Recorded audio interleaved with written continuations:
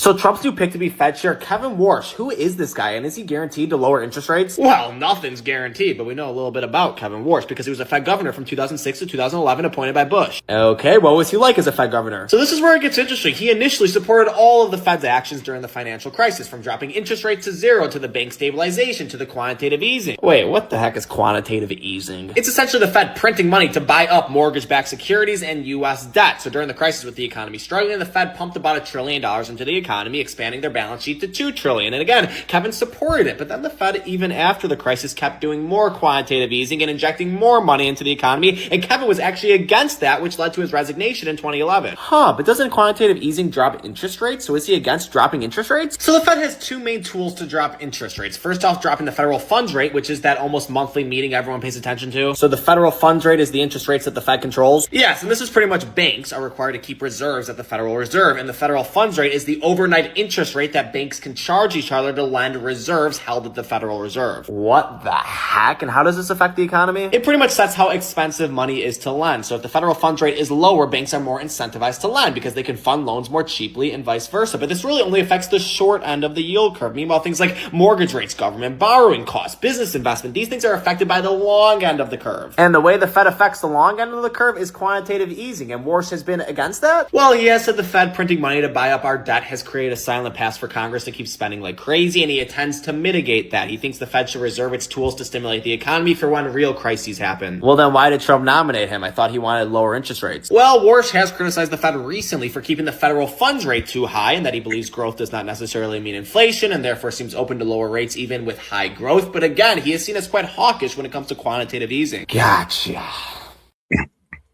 And all right, guys, we are live. Yo, this is Set with Set Media, guys, and I'm back with another one for you. All right, guys, let's go ahead and get right into it because we're going to go ahead and get into Trump's gaggle with the press and a complete media analysis. So let's make sure to double tap that screen and like the video, and let's get right into it. Hello, everybody. So, great financial numbers you saw. Low inflation, very low inflation. Prices are down, way down. Gasoline is less than $2 in many places, a gallon, which nobody expected to see, but I did. Because we're going by the initial expression of drill, baby, drill, and prices are coming down very strongly. And as goes gasoline and oil and gas, so goes the rest of other products that were high because of Biden. So we inherited a mess, and we've brought our country back very, very powerfully. Crime numbers are way down, despite the fact that they let in 25 million people, many of whom should not have been allowed into our country with their open border policy. But it's the country is doing very well. Any questions? What are you expecting from these Iran talks in Geneva tomorrow? So I'll be involved in those talks indirectly, and they'll be very important. We'll see what can happen. It's been typically Iran's a very tough negotiator. They're good negotiators, or bad negotiators. I would say they're bad negotiators because we could have had a deal instead of sending the B-2s in to knock out their nuclear potential, and we had to send the B-2s. I hope. I mean, let's be real. If this was just about Iran's enriched uranium, then we'd have been had a deal with them. But the problem is that, yes, the American negotiators moved the goalposts because, like I said, when Iran was ready to give up their uranium, American negotiators moved the goalposts to their weapons, to their missile defense system, and their missiles, and they wanted to scale down the amount of missiles that they had, and that was a no-go for Iran. And this was called the negotiations to stall, thus making Trump strike Iran's nuclear facility. I hope they're going to be more reasonable. They want to make a deal. Have you been told that a deal is next to impossible? No, I think they want to make a deal. I don't think they want the consequences of not making a deal. They want to make a deal. Are you going to sit down with Democrats this week on DHS funding, sir? I will, but we have to protect our law enforcement. They've done a great job. I just got finished saying that we have the best crime numbers we've had in many years, and on murders, 125 years. And that's despite a lot of people that shouldn't have been let into our country coming into our country, criminals, many, many criminals. But we've taken out tens of thousands of people, brought them back to their countries. Many of the criminals that were brought in, allowed to come in, have been removed. So, we're okay. But to have the best crime numbers, which aren't made by me, these are made by people that do that. many left-leaning.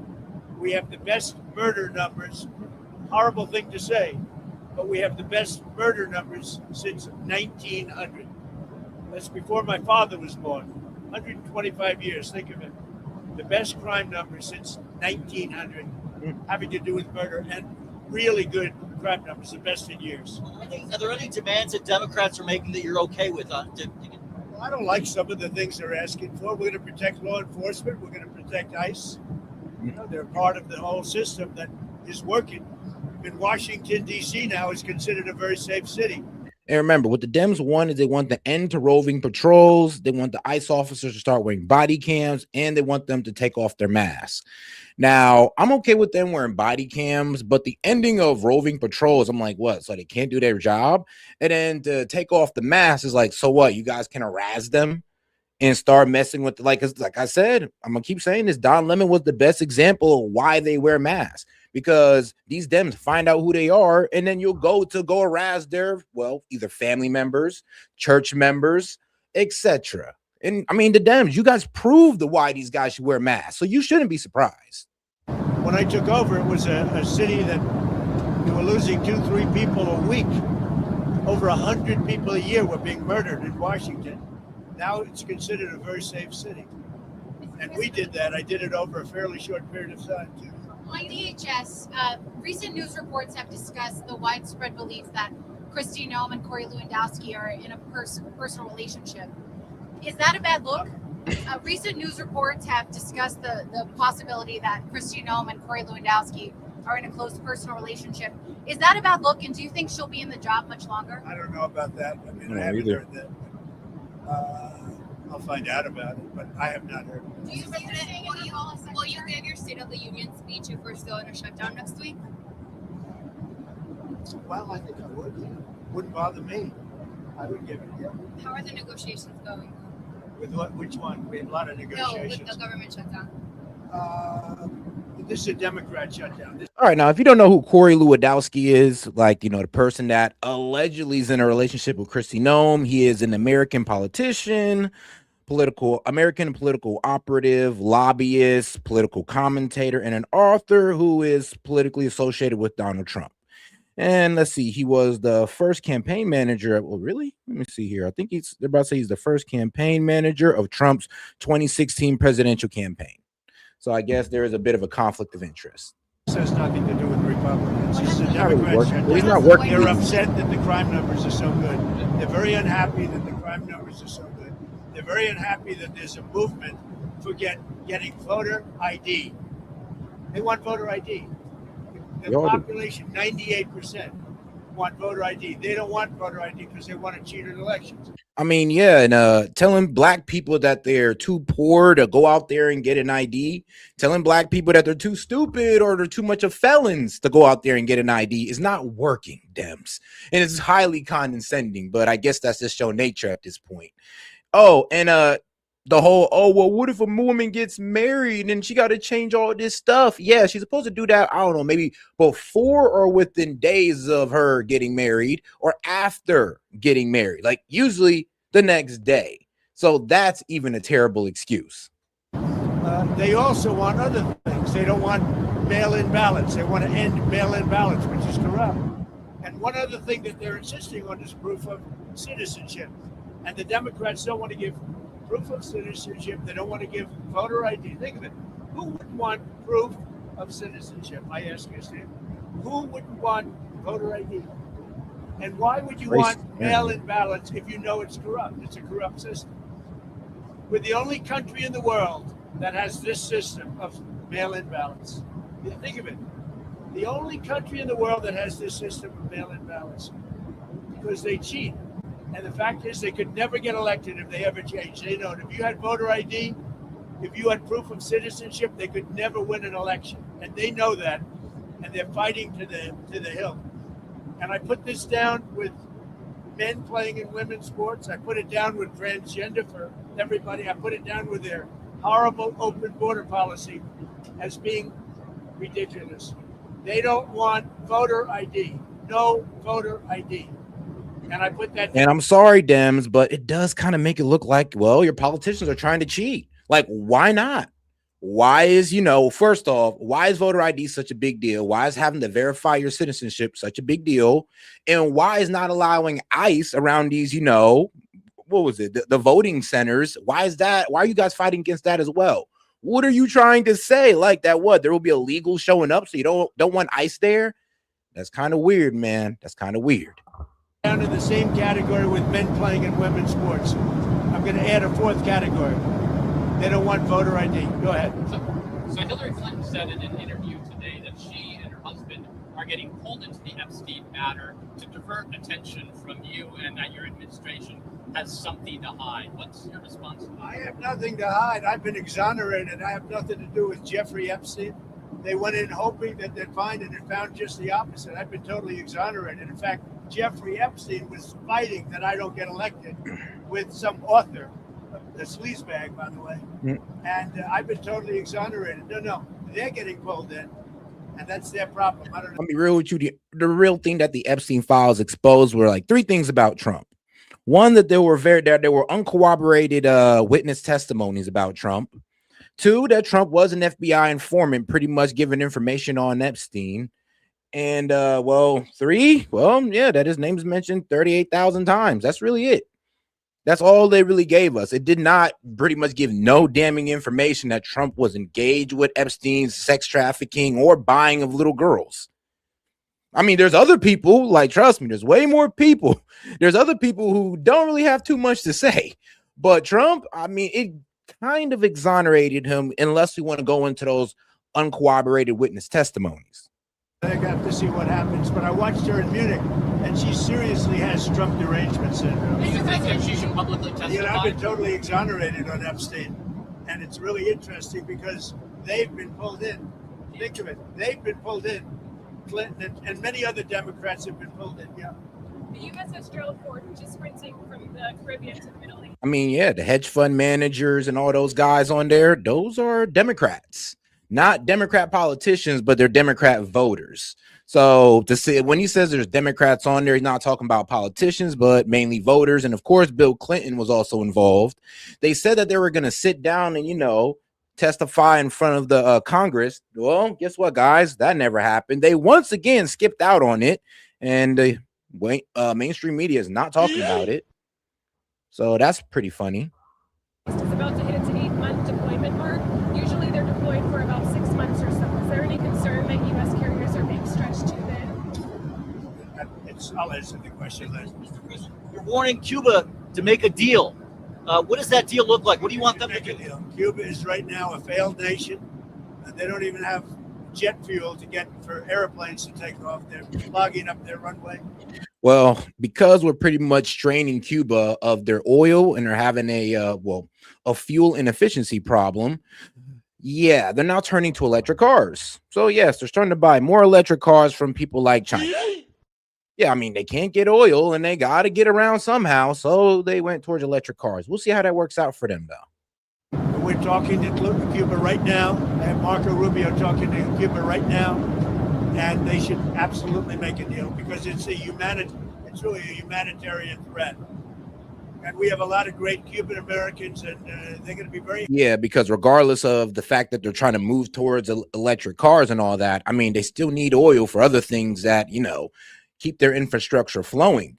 And the fact that they got cut off from Venezuelan oil, they got cut off from Mexican oil. I mean, bro, Russia just got done sneaking them some oil, and who knows how long that's going to last them. So they do need to make a deal with the U.S., some type of concession in order to get their oil back, or, to give the oil flow back into, not Venezuela, but Cuba. Happy when they're going to be able to go back and say hello to their relatives and do things that they should have been allowed to do for a long time. I'm very interested in the people that are... Oh, guys, do me a favor and double tap that screen, like the video, guys. Let's get more people on the conversation by double tapping that screen. Here that were treated so badly by Castro and the Cuban authorities. They have been treated horribly. So we'll see how it all turns out. But Cuba and us, we are talking. In the meantime, there's an embargo. There's no oil. There's no money. There's no anything. If a deal isn't made, would you consider an operation like the one in Venezuela? I don't want to answer that. Why would I answer that? If I was, it wouldn't be a very tough operation, as you can figure. but I don't think that'll be necessary. Mr. President, Marco Rubio received really positive reviews in Munich. Is there very good reviews? Is there a scenario in which you would support him at the top of the ticket in 28? Something I don't have to worry about now. I've got 3 years to go, so it's something I don't have to worry. JD's fantastic, and Marco's, they're both fantastic. I think Marco did a great job in Munich. President Xi, in your talk with him recently, it warned about sending more weapons to Taiwan. What was your response to him? Are you going to send more weapons to Taiwan? I have a response. I'm talking to him about it. We had a good conversation, and we'll make a determination pretty soon. Tell us about your trip. We have a very good relationship with President Xi. In fact, I'll be going, I guess, in April. I'm sorry. Tell us about your trip to Rome, Georgia on Thursday. Your trip to Marjorie Taylor Greene's old district. Well, we have a lot of people that want to take Marjorie Taylor Greene's place, and many, many candidates, and I have to choose one. And they say whoever I endorse is going to win, but we have a lot of good candidates who want to take her place. So your Board of Peace meets for the first time this week. You said it could be the most consequential international. And as it comes to Marjorie Taylor Greene, she did do a interview with Oren Schroeder, and she has some, pretty harsh things to say about the Republican Party. She's saying, good luck getting women to vote for you because of the Epstein Files and because of Trump's personal treatment of, Marjorie Taylor Greene. And also because, of course, we're selling out to Israel. This is Marjorie Taylor Greene's words, not mine, but she kind of is cooking. And then once again, she's also pointing out the fact that Trump is focusing more on what's going on outside of America than what's going on inside of America, which once again, I somewhat agree with. Organization. Everett, that's a high bar. What do you want for this first meeting? Well, I think it can be. We're going to have all world leaders. They're putting up tremendous amounts of money, and I think it's going to go far beyond Gaza. I think it'll be peace all over the world. And we're working in conjunction with the United Nations. So the United Nations is there. They haven't lived up to potential. The United Nations has great potential. They haven't lived up to the potential, but I think they might aid us a little bit. But we have the greatest leaders in the world joining the Board of Peace, and we'll be doing it in conjunction with, in some cases, the United Nations, and see if we can get the United Nations to get on the ball. You've been a kingmaker in a lot of Republican primaries. A lot of people, including foreign nations. I was very honored to see that a very wonderful prime minister in Japan won by a landslide. I think she was going to win, but she won by just about the biggest vote ever in Japan. And she attributed my endorsement for that. And that's very good because we have a great relationship with her and Japan. A lot of Republicans in D.C. are asking you to endorse John Cornyn, but you haven't yet.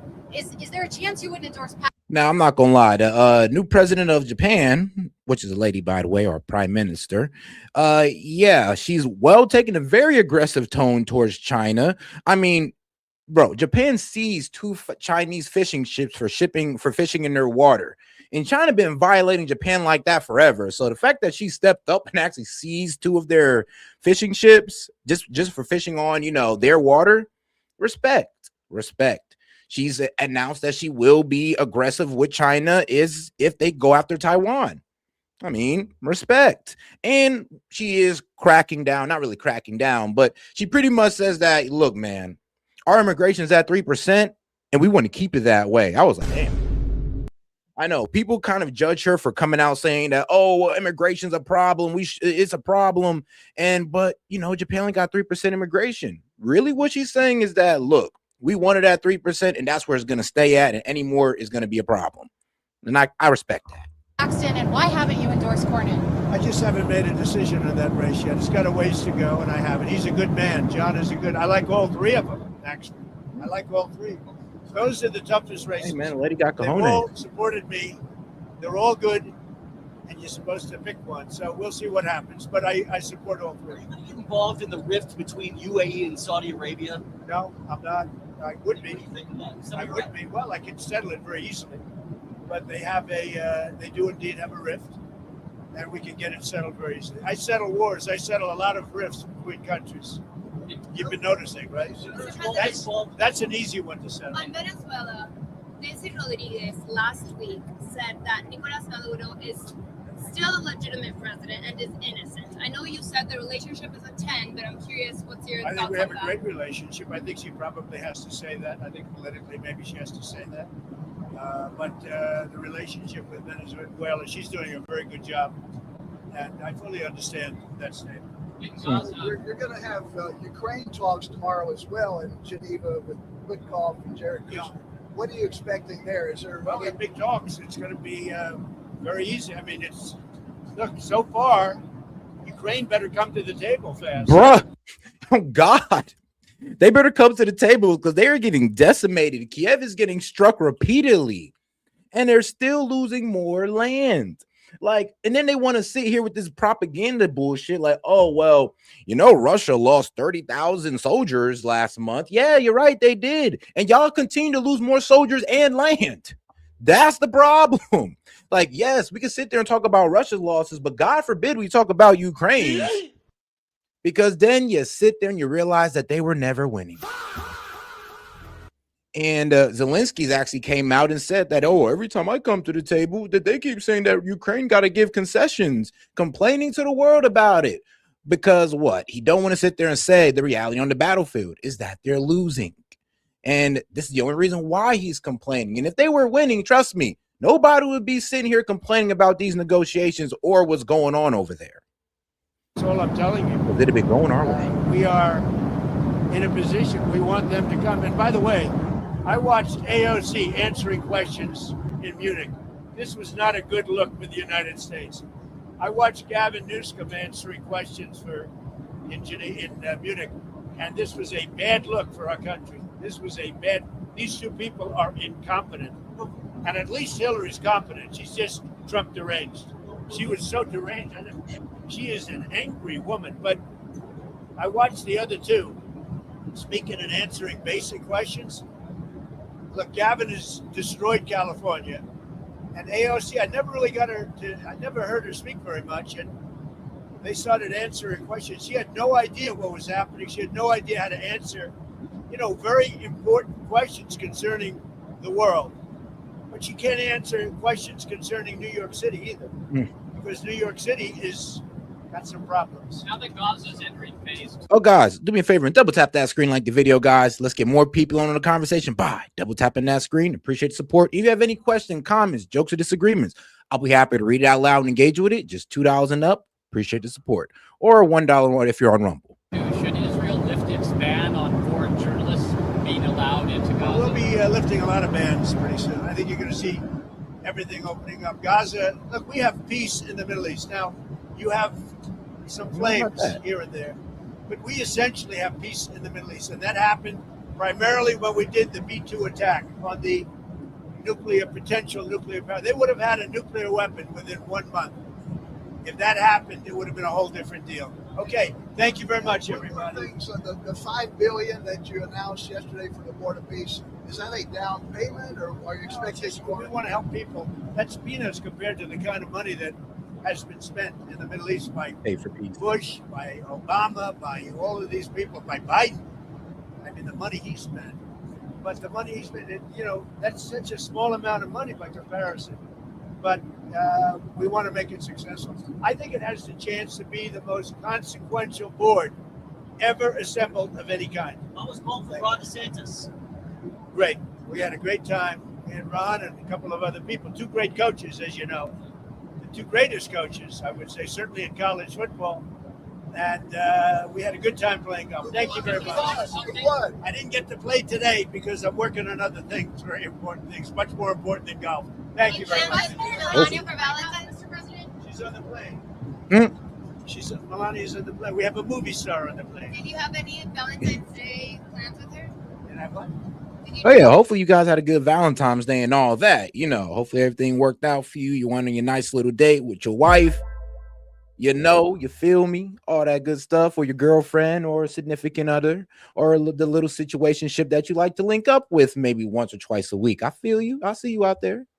All right, let's get back to it. Anything for Valentine's with her? Did you give her flowers? I better not tell you that. Goodbye, everybody. That's the toughest question. No, she's very, I'm proud of the fact, our movie's so successful. It's a tremendous hit. And she does a good job. She does a very consequential work. I think you're going to see in the end that she's going to go down as one of the truly great first ladies. When you see what she's doing with Russia, Ukraine, and so many of the other things she's doing. She's done. I mean, I'll be real with you. She is. I mean, look, I haven't heard too much about what she did, but one thing that's truly impressive is how she was working with the Russian government to pretty much get the Ukrainian kids that were, well, either that was in the war zone and that the Russians took in, or the ones that they actually picked up out of human trafficking cells. Yes, picking up kids out of human trafficking cells and bringing them back to Russia.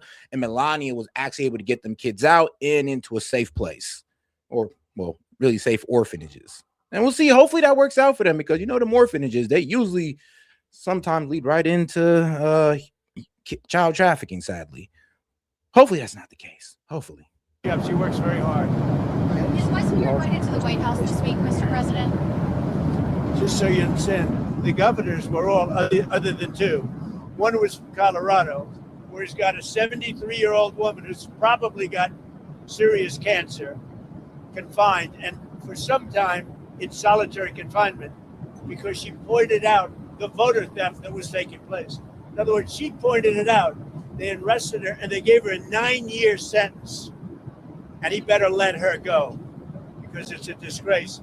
And the other guy's just a bad governor. He's not doing a good job. Wes Moore, he's doing a terrible job. And you can see that.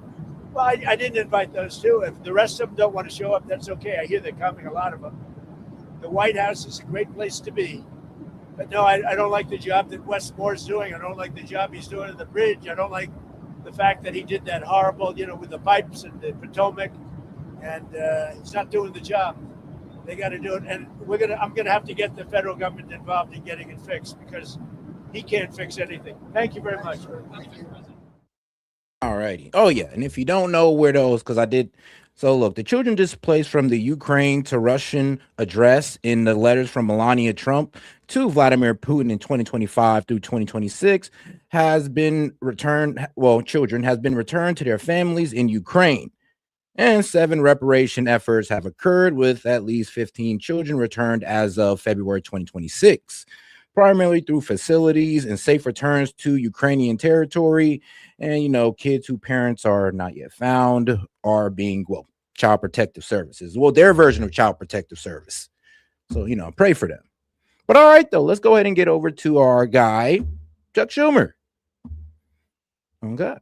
All right, guys, let's go ahead and get into it by double tapping that screen and making sure to like the video. And any question, comment, jokes, or disagreements, just super chat it in. Let's get right into it. Leader Schumer, thanks for joining us. So let's talk about where negotiations stand right now. President Trump told reporters that he's talking with Democrats and that, quote, I know what they want. I know what they can live with, unquote. Are you willing to accept anything less than the White House agreeing to all 10 of your demands to rein in ICE and fire Secretary Noem, or is it all or nothing? Look, the bottom line is we have 3 basic objectives to rein in ICE and end the violence. First, no more of these roving patrols. You can't just go to someone's house, bash in their door without a warrant. You can't indiscriminately grab someone off the streets. And now, hold on now. That's not what's happening. They're coming in with an administrative warrant. The problem is that the Dems said, no, where's the judicial warrant? Where's the warrant coming from a judge? The problem with but here's the thing about these administrative warrants. They can only be enacted upon if it's attached to a final order of removal. So it's not like they're not going off an order of a judge, because a final order of removal came from a judge, which is attached to the administrative warrant. And that's the real paperwork with the administrative warrant. And that's the real argument. Is that a legit warrant to go in and start kicking in doors over? Arrest them. What we're proposing is that stop. We're also proposing that ICE agents can't go to certain special places, churches, schools, polling places. We're saying that they should end racial discrimination and not just pick someone up on the basis of what they look like.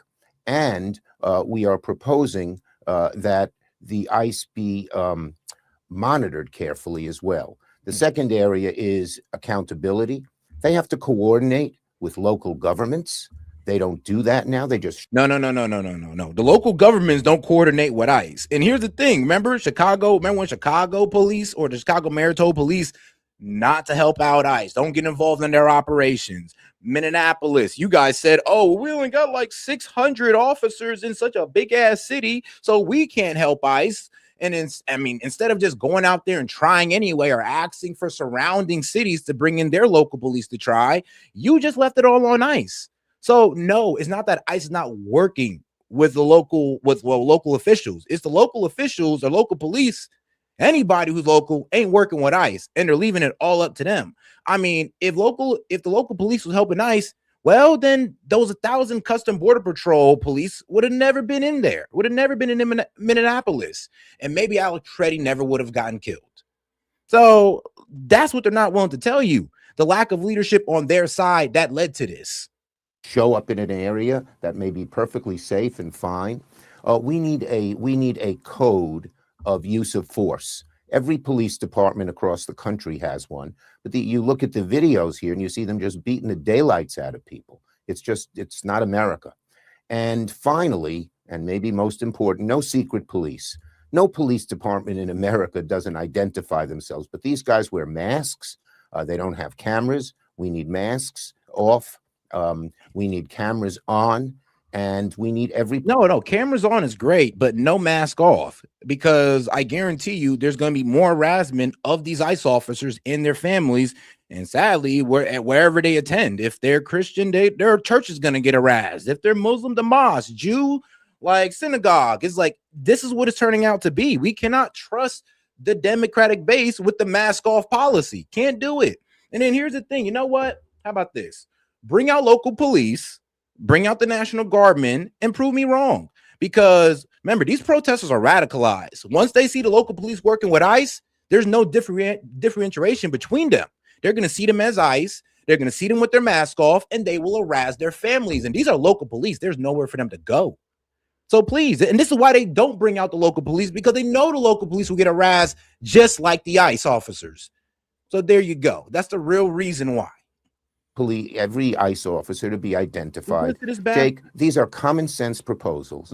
They're supported by the American people. Why won't Republicans go for them? They don't give any good answers. Well, it's something that every police department does across the country, but ICE is rogue. But the police departments are supposed to be the ones helping ICE. And if they don't want to help ICE with their operations, great, provide crowd control. Because that's all they're supposed to be doing. That's all they're supposed to be there for. But they got ICE out there in Minneapolis, not only doing ICE operations, immigration operations, but they also got them doing crowd control to the point where they had to bring in Custom Border Patrol. That's because there is no help from the mayor, no help from the governor. But, we just going to blame it all on ICE? And that's fair. No. And anyone to come up here and lie and tell you that, they're not willing to work with local law enforcement. Nigga, they begging for local law enforcement. Control. Republicans say that there is a standard of force when it comes to ICE and CBP. And they also say, in terms of unmasking, that will expose the ICE agents and CBP agents and their families to doxing and threats to their safety. Yeah, just look at every police department across the country. They don't walk around in masks. They don't walk around. Because they don't got to worry about doxing. Because you're not calling them the Gestapo. Because you're not calling them a bunch of fascists. You're not calling them KKK members. You're not calling them niggas. None of that. Excuse my language. Sorry. I am a bit upset by this guy. But you're not calling them none of that.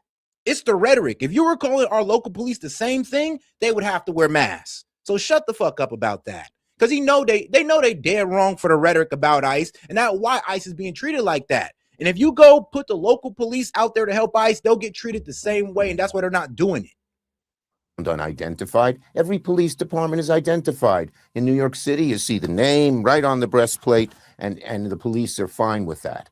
So that makes no sense what they're saying.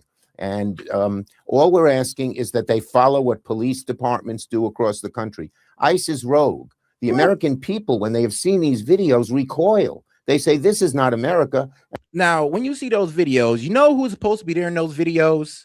Local police. Local police was supposed to tell Renee Good to get the F out of the middle of the street and stop interfering with ICE. And if you stay here, we're going to arrest you. That was supposed to be local police's job. But, Jacob Fry didn't want to bring them in, and neither did Tim Walz. Local police was supposed to stop Alex Preddy and that woman from getting close to ICE. But nope. Y'all left that to Custom Border Patrol and left that guy to push them out the way. So please spare me with the bullshit. And why aren't Republicans agreeing with that? It makes no sense. Well, why won't you let local law enforcement help ICE? Why won't you hold the Democrats accountable for that? If they are going after the cartels, I understand with the roving patrols and such that you're talking about, but if in specific targeted instances, if ICE agents are going after criminals, violent criminals, members of the cartels or whatever, and you'll acknowledge that some, maybe a minority, but some of the people being picked up are that, there certainly is an understandable concern about an ICE agent's safety in that instance, Every other police department in America is unmasked. ICE can do the same. Because every other police department in America is not being called Gestapo. They're not being called terrorists. I mean, you're not telling people that they're going to be taken away to a foreign torture dungeon. So you don't think that has anything to do with how ICE is being perceived and treated? That has nothing to do with it. That, Democratic minority leader Chuck Schumer and Governor Tim Walz is out here calling these people Gestapo. Like, you sure that ain't got nothing to do with it at all? Not one bit. Interesting. This is a rogue force. They're almost trained, it looks like, to be nasty and mean and cruel and go way beyond what ordinary police departments do. So they need to be reined in. They need to stop the violence. And the question that Americans are asking is, why? Schumer, y'all need to rein in these protesters because they're turning into obstructionists. Bro, we got protesters throwing fireworks at ICE, throwing rocks at ICE, ice water bottles at ICE. I mean, they bit off a guy's finger. Oh, so we don't want to tell them to rein it in a little bit too? Why aren't Republicans going along with these common sense proposals? They're not crazy. They're not way out. They're what every police department in America does. So your fellow Democratic Senator John Fetterman of Pennsylvania, who voted against shutting down the government, he pointed out that, quote, this shutdown literally has zero impact on ICE functionality. Democracy demands a way forward to reform ICE without damaging our critical national security agencies, unquote. And it is true that CBP and ICE are fully funded. Yeah, let me tell you how retarded these people are. I'm sorry. I guess I'm just saying F the assholeability today, because this is how retarded these guys are. They're retarded enough to sit there and complain about ICE and say, well, we want changes to ICE. We're just going to go ahead and defund all of DHS, which does include FEMA, Coast Guard, and local law enforcement. So they found a way to defund the police, but they say they're going after ICE. I mean, are you serious? Like, this is really what y'all doing?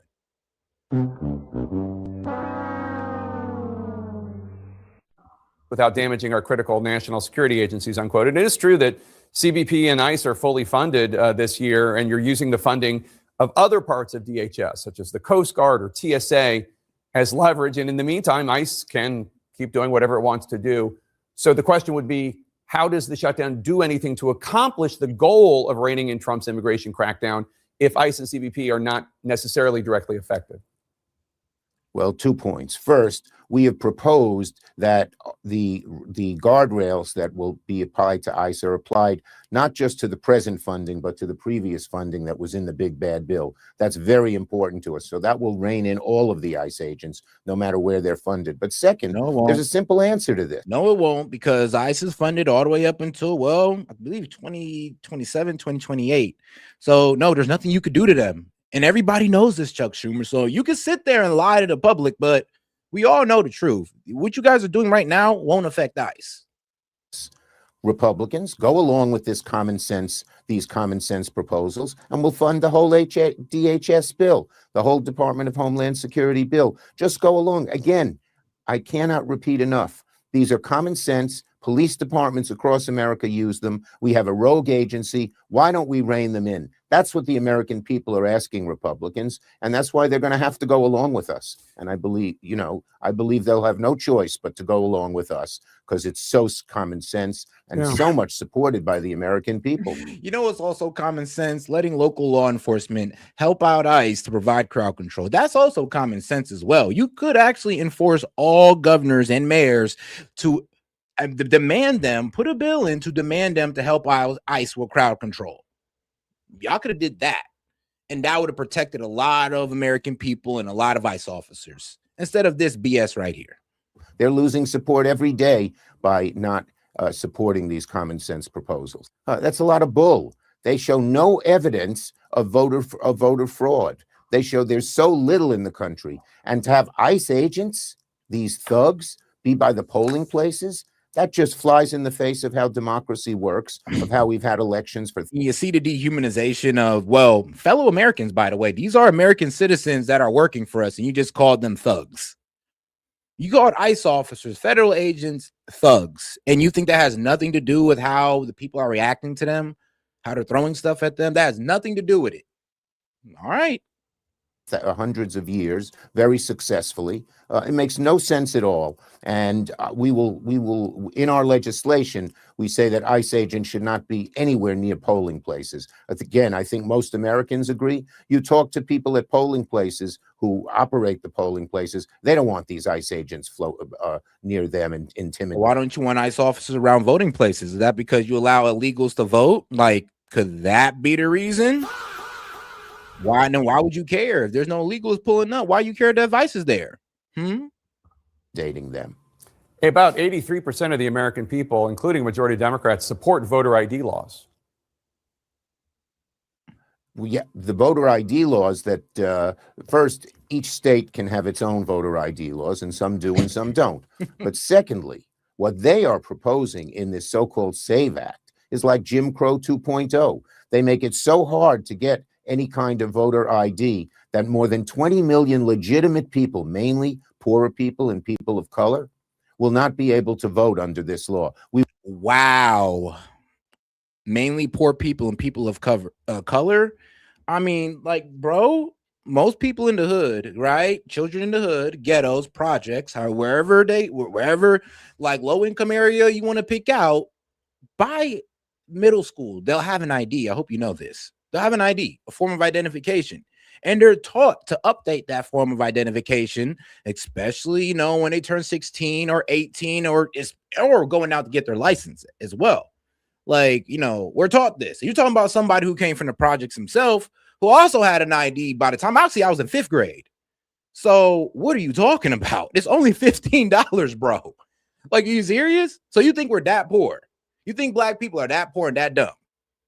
And black people continuously vote for this party. Hilarious. Will not let it pass in the Senate. We are fighting it tooth and nail. It's an outrageous proposal that is, that shows the sort of political bias of the MAGA right. They don't want poor people to vote. They don't want people of color to vote because they often don't vote for them. Earlier this week, bro, that has nothing to do with it. You're pretty much saying that because we're requiring people to prove their citizenship, we don't want them to vote, as if black people cannot provide citizenship. Like, you go out to the hood right now and ask them, hey, how much do you have their IDs? Most of them are going to have it unless they're homeless. So, I mean, if you're talking about it's going to disenfranchise the homeless to vote, you might have a point there. But your everyday black American in a low income area will be able to vote. Most of them, majority of them have their ID. So please don't insult my community like that. You introduced Virginia's law in honor of prominent Epstein accuser Virginia Giuffre, who died by suicide last year. The law would eliminate the statute of limitations for survivors of sexual abuse so they can sue their abusers. Is there bipartisan support for this legislation? Do you have 60 votes? The survivors are working very, very hard, and they've been so successful, as you know, because of their good work. Congress voted virtually unanimously. There was only one dissenting vote in the House, none in the Senate, to make the Epstein Files public. Now, I have to say that Kristi Noem and all of them, Bondi, are not making them public, and they're derelict in disobeying this law. But the fact that we got Republican support to actually make the files public, and because the survivors were so instrumental in doing that, they're going to work hard to see if we can get some Republican. I mean, let's be real. Getting Republican support on the Epstein Files and getting it for your ICE demands is way two different things, bro. Trust me. And that was more of a Massey-Rouhana combination. Chuck Schumer, you were nowhere to be found for that. You actually, I believe you're one of the Dems that went to keep your hands off it. I mean, all under Biden, you didn't bring it up. And Rouhana is the one who brought it up with other Democrats, and you weren't part of that group, buddy. Let's be real. But shout out to the Democrats that did stand up to release the Epstein Files. Shout out and to the Republicans as well. But let's be real, not all Republicans and not all Democrats put their hand in there. We turn now to House Democratic Leader Hakeem Jeffries, who joins us this morning from New York City. Leader Jeffries, thank you for being here. Good morning. Great to be with you. So as this shutdown continues, I want to remind our viewers what it is exactly congressional Democrats are seeking to reopen the Department of Homeland Security. You want immigration agents to show IDs, to wear body cameras, take off their masks, stop racial profiling, and seek judicial warrants to enter private property. Talks between the White House and congressional Democrats are continuing. Are you willing to compromise, to let any of these go to get the government reopened? Well, our value proposition is simple. Taxpayer dollars should be used to make life more affordable for the American people, not brutalize or kill them, as we horrifically saw in Minneapolis with the cold-blooded killings of Renee Nicole Good and Alex Preddy. Cold-blooded killings. Like, really, that's the language you want to use. Cold-blooded, as if they just took them out the car and executed them. As this Alex Preddy having a gun on him didn't have anything to do with him getting shot. If he didn't have that gun on him, he wouldn't have got shot. Oh, actually, you know what? It's not even about the gun, because you got Second Amendment rights. It's about the fact that he didn't let a law enforcement officer know that he had a gun on this person, and he walked up to a law enforcement officer, putting his hands on him, trying to get him to stop to going towards that lady. If he wanted to go help the lady, he'd have went over there to go pick her up out of the snow. No, instead he went right in front of the law enforcement officer, putting his hands on him, which is basically, I mean, not only obstruction, but can be seen as insulting an officer. And if you don't believe that, remember, there was a January 6th guy that bumped into an officer, and you guys called that assault, and you were okay. You cheered for that man to be in jail. So let's keep that consistency with Alex Preddy. And that's what got him unalive. Renee Good, being in the middle of the street, obstructing ICE officers. They warned her, if you don't get out, you will be arrested.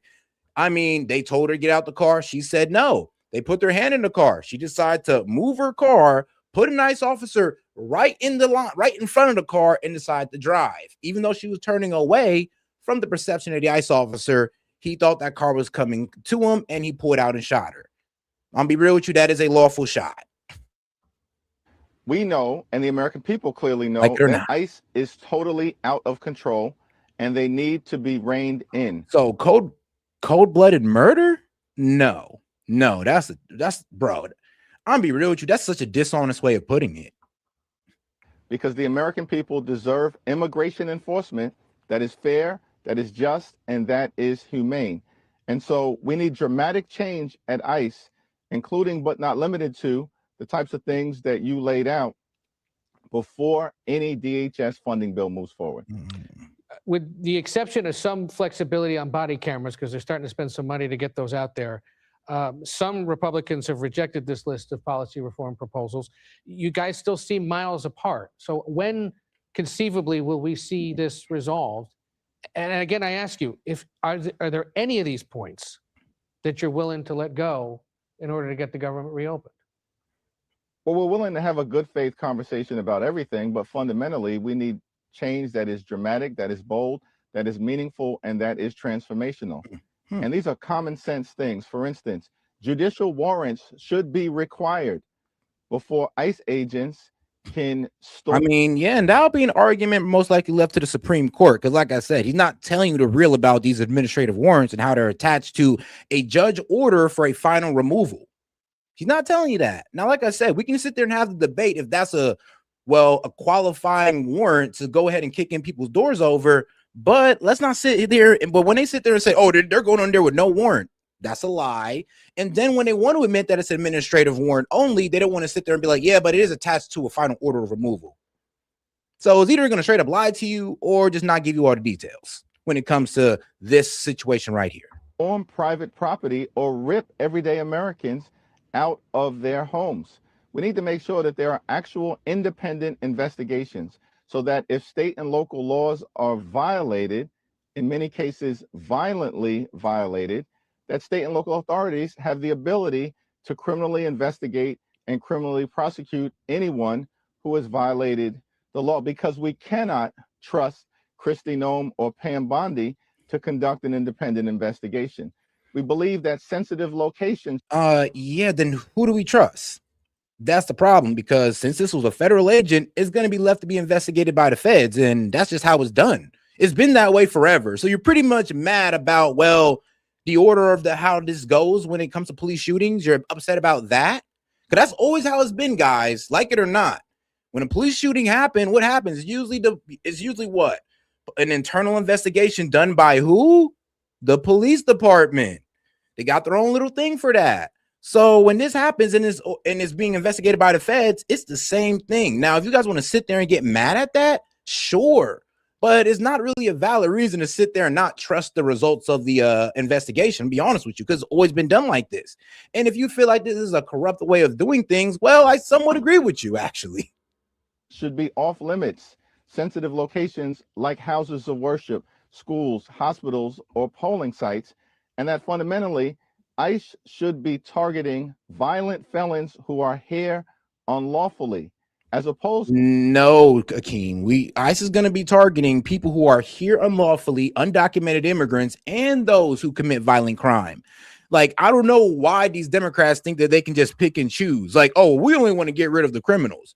Bro, we want to get rid of all of them. All of them needs to go because they are a strain on on our resources. They are a strain on the American economy.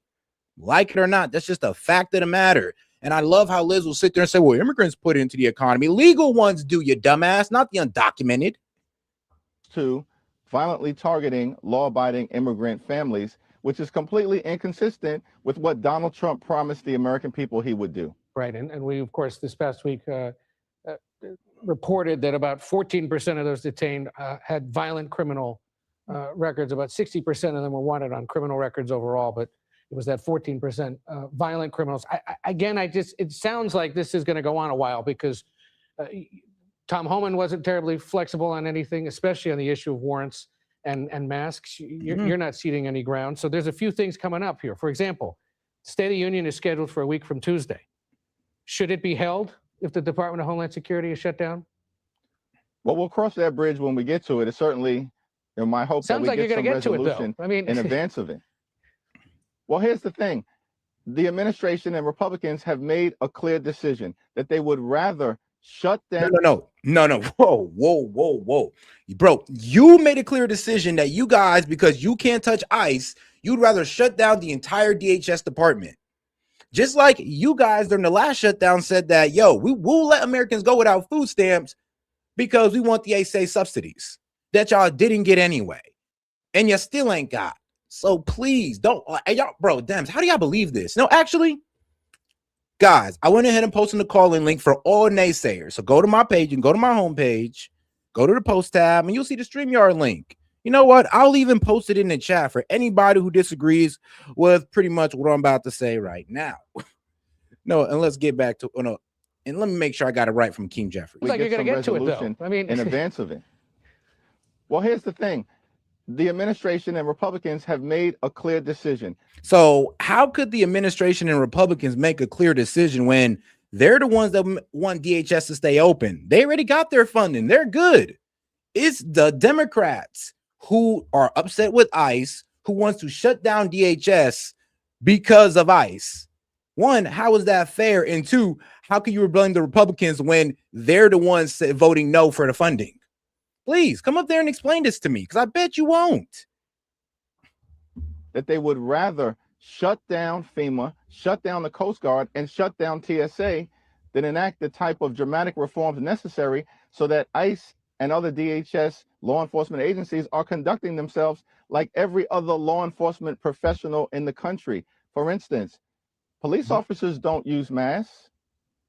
County sheriffs don't use masks. Yeah, because you're not calling them Gestapo, you're not calling them terrorists, and you're not telling your constituents that, oh, they're just gonna take you away to a torture dungeon. If you still saying that about local law enforcement and sheriffs, then yeah, you probably getting the same reaction that Renee Good had to those police officers running away because she probably thought that she was gonna be taken away to a foreign torture dungeon.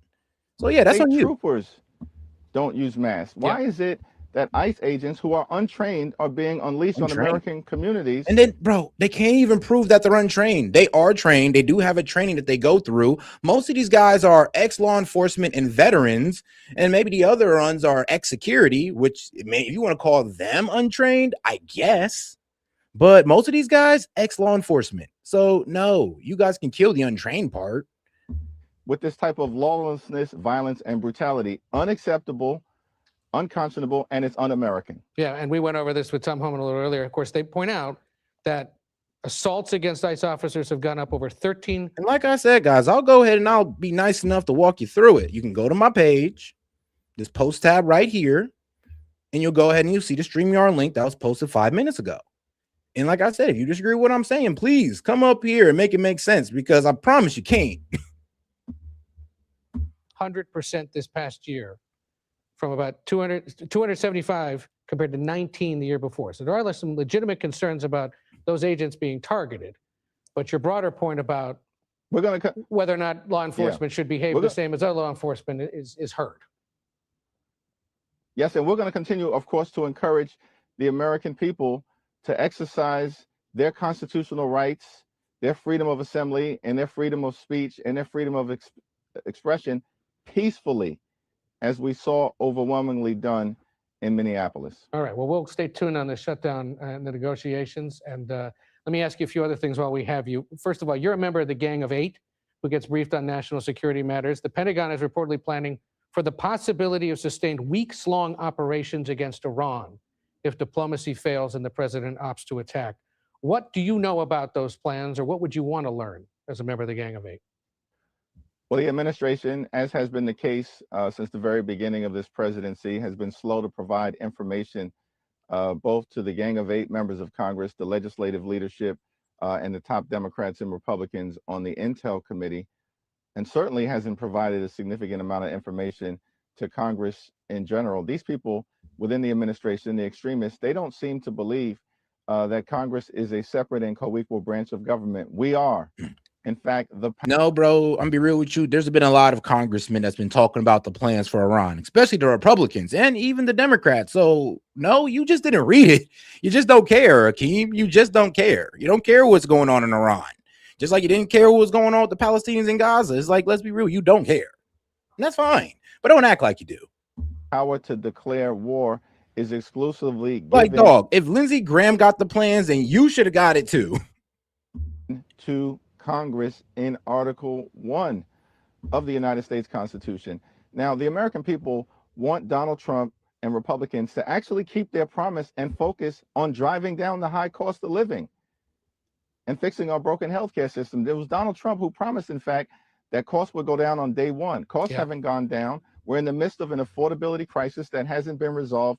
Perhaps the president should focus on making life better for the American people. And maybe you should tell the Democratic politicians that when they get in office, could you not make things more expensive? Like, can you not raise taxes? Can you not add unnecessary costs to the American people? That'd be nice. Period. Full stop. I hear you on that. I want to remind our viewers of the current TikTok tight margins in the House. You've got to net at least 3 seats to take the majority at this point. I want to play for you part of what you had to say about the 2026 elections when you were asked this point. I want to play for you part of what you had to say about the 2026 elections when you were asked this past Thursday. Take a listen. We only need to net 3. It's happening. Democrats are going to take back control of the House. And the only question is, what's the margin? Right now, the Democratic Congressional Campaign Committee considers 44 of the 435 seats in the House in play, including, you just added 5 new ones this past week: South Central Virginia, District in South Carolina, Southern Minnesota, Central Colorado, and the at-large seat in Montana. Parts of the country where Democrats don't normally win elections, we should point out. So if the election were held today, at minimum, how many seats do you see Democrats winning? Well, if the election were held today, we're taking back control of the House of Representatives, and I'm not convinced that it would necessarily be close, but these are battles that are going to be... I mean, y'all said the same thing about Kamala, but y'all see how that worked out for y'all. Waged district by district by district. We know we're winning seats now in deep red territory. We saw that in Miami in December, where we won the mayor's race for the first time in 30 years by 20 points. And then in January, of course, we flipped a seat in the Texas State Senate that Donald Trump had just... Well, hold on now. That's because they split the ballot with the Republicans. There's actually more Republicans who voted than Democrats. And if they didn't split the ballot between the 2 Republicans, the Republicans would have won that. And guess what? That guy, well, and we'll see come November, because when comes November, that guy who won Texas got to go for re-election. And guess what? He'll only be going against one Republican candidate.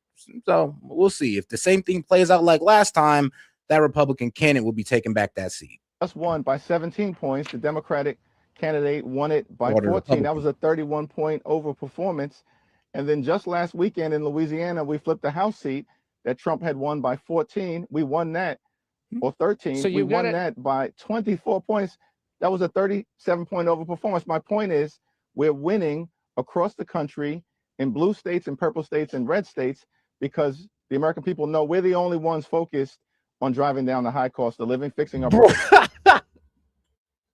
No. If anything, they probably just don't like the whole no new war thing.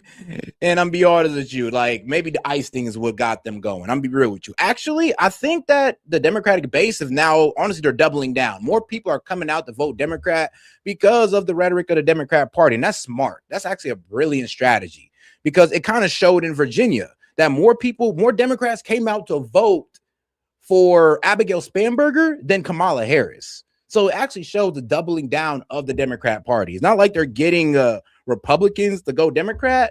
No, they're just doubling it down. And let me also give some credit to the Democrats. For the independents who promises weren't fulfilled by Trump, they're also probably swinging in that direction as well.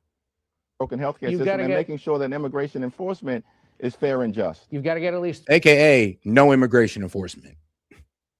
20 to 25 seats, all 44 seats. What do you think right now? Don't get too cocky now. Give me a number. Well, I'm not in the prediction business. I'm in the let's win on behalf of the American people so we can end this national nightmare business. All right. Leader Jeffries, to be continued on the shutdown and on the midterms. We appreciate you spending some time with us. And all right. Shout out to that guy, Jeffries. All right, let's get over to the right side of media with Fox News. Because again, like I said, Fetterman seems to be the only Dem that has, well, no TD. Well, not the only Dem, but one of the few Dems that have no TDS. Democrats will keep pushing the administration and our Republican colleagues to rein in ICE and stop the violence. Democrats. Hey guys, you know what's funny? No Republican is in my backyard talk about let's debate because they can't defend their position. They can make fun of you. They can call you stupid and all that good stuff. But when you make them defend their position, they back down every time. Are never going to get their full. Well, unless they're my Dems. Like, I guess Sid will always come up, Parabolic, Chad, depending on how reckless I'm being. So, yeah, except for those guys. So shout out to you guys. Wish list. That's not the way this works. All right, Democrats and Republicans at odds over DHS funding as the government enters another partial shutdown with essential services such as FEMA and TSA being impacted. For more on what it'll take to reach a compromise, let's bring in Republican Congressman Tim Burchett. Congressman, it is great to see you again. Thanks so much for joining the show. Thank you for having me, ma'am. It's a pleasure. Pleasure's all mine. All right, so the hopes of ending this partial government shutdown are looking pretty bleak. You had Senator John Fetterman, the only Democrat who voted to advance the full-year funding bill, saying his Democratic colleagues have boxed themselves in. He says, quote, what the F is the Democratic off-ramp on this? Once you set this in motion, ICE already has all the BBB money that it needs. Where's our leverage? That's what I'm wondering too. It's like, bro, here's the thing. I know their leverage is the American people. That's the leverage, buddy. He's like, I thought you figured that out, Fetterman. I think you just don't want to come to the grips with it that, we have no leverage, no political leverage. Our political leverage is the suffering that we're going to impose upon the people that work under DHS. That's our leverage, the American people, just like they did with the last shutdown. They had no effing leverage, but, you're going to let Americans starve? What the fuck? That means your leverage was starving Americans? Just like now. Where's your leverage? Well, I'll tell you. It's us. At the same time, you do see House Democrats floating a proposal that would take care of basically every agency under DHS except for ICE. Mm-hmm. Do you think that's evidence that Democrats realize they're on shaky ground justifying all of this? Well, I guess no pun intended, but they are on thin ice. And I'm complimentary of President Trump, of course, because he put the funding in the big, beautiful bill for Border Patrol and Customs. I think he foresaw it as oftentimes Trump's playing chess and the rest of us are playing checkers. So, yeah, I think the Democrats' objective here is to cause as much pain as they can. And They've clearly shown that in the past. They have no real agenda other than to disrupt President Trump's agenda, and that's America's agenda. Who in the world would want to defund ICE? Oh, guys, let's make sure to support the stream with any questions, comments, jokes, or disagreements. Appreciate the support, by the way, by those who are just watching. So make sure to double tap that screen, like the video. But let's make sure to get that support up to keep the stream going longer. Defund FEMA, defund the TSA. Why would you do that? All you want to do is cause pain in this country. And that's clearly what the Democrats are going to defund FEMA, defund the TSA. I mean, like I said, they're going to cause those air travel troubles again. I mean, I don't think everybody's still going through that crazy snowstorm still, because most of the snow is melted in my area. So I'm not, but let's be real. If anything happens and you guys defunded FEMA, that's on y'all, Dems. But what would they say? Oh, it's the Republicans the reason why FEMA can't go out there. It's the Republicans the reason why your flight's delayed, even though they're the ones shutting it down. try to do. They did this the last time and their numbers went down. I mean, I know they're all good little soldiers, but that guy, when Senator Fetterman's the only one out there making any sense, I think you need to readjust your polling data. Yeah, I mean, his point is that both ICE and CBP already have funding because of the Big Beautiful Bill. They're not impacted by this shutdown at all, but you do have, you know, FEMA, the Coast Guard, Secret Service, and TSA all, you know, without any funding. TSA's acting administrator this week raised some national security concerns about that. Listen to this. The FIFA World Cup is only 121 days away, kicking off on June 11th, when America will welcome millions of visitors from the world over to our country. TSA will be front and center, welcoming travelers and fans safely and securely through our airports as they travel to see the games. We need to ensure we are adequately prepared, both from a staffing and technology perspective, and we do not have the luxury of time. So why do you think Democrats are trying to make sure this goes through the State of the Union? Is that, do you think, preconceived to try to score political points? Sure, they're all about symbols, ma'am. They disrupt the president. You have one member shaking his cane. They dress up different. They walk out. They walk out during his, to create all this fake outrage. I find it very ironic. I'm surprised nobody's pointed it out that the Coast Guard's budget's around $14.5 billion, and that's about the amount of money they stole out of Minnesota through their fraudulent activity. And that the Democrats are protesting. And like I said, bro, they haven't gotten anything that they ever wanted out of a shutdown. And like Fetterman said, where's the off ramp? Where's your leverage? And the leverage is us. And like I said, even with the ACA subsidies, I mean, what was it? It was Akeem Jeffries who lied to the American people, talk about, oh, well, we got the ACA subsidies passed through the House, not to the Senate. And I'll read it off right here for you. Boom. As of early 2026, the U.S. House of Representatives passed a 3-year extension of the Enhanced Affordability Care Act subsidies, but it has not yet passed the Senate. Therefore, it ain't here yet. They never got it extended and is being held up by the Senate. And who has majority rule in the Senate? Republicans. So if you want to blame Republicans for it not passing the Senate, I'll give you that.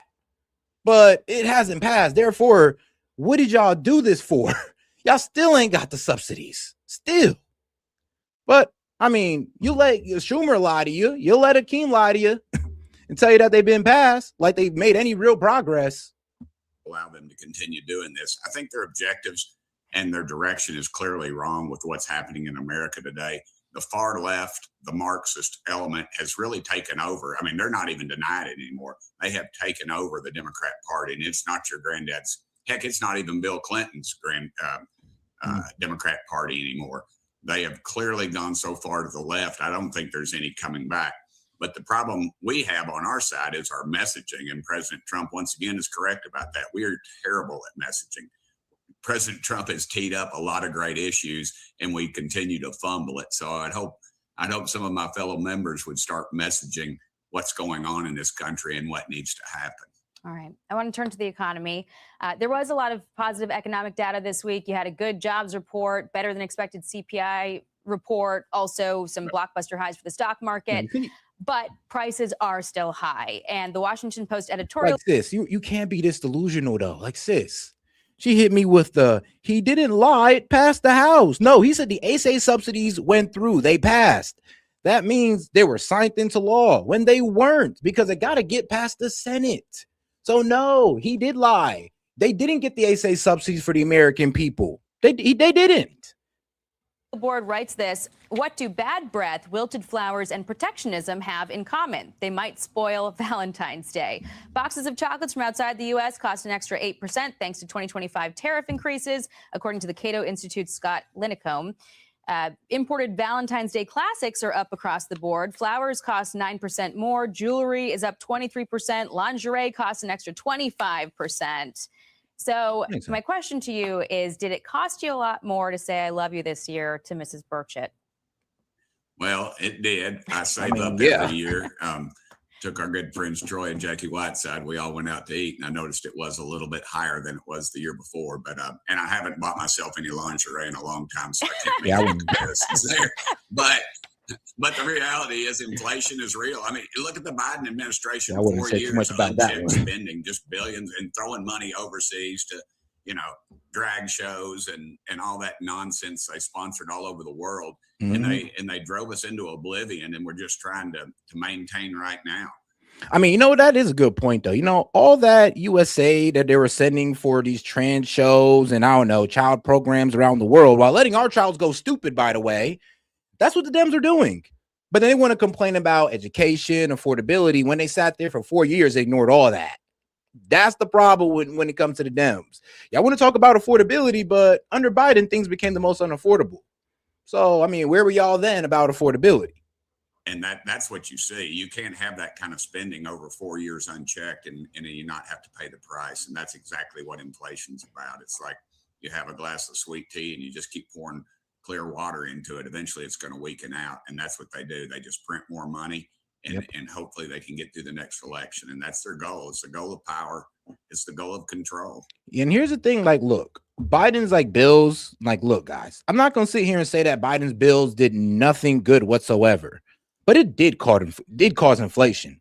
There are some good things that the bill did, but on the backs of the American people, because we have to print more money and the inflation transferred over to the American people.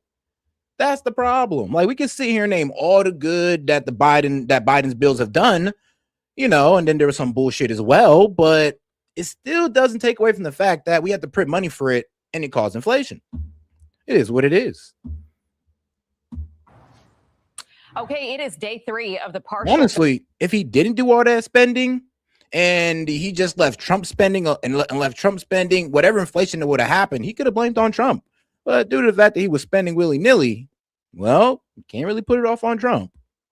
Government shutdown and talks to fund the Department of Homeland Security. Well, they're not going anywhere because no one is in town. Democrats are also dug in over their demands for immigration and customs enforcement. White House border czar Tom Homan says federal agents, they're still out there and they're still doing their jobs.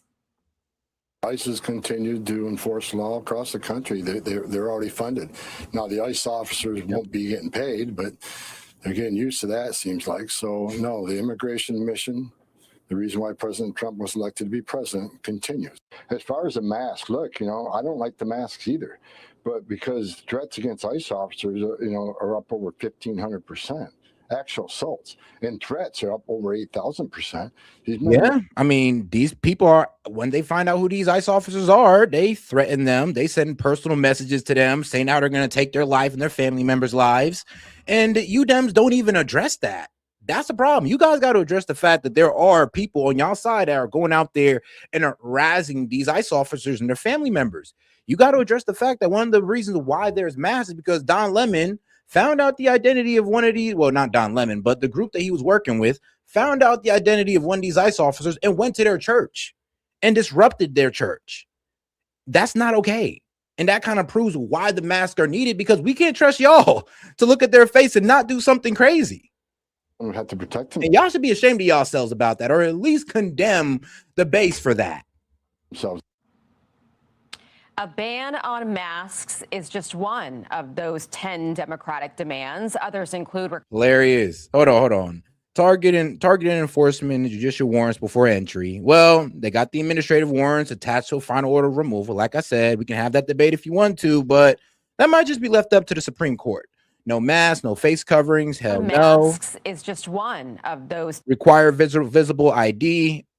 I mean, what do you mean? Like they're their badge or the fact that they got ICE right in front of their chests. I mean, already done.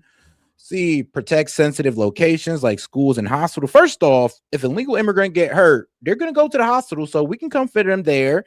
And I mean, illegal children go to school and college. We can get them there as well. So I know that sounds pretty cut, but I mean, it is what it is.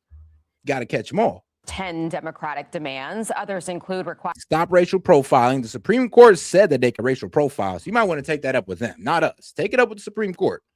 Uphold use of force standard, which is, well, I'm gonna be real with you. That could use some work. The fact that one of those ICE officers was hitting bro with a can, that is outrageous. That's unacceptable. Requiring visible IDs, like ensure state and local court. I mean, you know what? If y'all was to do this in the first goddamn place, here's the thing. They're saying ICE to do that, but no, the state, they got to make the state and local officials coordinate with ICE. Local, state, and law enforcement coordinate with ICE. It got to be on them because ICE is asking for the help and they're not getting it. If 7 was already being done, which is ensuring state and local coordination, we wouldn't even be here. ICE officers having to show. Build safeguards into detention systems. I mean, I don't really know what they mean by that, but I'd have to look into that a little bit more. Body cams and for accountability, not tracking. Okay, I'm down with that. Improve who they are. No enforcement happening. No paramilitary police. I mean, it's not like they're doing that anyway, but okay. At hospitals or schools and requiring body cameras. Republicans say this is all just performative.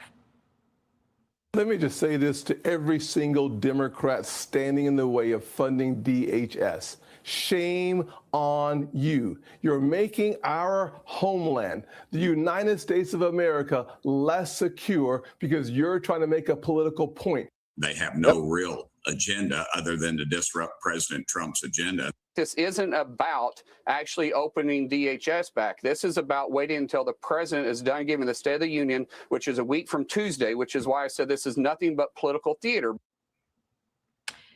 And here's top House Democrat Hakeem Jeffries not offering much when asked about the State of the Union. If DHS is shut down on February 24th, do you think that Trump should postpone his State of the Union? That's an open question. We'll have more to say about that next week. We don't know what that means. Ari Fleischer, White House press secretary under George W. Bush, also a Fox News contributor, joining me now. You know, Ari, the Republicans are saying Democrats are going to keep this shut down at least through the State of the Union because the base wants them to fight. This is their chance to take on President Trump. You know politics. Is that what's going on here? That's exactly what's going on here. This is the phoniest of phony shutdowns there's ever been. Man, ICE is already funded. More than 90% of those who work for the Department of Homeland Security are essential. It is the most essential department when it comes to a shutdown. So yeah, you're pretty much shutting down the essential systems, the essential departments in our government because of ICE. And you have no off-ramp, you have no leverage but the American people, which is wild, by the way. To use the American people as leverage is wild. And all the suffering the American people that you guys are going to impose by shutting down the DHS, you're just going to blame on the Dems. And sadly, most people in y'all base is dumb enough to believe it. That's just a sad reality. Everybody's going to have to continue what they're doing. The only difference is they won't pay them. So they're going to take out their anger on President Trump against all the families of people who work for the Department of Homeland Security, be it the Coast Guard, be it FEMA, be it TSA. Next time you go through our airport, just say thank you to those people who are now working without a salary so the Democrats can engage in a phony shutdown targeted at ICE, but ICE's mission will go on. It's a phony shutdown. Here's the thing. I mean, bro, the fact that they're doing this to these people again, these motherfuckers might not even show up. It's like, who want to go through this again? Like, y'all just was taking away their paychecks in November. Now they got to go through it again. At a certain point, these people are just going to be like, bro, I'm not working for free again. Like, y'all can't keep doing this. Back down. Well, you're right. ICE's mission will go on because they are still funded through the big, beautiful bill, which is something that Democrats don't want to talk about. Yep. The Democrats don't want to talk about ICE, how ICE is still being funded. They know FEMA not going to be funded. Hold on. Cybersecurity and infrastructure. Yep, that's not going to be funded. Transportation, yep. TSA not going to be funded. I mean, shoot, I guess y'all Dems don't care about any of this stuff. I mean, the one thing you guys want to be defunded is actually going to keep going. out in this fight tough. as they hold hostage FEMA and some other really important programs. You know, some of the demands we went over just now, including judicial warrants to be able to target a home, go inside of a home, unmasking ICE agents. These are things that Republicans are not willing to negotiate on. That's the stuff that we're seeing on paper. But there is still a whole flank of the Democratic Party that is calling to defund ICE. They want ICE gone altogether. They don't want reforms. They just want the agency completely disbanded. It's hard to tell what this party, how it feels about immigration enforcement anymore. We don't know where they're at. Yeah. Oh, I think it's easy. I mean, shoot, they wasn't doing it themselves. Actually, they was letting more, I'm be real with you, they was letting more people in than ever. So it is kind of funny how they'll sit there in front of our face and then be like, oh, you can't do no ICE enforcement, immigration enforcement. I mean, we got to, because y'all wasn't. Actually, if anything, you were letting people in. More people, you let more people in than y'all kicked out. And y'all kicked a lot of people out because of how many y'all let in. So I'm sorry, but y'all can't complain about a mess that you guys caused. You can't complain about the cleanup. To know where they are. They're against immigration enforcement. That's exactly why in the Biden years they looked the other way as millions of people entered America illegally, and they were content with it. They called them all asylum seekers and said they should be in America. Look, if yeah, I mean, even the ones that crossed the border illegally, they were trying to call asylum seekers. ICE were run by bunnies and Bambi, the Democrats would still say ICE is cruel. Because they don't oppose the people who run ICE per se, they oppose ICE's mission. They oppose those who would enforce America's laws and make sure that if you come to America, you have to come here legally. You have to come here with a sponsor. You have to have the financial means to support yourself. You can't go on welfare. That's what everybody who waits online to come to America. But then there's this whole other cadre of millions of people that the Democrats want to come in illegally because it bumps up their numbers in the census, it bumps up the number of dollars that the federal government spends largely in urban districts, and it bumps up the number of representatives they have in Congress because the census counts those who are here illegally. That is the end game for the politicians in Washington who are Democrats. So it has nothing to do with ICE being cruel or any of that. They oppose ICE's mission.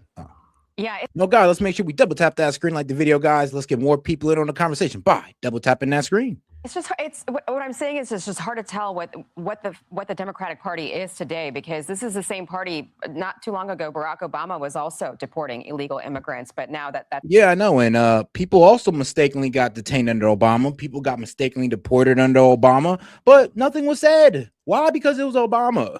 And now for some reason Trump is doing it, and you guys are losing your minds. I mean, it honestly does not make sense. This is why you guys are a bunch of hypocrites, or you just don't know the history of your party. it's not okay. We've been hearing it from Democrats for months now, Ari. Yesterday, Senate Minority Leader Chuck Schumer with more heated rhetoric for those federal agents. Listen to this. This is a rogue force. They're almost trained. You know what? This probably best describes the Democrats of today. Abolish slavery? Well, then who's going to pick our crops? Deport the illegals? Then who's gonna pick our crops? This Lincoln guy is destroying our country. Ending slavery? I think he needs to go. This Donald Trump guy is destroying our country. Sending all our voters back to Mexico? I think he needs to go. Civil rights? Why, I couldn't agree more. Germans should be able to own slaves as well. If you're an Afro-Asian goldfish with bipolar depression, you should be able to vote. For us, a public education system? Why, that's a terrible idea. What a stupid waste of money that would be. We need to be create a tsunami of funding for our public education system. It's one of our best ways to the minds of children. These American Indians were here first. Big whoops, they're taking up too much land. We need more room for white settlement. Get them out of here! We stole your land, dear natives. Forgive us, for we know not what we've done. Oh, here, you can have casinos. You're not buying this, are you? Damn it. You know, I'm Native American. Don't call me Pocahontas. That's offensive. Man, that's quite the history y'all got there. It looks like to be nasty and mean and cruel and go way beyond what ordinary police departments do. So they need to be reined in. The question that Americans are asking is, why aren't Republicans going along with these common sense proposals? Critics are now calling out Minnesota Governor Tim Walz for the demand that he's making as the federal drawdown in Minneapolis continues. Listen to this. The federal government needs to pay for what they broke here. Bro, what? And that's what made it so funny when they said that. I was just like, bro, protesters are the ones setting cars on fire, bro. They're the ones flipping cars. They're the ones vandalizing businesses. They're the ones that were throwing rocks through that hotel building. Not ICE. ICE ain't doing nothing. Okay, maybe they might kick in some doors, but you guys are the ones causing damage to public property, the protesters. So, yeah, no, you pay for it. There are going to be accountability on the things that happen. The federal government needs to be responsible. You don't get to break things and then just leave without doing something about it. I mean, look, bro, it's y'all protesters that are the one breaking stuff. So, I mean, look, I guess if you live there, you can break it, but why they got to pay for it? Y'all are the ones breaking shit. Border czar Tom Homan, on the other hand, offered some praise for Minnesota leaders who are working with him now, including the governor and the mayor. Homan says the state is actually safer because they're all working together.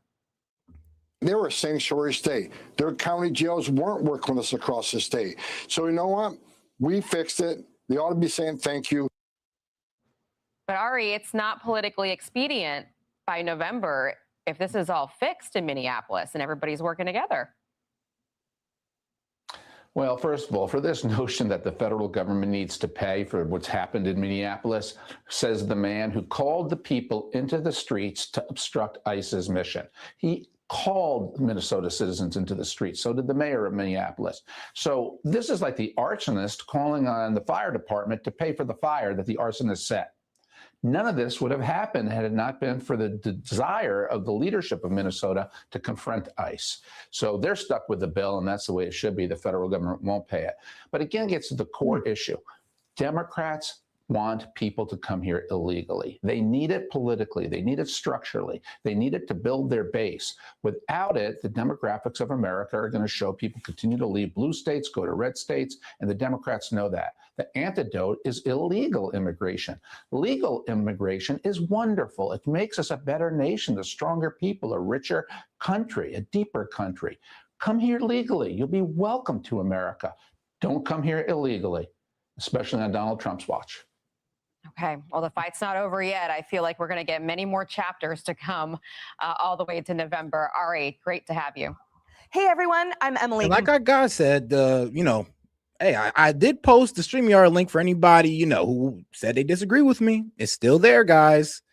It's still open. I'll let you come up here for a good 10 minutes. I mean, you can have a nice little back and forth, or I'll just let you monologue the whole way through to explain why you hate ICE so much.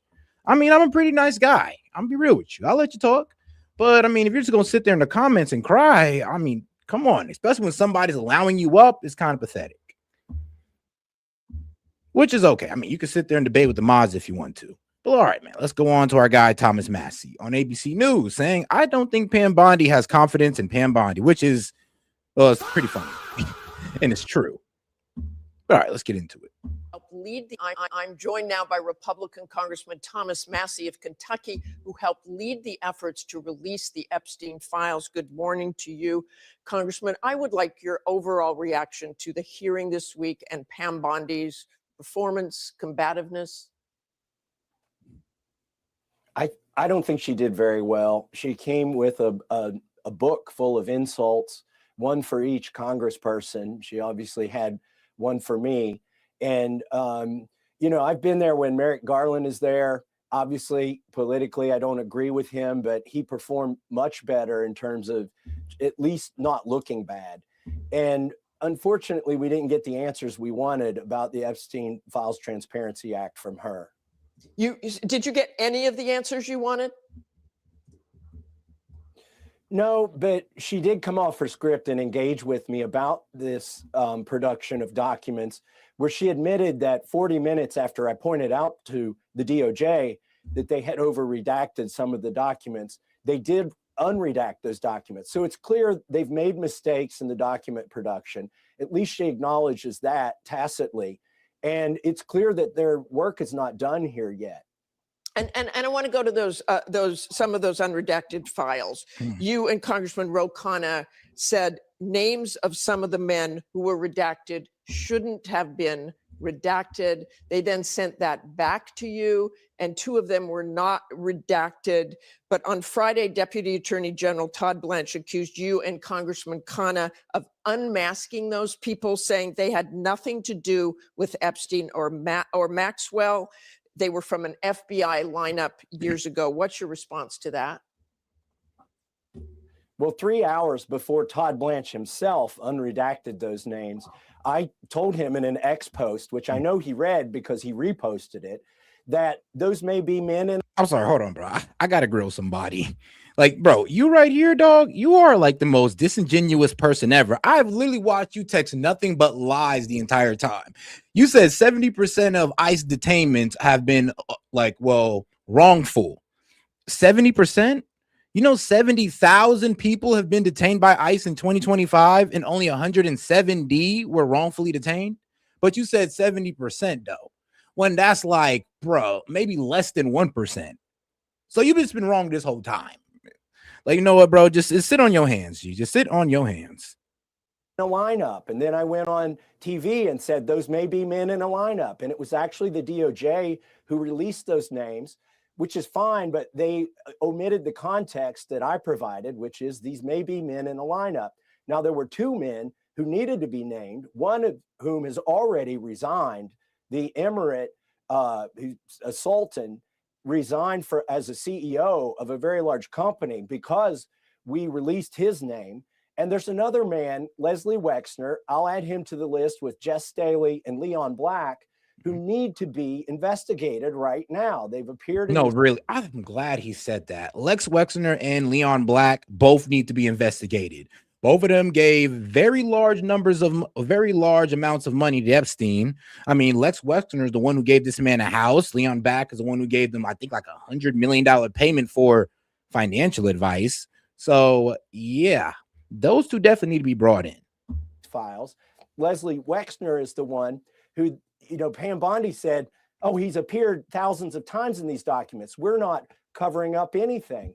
But I pointed out to her, they redacted his name from the one document that says child sex trafficking co-conspirator. Yep. And my question is, who is the person at DOJ who redacted Leslie Wexner's name from a document titled child sex trafficking with co-conspirator next to his name? And I want to say right now that Wexner denies, and they say he was not a co-conspirator.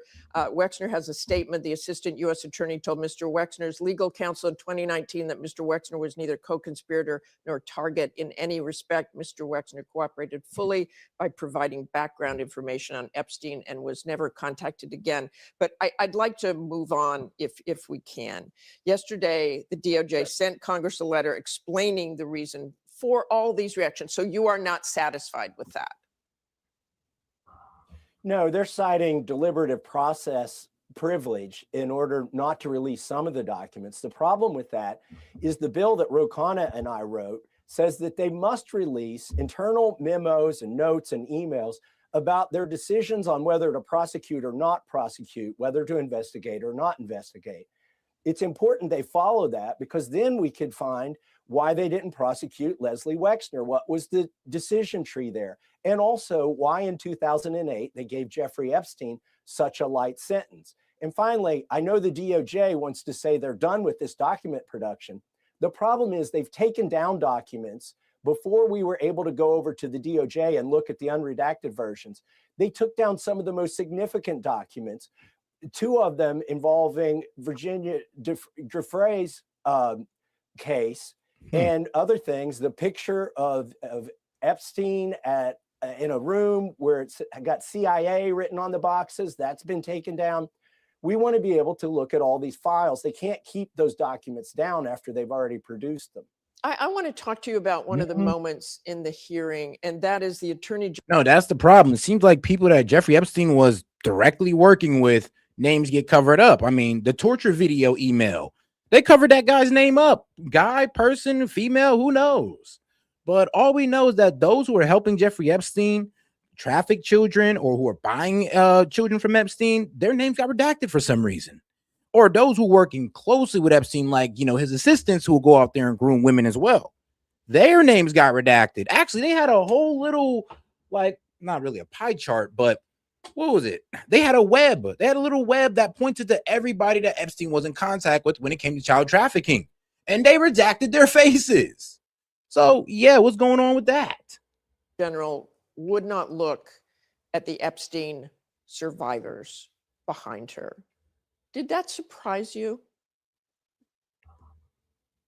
I think that was kind of cold on her part. I think she was afraid to. And look, these survivors would love to have a meeting. It's not about Bill Clinton and it's not about Donald Trump. This Epstein Files Transparency Act was about getting these survivors justice. We've got some degree of transparency, but it's called the Department of Justice, not the Department of Transparency. And so what these survivors need, they need to see some of their own 302 forms, which haven't been released. And they also need to see some of the men that they've implicated prosecuted. Do you still have confidence in Pam Bondi as Attorney General? I don't think Pam Bondi has confidence in Pam Bondi. She wasn't confident enough to engage in anything but name calling in a hearing. And so, no, I don't have confidence in her.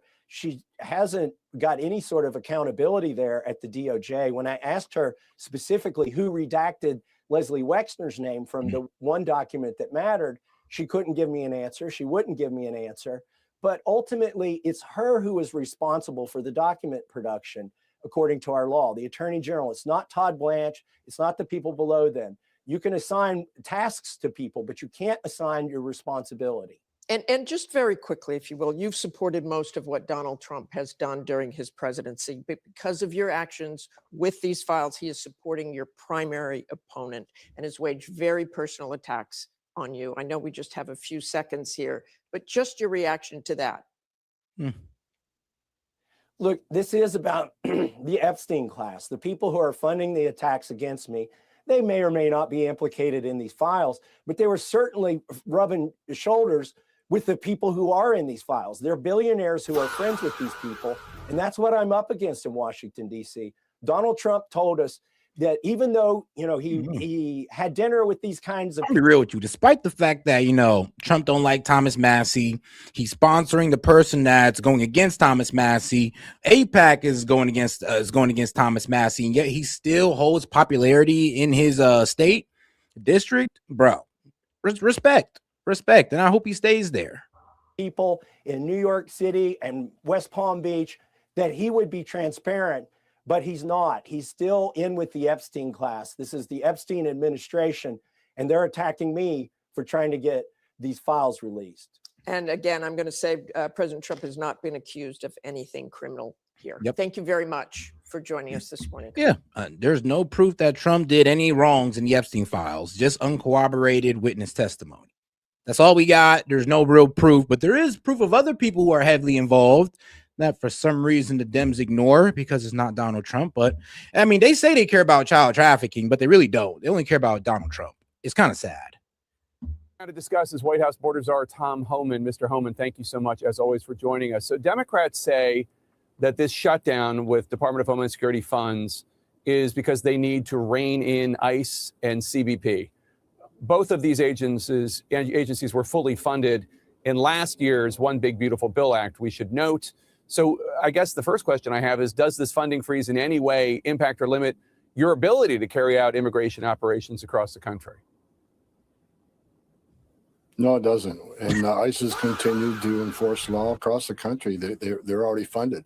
Now, the ICE officers won't be getting paid, but they're getting used to that, it seems like. So, no, the immigration mission, the reason why President Trump was elected to be president, continues. We have the most secure border in history of the nation. We got record numbers of arrests and deportations that will continue. Are there any of the Senate Democrats' demands that you could live with? For example, Bavino's crew, it seems, could possibly benefit from some use of force guidelines. Agreed. Well, look, CBP, the Border Patrol, and ICE both have use of force guidelines. They both have operational instructions on, use of. I'll say this: the guy hitting Alex Preddy with the paint can, that wasn't a good use of force conduct right there. I gotta come on now. Let's be real. The minimum of force necessary to effectuate an arrest. And I've seen videos, and there's been pieces of videos and pieces of that videos. In any instance where there has been allegations of misconduct or working outside the policy, has been referred to internal affairs. My first press conference in Minnesota, I said I was bringing in more internal affairs officers to review the allegations, and those allegations are now being investigated. The shooting of Renee Good, there were prosecutors in Minnesota that were going to investigate that shooting, and then the word came down from Justice Department in Washington to stop that investigation. Yeah, because being taken over by the Fed or the FBI. I mean, that's how it usually goes down when we're involving, well, federal agents. That's how it goes down. Sorry, guys. And let's be real, though. The only reason the Dems wanted the prosecutors in Minnesota to do it because they were going to George Floyd that man. They were going to be like, you're guilty no matter what the evidence, no matter what Renee Good did, you're guilty. And that's just how they were going to play it out. That's a question for the DOJ. That happened before I had my. So like it or not, Dems, the independent investigation you want is going to come out the feds, not the state of Minnesota. Sorry. Feet on the ground in Minnesota.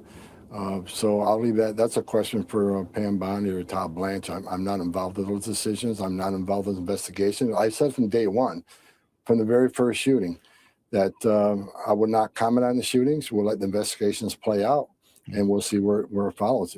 You should have told that to Kristi Noem and Stephen Miller, because they went off the wall with that whole, they're domestic terrorists, or Alex Preddy was embellishing a weapon, when none of that was true or none of that could be proven. I mean, yeah, I wish Kristi Noem and Stephen Miller would have showed the same restraint. Let the investigation continue and see what's decided based on the evidence. So what does she mean when she says electing the right leaders? That's not really immigration enforcement or DHS responsibility.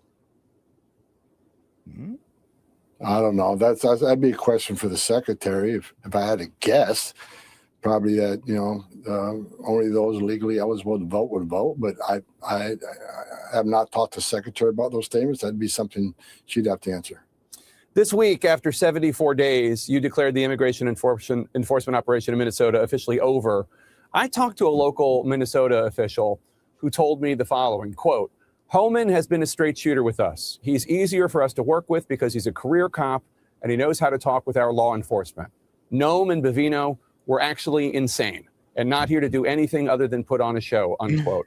Why do you think Noem and Bavino struggled so much to work with local officials that way you have successfully and carry out the kind of targeted operations that you've always advocated for?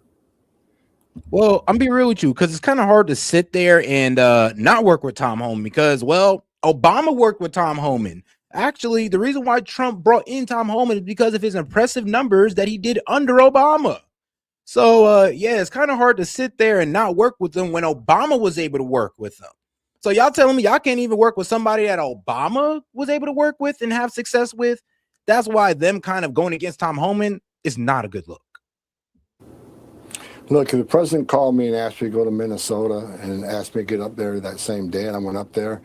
I just did things the way I've done for 40 years, and I know a lot of people questioned, why are you meeting with the governor? Why are you meeting with the attorney general and Mayor Fry? I've always been, you can't fix problems talking in an echo chamber. You got to talk to the people that you may disagree with. People have a different opinion on how you're doing it. I want to hear. I want to see what you see as the issue. Why do you not agree with certain aspects of the operation? That's how you, in my experience, that's how you fix problems. You don't fix it in an echo chamber. So I met with them, and look, we came out.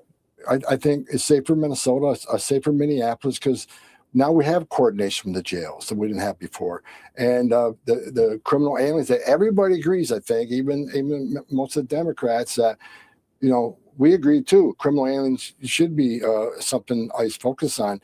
You can't say that and not let us in the jails. You can't square that. But I've gotten agreements in Minnesota I never thought we'd be able to get. So the operation ended. We arrested, a lot of people there. and over 4,000 arrests. And I looked at the numbers just this morning, Jake. There's over 14 committed, arrested that were charged with homicide. There's 180 sexual offenses. So we took a lot of bad people off the street. So I think Minneapolis is safer because of it. And I got to give credit to the governor. We had good conversations. Just the state prisons are helping us. And Mayor Fry, me and Mayor Fry will never. But here's the problem, though. Yeah, the state prisons are helping, but the jails, those were the guys that weren't giving up the detainees that ICE put in there. They weren't giving them up, but the prisons were, though. So shout out to them. Agree on much, but you know what? His officers did respond to take down illegal roadblocks that made it unsafe for not only citizens in Minnesota, but our officers. I think we're in a lot better spot than we ever have been. I mean, you sound like an adult. You sound like an official who should be in charge of things because you work with local officials and seek to de-escalate and have targeted operations. But there's this credibility issue now that DHS has had, not because of you, sir, but over and over. Your colleagues who work on this issue, Noam, Bavino, DHS on social media, have said things to the American people that are simply not true. The most recent example, perhaps, 2 immigration agents last month said that they shot a Venezuelan man in Minnesota after they were attacked with shovels and broom handles. Noam went on social media. She attacked Governor Walz and Mayor Fry over what she called an attempted murder of federal law enforcement. But then testimony and video shown in court didn't back up the claim. And now ICE and the Justice Department are investigating whether those immigration officers lies. And we've seen countless examples. Yeah, and we got to wait for that investigation because I'll be real with you. You really can't trust anything these federal judges say these days or the positions that they take. So we got to wait for, the actual video, testimony and all that to come out before even I make a quick decision and say, oh, they were lying. No, we don't know if they're lying. All we know is that leftist judge sided with them. I'm not going to assume leftist, actually. We're just going to say that a federal judge sided with them. Examples. Again, this is not you, but do you agree that there are people in the Trump administration that are causing DHS to have a credibility problem? Well, like I said in my first press conference in Minnesota, in those comments, the first thing I said I was going to do, and I did, is bring more internal affairs officers to Minnesota to investigate the allegations. Allegations were made, they need to be investigated. And again, I won't discuss the investigations. We'll let the internal affairs and the Bureau investigate these allegations, and that's the right thing to do. But I'm not going to let the media divide this administration. Like, it's one team, one fight. Do me and Secretary Noam agree on everything? No, we have discussions and we have different opinions. That's what makes it a strong team. We bring different ideas to the table, then agree on a mission. But based on, again, you can't work in echo chamber. You want to hear different opinions, different, how you think this should happen or that should happen. But in the end, we clear a mission. We had great success on it. But it's one team, one fight. I'm not going to divide this administration. I'm going to just keep doing what the president wants me to do as the borders are. And we'll just keep going and doing what the president promised the American people. We've got the most secure border in the history of this nation. And we're arresting record numbers of criminal aliens in this country and deporting them. And we're going to keep doing it. So I'm not talking about differences of opinion. I'm just talking about facts and things that are not facts. But I hear what you're saying. I'm not going to get you to criticize anybody. I appreciate your time today, Mr. Homan. Thanks so much. All righty. All right, now let's go ahead and get into the next video here. Whoops, wrong one. And here we go. Because I do want to get more into Epstein, guys. So we're going to go ahead and get into Epstein's CIA connections. Why the CIA needed Jeffrey Epstein. Because it's a pretty interesting story. Well, honestly, line up. Because I love how they line up all the facts. Shout out to my man, Cappy Army. I actually seen this guy on Tucker Carlson. So shout out to this guy. It's 1983, the Cold War is still raging, and a little-known 30-year-old financier named Jeffrey Epstein has somehow managed to embed himself inside the largest arms deal in British history. The biggest arms contract that Britain ever signed. The intermediaries were demanding payments to be made into Swiss bank accounts, they were demanding flats, they were demanding girls. Today, I'm going to show you the evidence that Epstein ran illegal arms deals and became an intelligence asset while committing some of history's most horrific sex crimes. Because in the early 1980s, Epstein is working for a man named Douglas Leese, who's a wealthy, well-connected British defense contractor and arms dealer. At the time, the British government is in the middle of negotiating with Saudi Arabia the sale of nearly 100 of their advanced Tornado fighter jets, along with thousands of laser-guided missiles and precision bombs. A lot is at stake with the Al Yamama arms deal because it's set to create 100,000 jobs in the UK, totally reshape the Middle East balance of power, and earn the British defense company BAE Systems $80 billion in revenue. But there's a giant problem. In Saudi Arabia, deals were decided by royal family members and princes. So if you wanted a deal done, you paid these guys enormous bribes. One man's corruption was another man's way of doing business. And that is where Jeffrey Epstein came into the picture. This language and cultural barrier required a new type of global fixer. He allegedly worked with Douglas Leese as one of the key people who helped design the financial structures that hid the bribe money.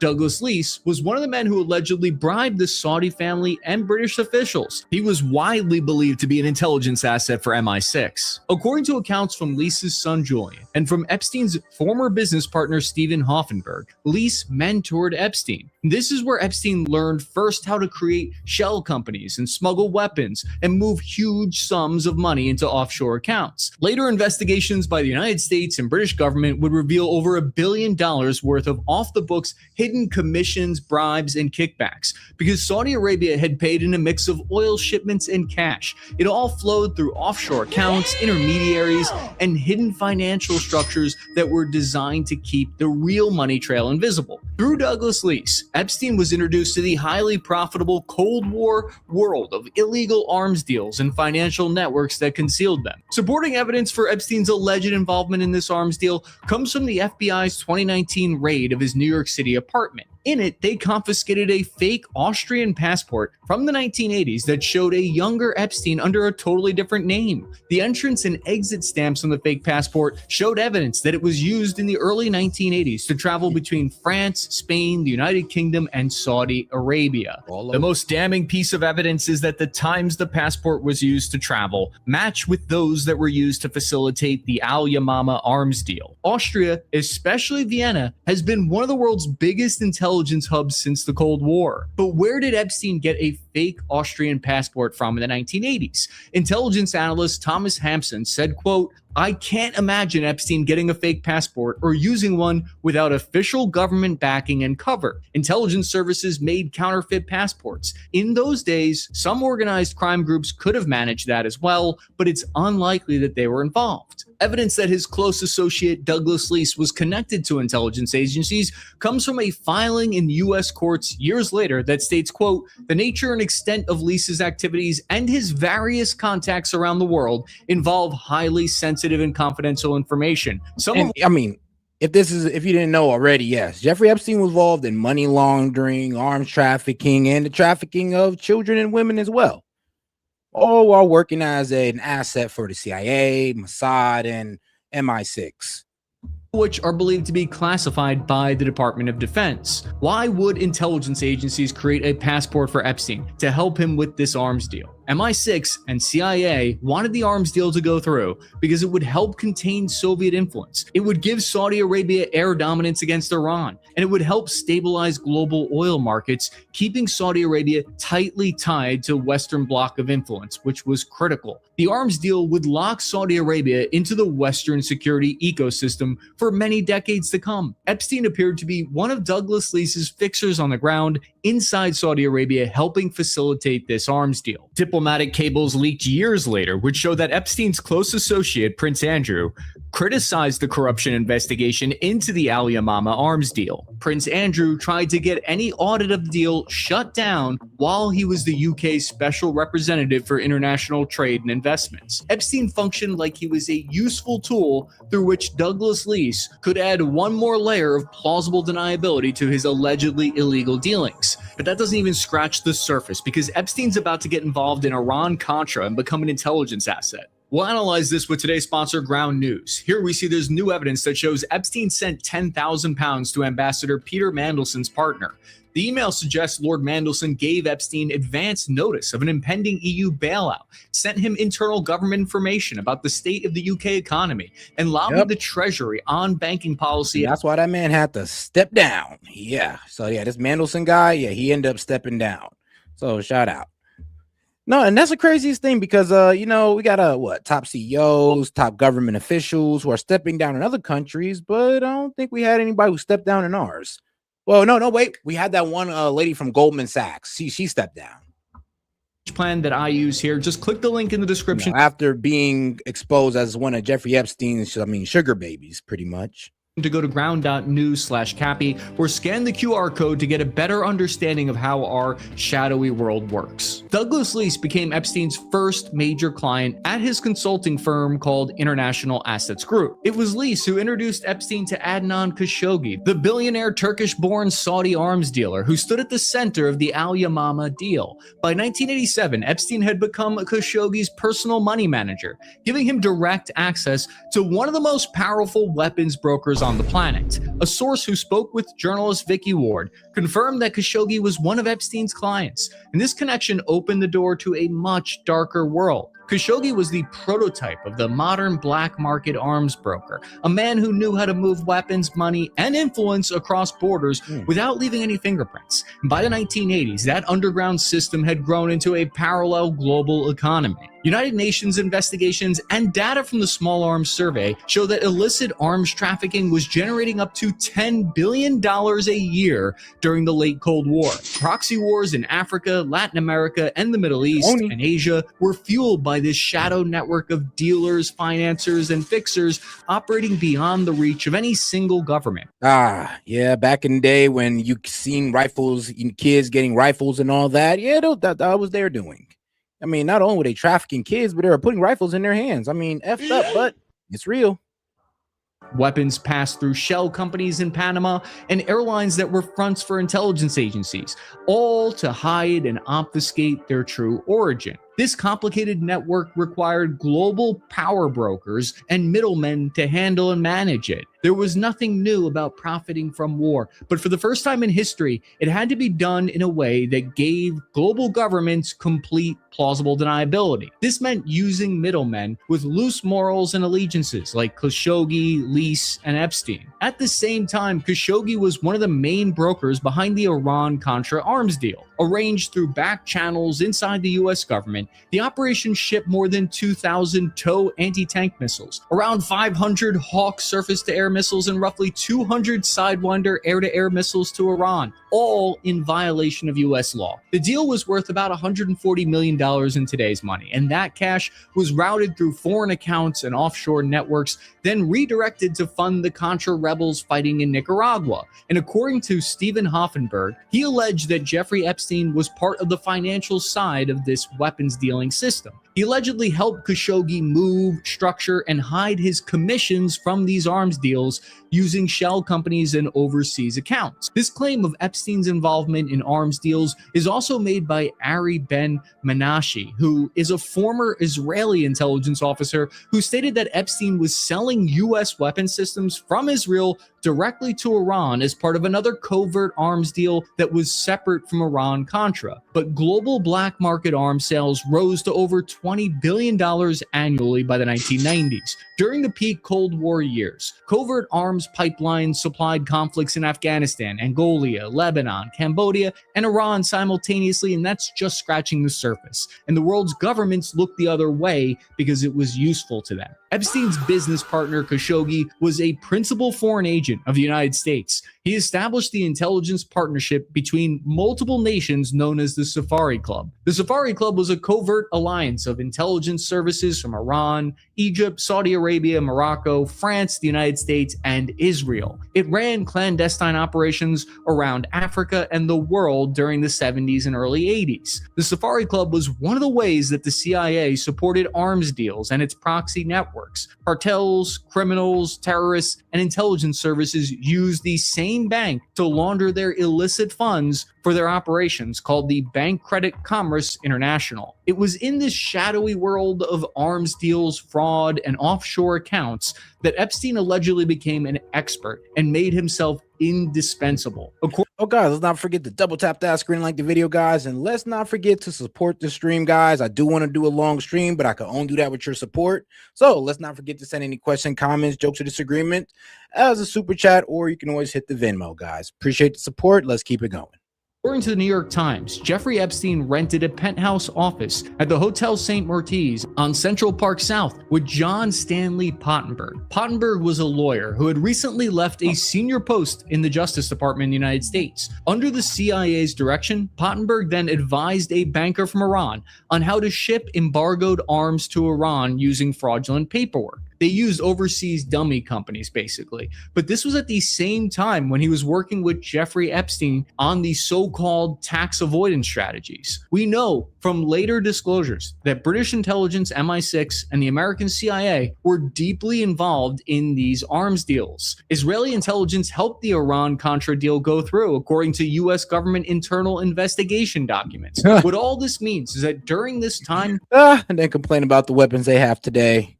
Epstein showed himself to be a reliable asset who had no morals, which is what these ruthless intelligence agencies look for. According to testimony given... Hey, yo, and shout out to my man Chase for starting us off, for upgrading to the insider package. Appreciate the support, brother. And that's 5 towards the live. By Stephen Hoffenberg, a former close associate and business partner. Jeffrey Epstein was also helping Douglas Lease with the sale of Chinese weapons to Iran through the Chinese communist state-owned defense company Norinco. We know that during the 1980s, China supplied HY-2 Silkworm anti-ship cruise missiles to Iran and signed weapons agreements worth over $4.8 billion with Iran. If Epstein was making millions of dollars in commissions from these arms deals and hiding this money, it would go a long way in explaining where his fortune came from. It didn't seem like he had any value system, really. He didn't operate in the interest of any one country during this time. He facilitated these deals to enrich himself and to gain further power and to make himself untouchable. It was Jeffrey Epstein who created the financial network to enable these illicit arms deals to go through. This meant Epstein saw himself as outside the law, not accountable to anyone. And it was around this time in the mid-1980s that Epstein started bragging to people close to him that he worked for intelligence agencies and that he was untouchable. Intelligence officers are someone who are directly trained. I'm weak, bro. I ain't gonna lie. I was kind of hoping that you would. Like, no, I actually do love your support. It's just that I actually got to read your @ name. So shout out to I Survived Obama's BBC. Like, for joining the membership, bro. I appreciate it. It's just probably the first time I didn't want to read somebody's @ like, because I Survived Obama's BBC is fucking hilarious. But it's wild as hell to say out loud. Employed and work for a country's interests. An intelligence agent, on the other hand, is the definition of someone who secretly works for an intelligence service by providing information or carrying out tasks under a handler's direction. Epstein was an asset, who's someone who provides value to an intelligence service with information, access, or services. That would have afforded Epstein incredible protection with authorities looking the other way at some of his horrific crimes that he's about to commit. Access agents are often people in high-end society, or people who have links to top scientific researchers, bankers, politicians, and cultural talents. Jeffrey surrounded himself by all of these. Thomas Hampson, an intelligence analyst, said, quote, "Consider this, Christopher Steele's network of influential contacts, including high-level intelligence contacts, paled in comparison to Epstein's. If our FBI was willing to pay Steele $1 million, imagine what they would be willing to pay Epstein to use his unique skills and extensive contacts on behalf of the United States." According to Ari Ben-Menashe, a former Israeli intelligence officer, he made the shocking claim that Epstein and Ghislaine Maxwell were running a honey trap operation to blackmail global elites for Mossad. Now, how would they have become involved in such an operation? Epstein met the Lease family right after he left Bear Stearns in New York City in 1981. According to a New York Times investigation, the two hit it off, and Douglas took an immediate liking to Epstein. These were the kind of people who sipped 20-year-old scotch while casually debating whether Aspen or Gstaad had the better snow that season. The two would later have a falling out, and Epstein would go on to publicly downplay and deny how close his relationship really was with him. But the 2026 Epstein file release tells a different story now. It reveals multiple emails in which Epstein discussed Lease, contacted his son Julian Lease directly, and stayed in touch with people in Lease's circle for years. Through Epstein's connections with Douglas Lease, he was introduced to Ghislaine Maxwell and met her father, Robert Maxwell. Maxwell is widely believed to have had contacts in the Mossad, MI6, and Soviet KGB intelligence agencies. Another one of these, and served on the British Parliament. High-level fixers for the very elite. After Robert Maxwell's mysterious death, his daughter became Epstein's second in command, essentially. The earliest known instance of them recruiting an underage girl was in 1994. At the same time, hidden surveillance cameras were installed throughout his properties. Sexual entrapment has been a standard intelligence tool for over a century. The Soviet system perfected this and called it compromat, or compromising material. The CIA conducted similar operations, drugging men with prostitutes to see what kind of drug and blackmail tactics would work best to extract confidential information in Operation Midnight Climax. Multiple victims testified that Epstein recruited underage girls and instructed them to bring friends, creating a recruitment pipeline. Victims, including Virginia Guthrie, stated under oath that they were trafficked to wealthy and powerful men, including politicians, royalty, and businessmen. Several victims said Epstein kept records, photos, and personal details which they believed were used for control and intimidation. Then, in 2007, it appeared like Epstein was about to actually face accountability for his crimes for the first time.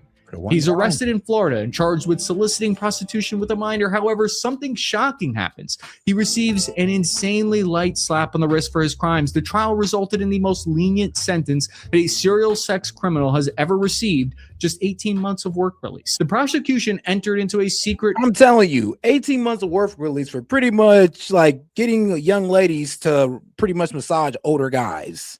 And then some of them ladies reported actually being SA'd. But you get 18 months and you're allowed to leave the jail, go work and all this wild stuff. I mean, bro, talk about a sweetheart deal. I mean, sweetheart, but that's like a loving deal. It's almost like your mom was the one who sentenced your ass. Non-prosecution agreement with Epstein. According to a Daily Beast article, Alex Acosta, who was the former U.S. attorney who prosecuted the case, Acosta was later asked why this light plea deal happened. And he said, "I was told Epstein belonged to intelligence and was above his pay grade and to back off." This statement was not on the record officially, and he would later deny in 2025 ever making it. Acosta lost his job as U.S. Secretary of Labor mainly because of the widespread criticism of how he handled Epstein's prosecution. If this sounds like a crazy conspiracy, it shouldn't, because it actually fits a long pattern in U.S. history, where people tied to intelligence operations are shielded from prosecution. Whitey Bulger was an FBI asset protected for decades despite committing murders and extortion. Barry Seal moved tons of cocaine for cartels while working with U.S. agencies and repeatedly avoiding... I mean, let's be real though. Back in the day, the government used to work hand in hand with the mob. It'd be the Jewish mob, I mean, Italian mob, it don't matter. As long as it had a mob at the end, we were working with them. Serious prison time. Mark Rich evaded prosecution for massive financial crimes and was ultimately pardoned by the president at the time because of his geopolitical connections. But another pattern, as we'll see, is that no one is able to outlive their usefulness. And when they become liabilities, they often end up dead or missing. Epstein's ties to intelligence communities continued after his prosecution even. Since 2003, Epstein had become close friends with Ehud Barak, the former prime minister of Israel and former head of Israel's military intelligence directorate. The 2026 Epstein file dump revealed a confidential human source to the FBI, claiming they had become convinced that Epstein was spying for the Mossad. However, tips to the FBI do not require any official proof, and notes on the file claim that the FBI did not independently verify the information. What we are left with then is evidence of Jeffrey Epstein donating money to various organizations in Israel. He also helped negotiate security agreements from Israel to West African nations. His connection with intelligence agencies around the world reveal a shocking look at how he operated outside the law. The ties also extend to Russian intelligence services. In a 2014 email exchange between Epstein and Sergei Belikov, Russia's deputy minister of economic development, Belikov was a trained FSB spy. Epstein emailed Belikov asking advice on how to deal with a Russian escort who was attempting to blackmail one of his business friends. Belikov said he'd look into the woman, and he writes back with a full dossier report on who she is, determining that she, quote, has no one behind her, meaning that she's not connected to anyone powerful in Russia. Epstein then writes himself a draft email on how he's going to respond to the woman, and he says he consulted some friends in the FSB who said that she would be considered an enemy of the people and dealt with extremely harshly if she continued to threaten U.S. businessmen and jeopardize potential investments in Russia's economy. Belikov helped Epstein secure visas to visit Russia and told him about his work in the Russian government. After essentially getting away with horrific sex crimes, Epstein became emboldened and started doing interviews with the press, claiming that he was influencing foreign affairs in multiple countries and that he'd made a fortune off arms deals and diamonds. In his last known interview with the New York Times, I would say this: he kind of exposed his connection to the financial elites, like the Rothschilds, and then, of course, him getting in at Bear Stearns and then them requiring it once they caused the fall out of Bear Stearns. It's actually pretty crazy. And how he might have had a hand in the 2008 collapse of the housing market. That as well. Reporter in 2018. He even said flat out that he had dirt on very powerful people. A year later, authorities claim that they found him dead in his prison cell in New York City. Out of the new 2026 Epstein Files, we learned that Jeffrey Epstein's lawyers filed Freedom of Information Act requests to the National Security Agency and the CIA, asking for any proof that they might have that Epstein was an intelligence asset. They were searching for anything that they could use as proof to help them in their defense.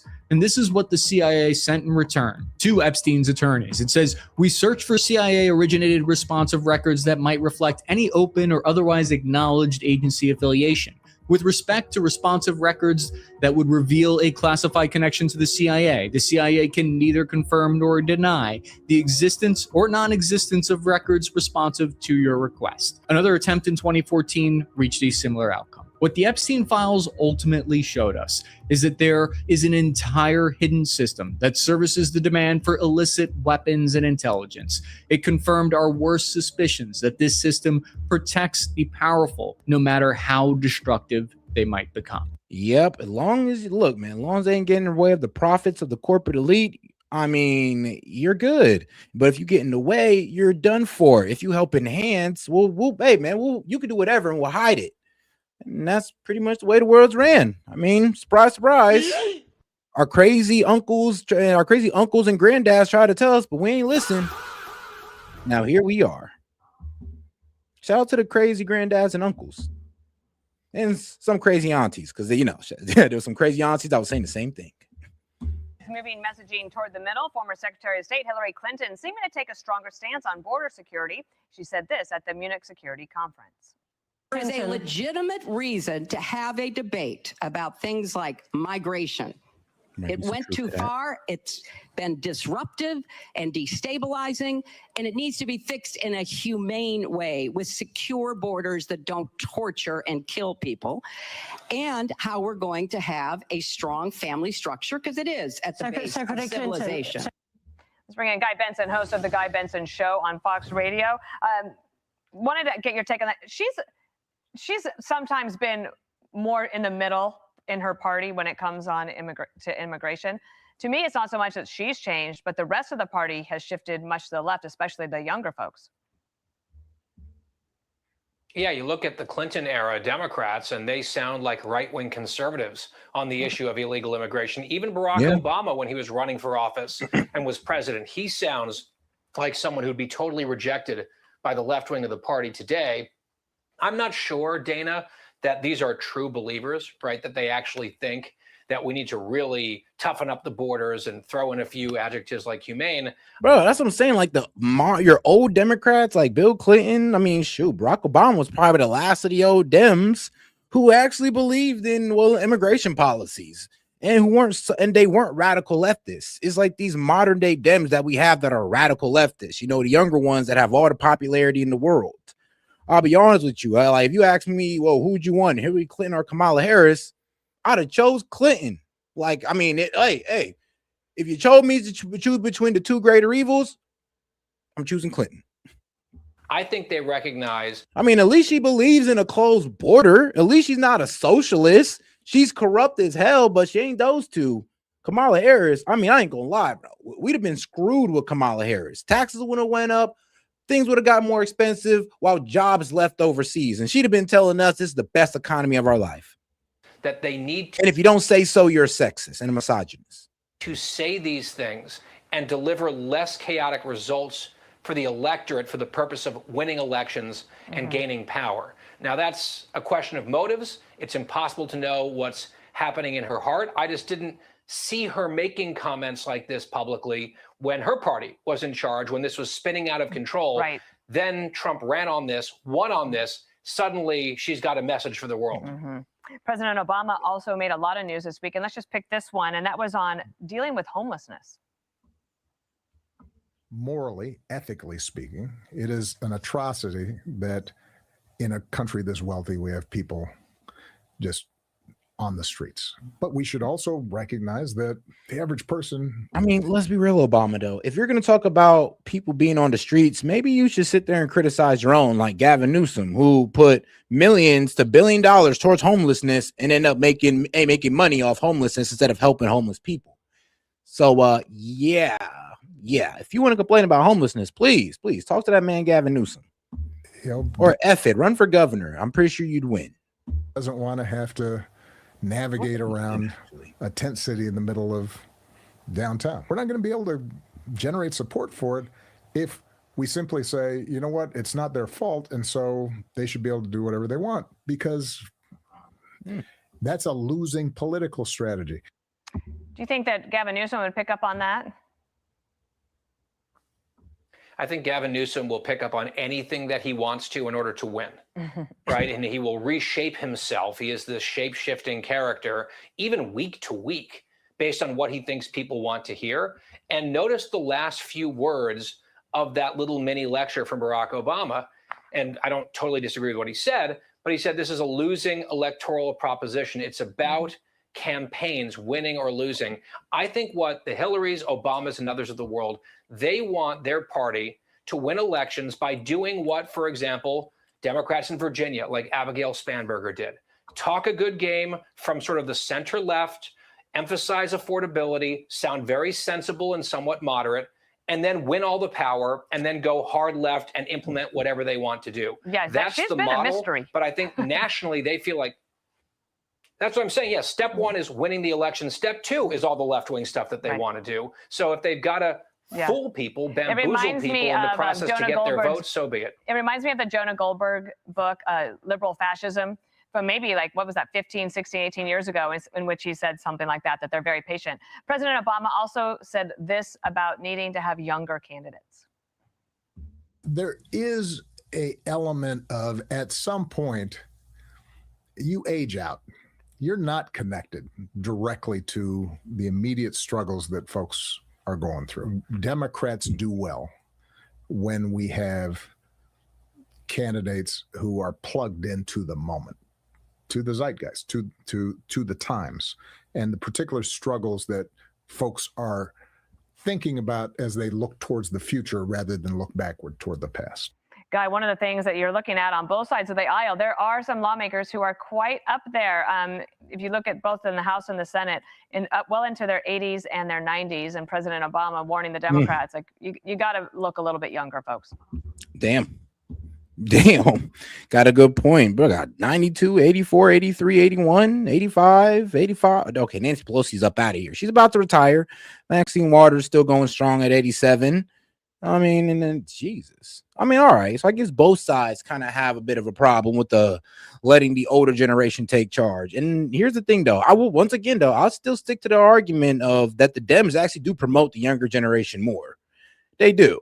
And they let them try to have a shot. The Republicans, not so much, because they see the young Republicans don't really share the same ideals, especially when it comes to, war that they do. So they kind of want to hold power for as long as they can, because they would know once the young Republicans come in, this whole warmongering agenda is done. This whole support of Israel, no matter what, is done. Yeah, I wonder if he's talking about Zohran Mamdani, who he reportedly called during the campaign, said, I'm very impressed with your campaign. Let me help you. Let me be a sounding board. He was just talking about the homelessness issue. How many people froze to death in the last month in Mamdani's New York City? Is that the type of youth Obama's looking for? Right. Guy Benson, full of answers. I'm sure we'll be listening to you later today on the radio and everywhere else where we can find you. Guy Benson, thank you. Have a good week.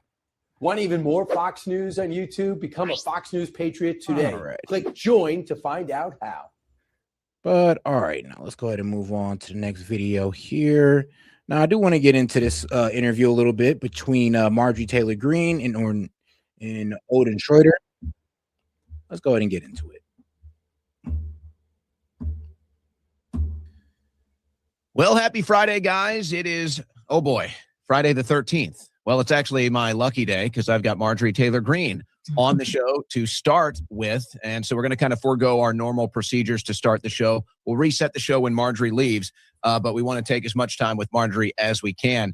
Let's start it off a little light, Marjorie, and I'll just ask you, how's life outside of Congress? Oh, it's pretty good. And you know, for most people, I don't know how much they know about my career. I was never involved in politics until the previous 6 years of my life. And so I'll be 52 years old this year. Most of my adult life had nothing to do with politics. So I am very happily back into what I consider the normal world. Well, despite what your detractors say, you look great for 52. and I won't name names. I won't name names, but you look better than some of your detractors that are in their 30s. I'll just leave it at that. Okay. I think. Well, thank you. I appreciate that. I think we can all probably guess who I'm talking about, but we don't need to name names. I find it funny. I'm curious. What do you think about the fact that you have left the swamp? Hey, shout out to my man Gaming for sending 5 on Venmo, and anything you send on Venmo is double. So that's basically 10 put towards the stream. Appreciate the support, my man. And he pretty much said to help with the live, what y'all cover last live. I believe what we covered was, let's see here. I think it was, of course, we covered Epstein because I've been covering Epstein since the files been completely dropped. And then, of course, we're covering the Dems want to shut down the government over ICE, even though ICE won't be affected, but all of DHS will be. And then, of course, you know, dealing with the Dems. Not really covering it, but hey, it is part of the show. You're out of the swamp. You're not dealing with it. And yet your husband is still in there every day dealing with the swamp monsters. Do you guys laugh about that? Yes, we do actually. And, you know, he's got a tough job. He's, of course, covering as much of the administration and all the news as possible. And it's definitely a lot to keep up. But I'm always so proud of Brian. He does an incredible job and truly appreciate him. He's my number one supporter. Well, we definitely appreciate him. I know it gets tough in those press gaggles, especially with all the pressure the administration is kind of applying to the media, which has always kind of been Trump's technique. But I think more of it is now applied to the right, where if you don't get in line, the pressure starts to get exerted on you. So I'm really glad that there are some people that are on the right, politically on the right side. And I think on the right side of some other stories too, not even the political lines being drawn, but just the right. Yeah, we do have our hardliners on the right who think that they control the right, you know. Oh, like you can't be on this side or MAGA if what? You don't support a war with Iran for some reason. If you're not pro-Israel, oh yeah, and if you don't hate Muslims, and trust me, I ain't signed up for none of that. None of that. I signed up for America first. And I'm pretty sure that's what MAGA is, but we have our bad actors in here who want to add these, well, I'm gonna be real with you, these nonsense positions that don't help us create a better country whatsoever. Out of history, and I know that there's a lot of pressure to kind of try to fall in line. So it's good for Brian that he's not letting that pressure crack him. Yeah. And I think that this is what you dealt with. Quite frankly, I think this is what you dealt with. This is what we've seen Massey deal with. Yeah. Do you want to kind of talk about that pressure and the difference between the first administration and the second administration as far as that pressure exerted against the media is concerned? Yeah, and I think this is a great topic. It's something that needs to be talked about on our side. The Democrats don't do this to each other. They support one another I mean, in every single way. It's actually incredible. I don't know about that. I'm envious of that. I wish on the right. I mean, I don't know about that. It's like, let's be real. Look at Fetterman. As soon as he supported ICE, they pushed him out. I mean, look at AOC. As soon as he wanted to start allowing money to be sent to Israel, she started getting heavy criticism. So let's not sit there and pretend like they're all in unison over everything. Now, when it comes to the F Trump agenda, of course, but they have their topics that they're kind of split up about as well. That we were more supportive and actually had everyone standing for what we campaigned on, not just campaigning and making promises like you heard in 2024 and in 2020 and even back in 2016. But when Republicans get in full power, actually following through in action and legislation and votes, as well as decisions made in the admin and the White House, literally delivering exactly what we promised. That's my frustration. But what we're seeing right now on our side, and it happened in the first admin, is there's a lot of knives out. And if you are not 100% loyal, I mean, literally like a mind hive, then you are attacked. You are called ridiculous names like panicans. You're, and you're pushed all the way out, like you saw what happened to me, what you're seeing happen to Thomas Massey, what you see social media influencers get attacked if they are not towing the line and speaking the absolute MAGA talking points. And then you also see it in the press. Yeah, that's why I kind of now in the center right. Trust me. I got pushed to the center right after my commentary on what was going on in Palestine, Iran. Apparently, if you're not gun-ho into war, I mean, I guess you're no longer MAGA. If you don't hate Muslims, you're no longer MAGA. I mean, if you're not pro-Israel, you're no longer MAGA. And it's kind of crazy how that it devolved into that, because that is what's causing the civil war in MAGA. Is that there's this one side that, I don't know, they're just running on complete hate. And then there's the other side that just wants to make this country work for the American people. And there's a division inside of MAGA. One side that's all for the killing and destruction, and one side that's for the betterment of the country. And I don't really give them total credit because I don't think they've ever been fair to the president or even fair to all of us. They have not been fair to us in our views. But you see this high stakes demand to be literally 100% like a drone. And that's ridiculous. We're Americans. We can have our own opinions. We can say whatever we think and feel. And that is exactly how it should be. But there is a problem on the right, and you're seeing it in Congress, you're seeing it in the admin, and I think it's going to continue to get worse. Yeah. Well, I think a lot of people now are sick of the left-right paradigm. And yeah. I'm kind of the same way. I don't like being put in any of these boxes. I mean, there's no doubt, if we're talking about raw politics, most of my policy beliefs or arguments are going to fall into what would be considered the right wing. But it seems that really we are up against a uniparty. It seems like no matter whether it's the left or the right, the uniparty always moves in lockstep and always gets what the uniparty wants, which I guess we're starting to understand more. It's the special interest, it's the donor class, it's the foreign interest, and it's all this kind of hive of this body of really money and influence in Washington, D.C. that we saw turn against you. We saw it turn against you so rapidly. I don't want to make you talk about that this entire time. I know you've been talking about it and thinking about it probably too much for the last couple of months. But I do think, outside of just what you had to deal with, from people watching for the outside, it's like, okay, this is the perfect example right here. And like you said, it really only happens on the right. The left will always kind of protect their own. I'm sure when AOC and kind of the new left was having their coming of age moment, Nancy Pelosi was kind of like, not so fast. She kind of tampered that down. She got him to fall back in line. And, AOC kind of played the role. And she said, all right, fine. We'll wait. We'll let you run things, even though we're sick of you. We're sick of you too. We'll let you have it out. We'll let you finish it out. And then we'll kind of have our takeover. And I think that that's coming now. I think that we're starting to see that now with the AOCs, the Roths, and kind of the coming of age radical left. But they kind of said, fine, we'll let the current power structure of the Democrats run out their time, and then we'll take ours. That is true, because whenever these old Dems F up, bro, it be Schumer, Jasmine Crockett, bro, it be the youngest of the Dems that are out there ready to have them resign, step down, they need to go. And I respect it, because I'll be real with you, they do need to get out of this old leadership, because the old leadership is kind of, well, I'll be real with you, it's kind of a failed Democratic Party.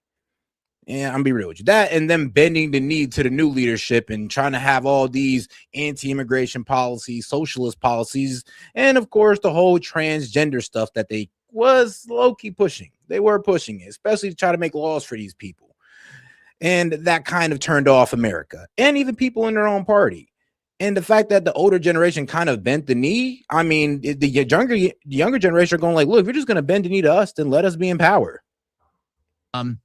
I feel like it's inevitably going to happen on the right, but there's definitely more pushback. And when you don't fall in line and you don't cower, like quite frankly AOC did, and I don't know if you saw her recent speech. It's like now she might even be selling out to the foreign interests, but that's a different story.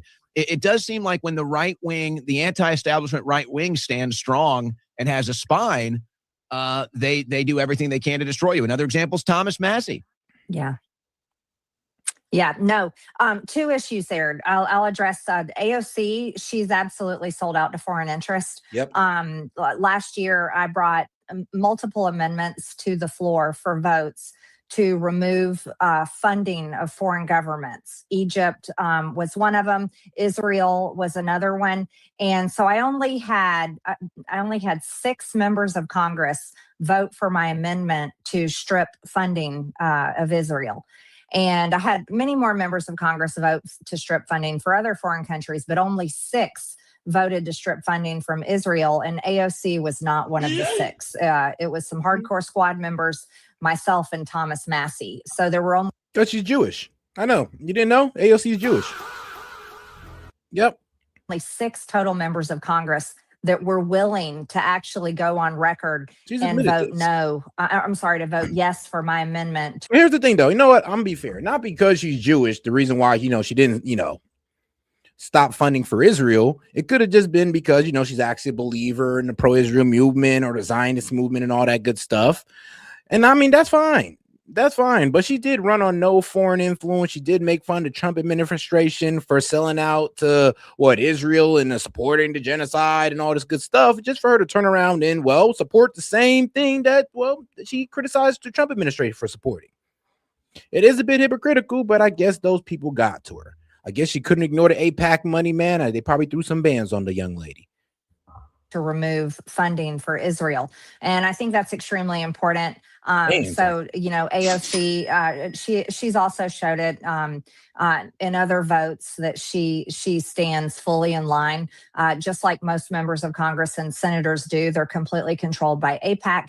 They're completely, totally in line to do whatever needs to be done for Israel, whatever Israel demands and whatever Israel requires in order for them to hold power or to run for higher office. And so that needs to be said, and people need to understand it. The second thing there is, yes, if you, as a Republican, and I'll speak to the Republican side because the Democrats they're very similar, but a little bit different. But as a Republican, like Thomas Massey and myself, Thomas Massey is attacked every single day, and it's going to intensify until his primary in March. But they were going to do the same thing to me that we see happening to Thomas Massey. And, Thomas Massey and I are a little bit different. Our voting records are very similar, but we're a little bit different. I went to the mat for President Trump. After January 6th, I was one of the few, it was Matt Gaetz, myself, and a few others that didn't turn our backs on the president. And I was out there still saying, no, he is our president. He's the leader of our party. This was a stolen election. And I traveled the country campaigning for him for 4 straight years. I fought with all of my Republican colleagues in Washington. They hated him. They were trying to do everything they could to stop him from regaining power. And they frankly hated people like you, Owen. I know you served time in prison, which should have never happened to you. It was absolutely wrong. And all of that was so wrong that happened to so many people regarding January 6th and the weaponization of the government through the Biden administration. It was horrific. I'll be real though. And I'm be real with you guys. You might want to look this up if you don't believe me, but the people who rode the hardest for Trump are the people who got sidelined. And the guys who are actually the anti-Trumpers, who was the anti-Trumpers in 2016, are the front runners. I mean, Ben Shapiro, Lindsey Graham. I mean, a lot of people who hated Trump is now like the head of MAGA and is absolutely disturbing. But those who are low-key going the hardest for Trump are now on the outside. And I don't like that. Most Republicans did not care. Most Republicans in Congress today didn't care what happened to you. They didn't care what was happening to anyone. And they were doing literally nothing to stop it. But I went on the forefronts and fought those fights because I truly believed in MAGA and America first, specifically America first. And I thought that is what MAGA is or was, and fought for the president. And so for in 1 year's time to go from being his literally most loyal, most ardent, loudest supporter in Congress, to only, I voted with him 98% of the time. That's another thing, 98% of the time. I have never voted with the Democrats except on the discharge petition to release the Epstein files, and voting with a few Democrats, only 4 of them, to defund Israel. And so that was shocking. I'm be real with you guys. I know a lot of people ain't gonna want to hear this, but we do have some losing positions here. 1, the war with Iran. 2, our overwhelming support of Israel, so being pro-Israel. And then I think 3, you know what? I think is it ICE? Nah, it's not really ICE, because I mean, people in MAGA support that. Like, we support that. But okay, I would just say there's 2. The war in Iran, which got us torn, and being also pro-Israel also got us torn as well, because for some reason it's not politically popular to actually sit here and support Israel during what they were doing in Gaza. It just it politically, it just isn't a good look.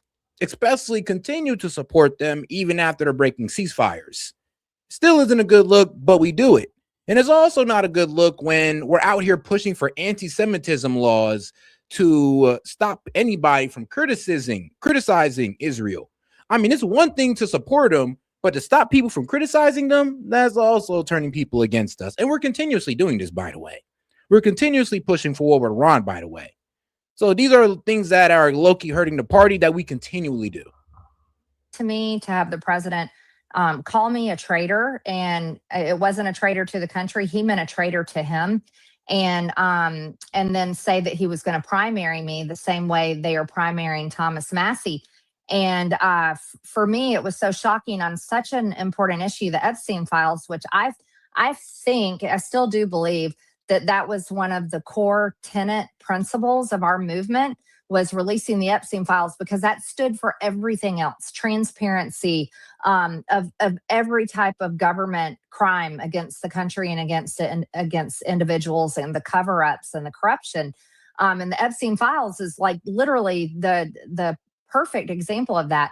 But it was the death threats also that came in from his threats and his name calling that was absolutely unbelievable. I'm used to a lot of death threats on myself, but the ones that came in on my son were particularly hurtful and shocking to me.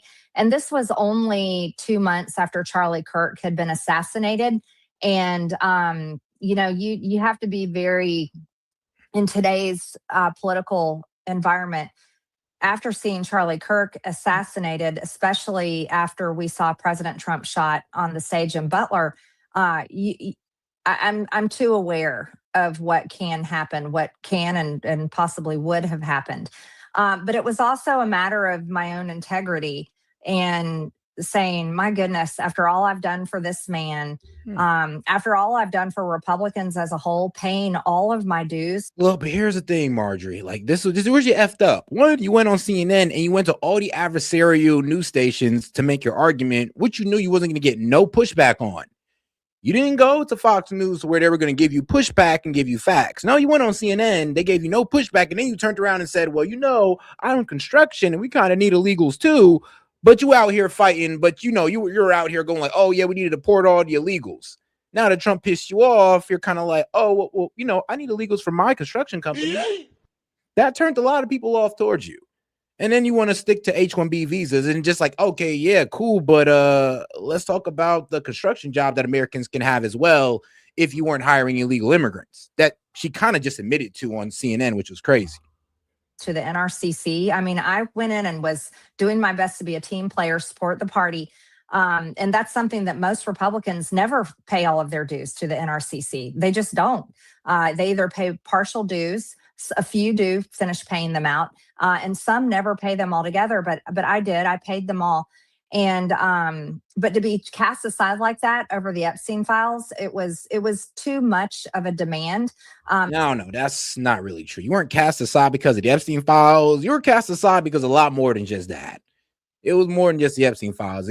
You went kind of like antithetical to a lot of Trump's positions, like last second, and now you're acting like you didn't. Like, trust me, we all agree on the Epstein files. We all agree that, yeah, he should focus more on domestic policies, but the way you went about it was pretty underhanded. Especially after sending the death threats on my own son to the president. I sent those death threats to President Trump, J.D. Vance, Kash Patel, James Blair, Deputy Chief of Staff, and Susie Wiles. And J.D. Vance was incredibly compassionate and kind, and said we do everything he can to help. Kash Patel said he was on it, so I assumed, okay, hopefully the FBI will look into this. James Blair never replied to my message, and Susie Wiles never replied to my message. This is a woman, a mother, and a grandmother herself. But it was President Trump's replies that were shocking, extremely hurtful, and he basically blamed me blamed me so that if my own son is assassinated, he said it was your fault. And basically that my son and that we would deserve this. Damn. And this is for releasing the Epstein files, standing with women who were raped as teenage girls, releasing the Epstein files that now everybody. Hold on. Trump really said that he didn't care about your son being assassinated or anything like that. Man, please release that, because that'd be some pretty damning things that, I mean, hey, if you hate Trump so bad, that would sink him. I mean, shoot, we have to be consistent. We didn't like when Jay Jones was okay with wishing death on children, so of course we wouldn't be okay with Trump doing it. As teenage girls, releasing the Epstein files that now everybody sees what's in them, and there's still like several million more files to be released. And from my understanding, they're worse. So I think everyone today can see that this was, I did the right thing, and I should never be treated this way, the way I've been treated. I certainly did not quit on my district, but the bar was set too high for my own integrity to stay in a system that I find to be literally completely broken, to be a complete failure. This is going to sound so effed up, but this is why we can't trust. It's going to sound so effed up when I say this, but this is why we really can't trust women to fight for freedom in a way. I'm be real with you because, I mean, sis, you were right there in the thick of it. And you quit.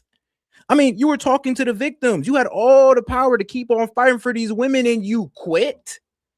I mean, the corruption that's going down. Did Thomas Massie quit? No. Did Rohana quit? No. They kept pushing, but you quit. This is why we can't trust women to be the front runners when it comes to fighting for freedom or equality or justice. Why? Because you quit. And you were there. And you quit. Like, come on, man. How can we trust female leadership when we got y'all doing stuff like this? But vote for a woman. Y'all be quitting. When shit get real. When you find out women are actually getting trafficked, when you find out that there's some like corporate elite like corruption going on, you quit. That's when you fight harder. God damn it, man. Failure and betrayal of the American people. That's what our government is a betrayal and a failure to the American people, and to serve under a president that would treat me so incredibly wrong after I had been so good and loyal to him. And it was just too much, absolutely too much. I haven't changed. Nothing about me has changed, but somehow over a course of a year, the definition of MAGA and the issues that it supposedly stood for changed. And so that's where I'm at. But I know I made the right decision. It was the right decision for me and my family, and it's been a good move. A lot to unpack there. To put a lid on the AOC thing, just this week she was arguing to an audience, some liberal conference she was at, that we need to restore all the foreign aid that Trump has cut off. She was arguing. I was like, oh my gosh, she really completely sold out to the foreign interests. But well, she's definitely running for either Senate or president. Then you can count on that. I wouldn't be surprised if we are seeing a Newsom Cortez ticket in 2028. That's kind of my expectations. Yep. You know, you bring up a couple of the issues right here with MAGA and Epstein, and it does all seem to be connected. You know, live by the Epstein files, die by the Epstein files. Mm-hmm. There was kind of this, it seems like there was this concept that we could insert releasing the Epstein files as part of the campaign culture. Obviously, Patel talked about it at length. Dan Bongino talked about it at length. And then they get in there and it's like, okay, we do get some of the files, but it's like they don't want to do it. It's like it's a very like. Nah, Dan Bongino, bro, he cooked himself. I ain't gonna lie. Went on Fox News, tell us, oh, I seen it. I seen where the proof that Epstein killed himself, the files come out, and I ain't gonna lie. Shout out to that man, Dave Smith. He asked a pretty good question. All right, can you tell us where in the fuck does it show that Epstein killed himself? Because it did not show that in the Epstein files. And if you're telling us that you seen them, you seen the files, then where does it show it at?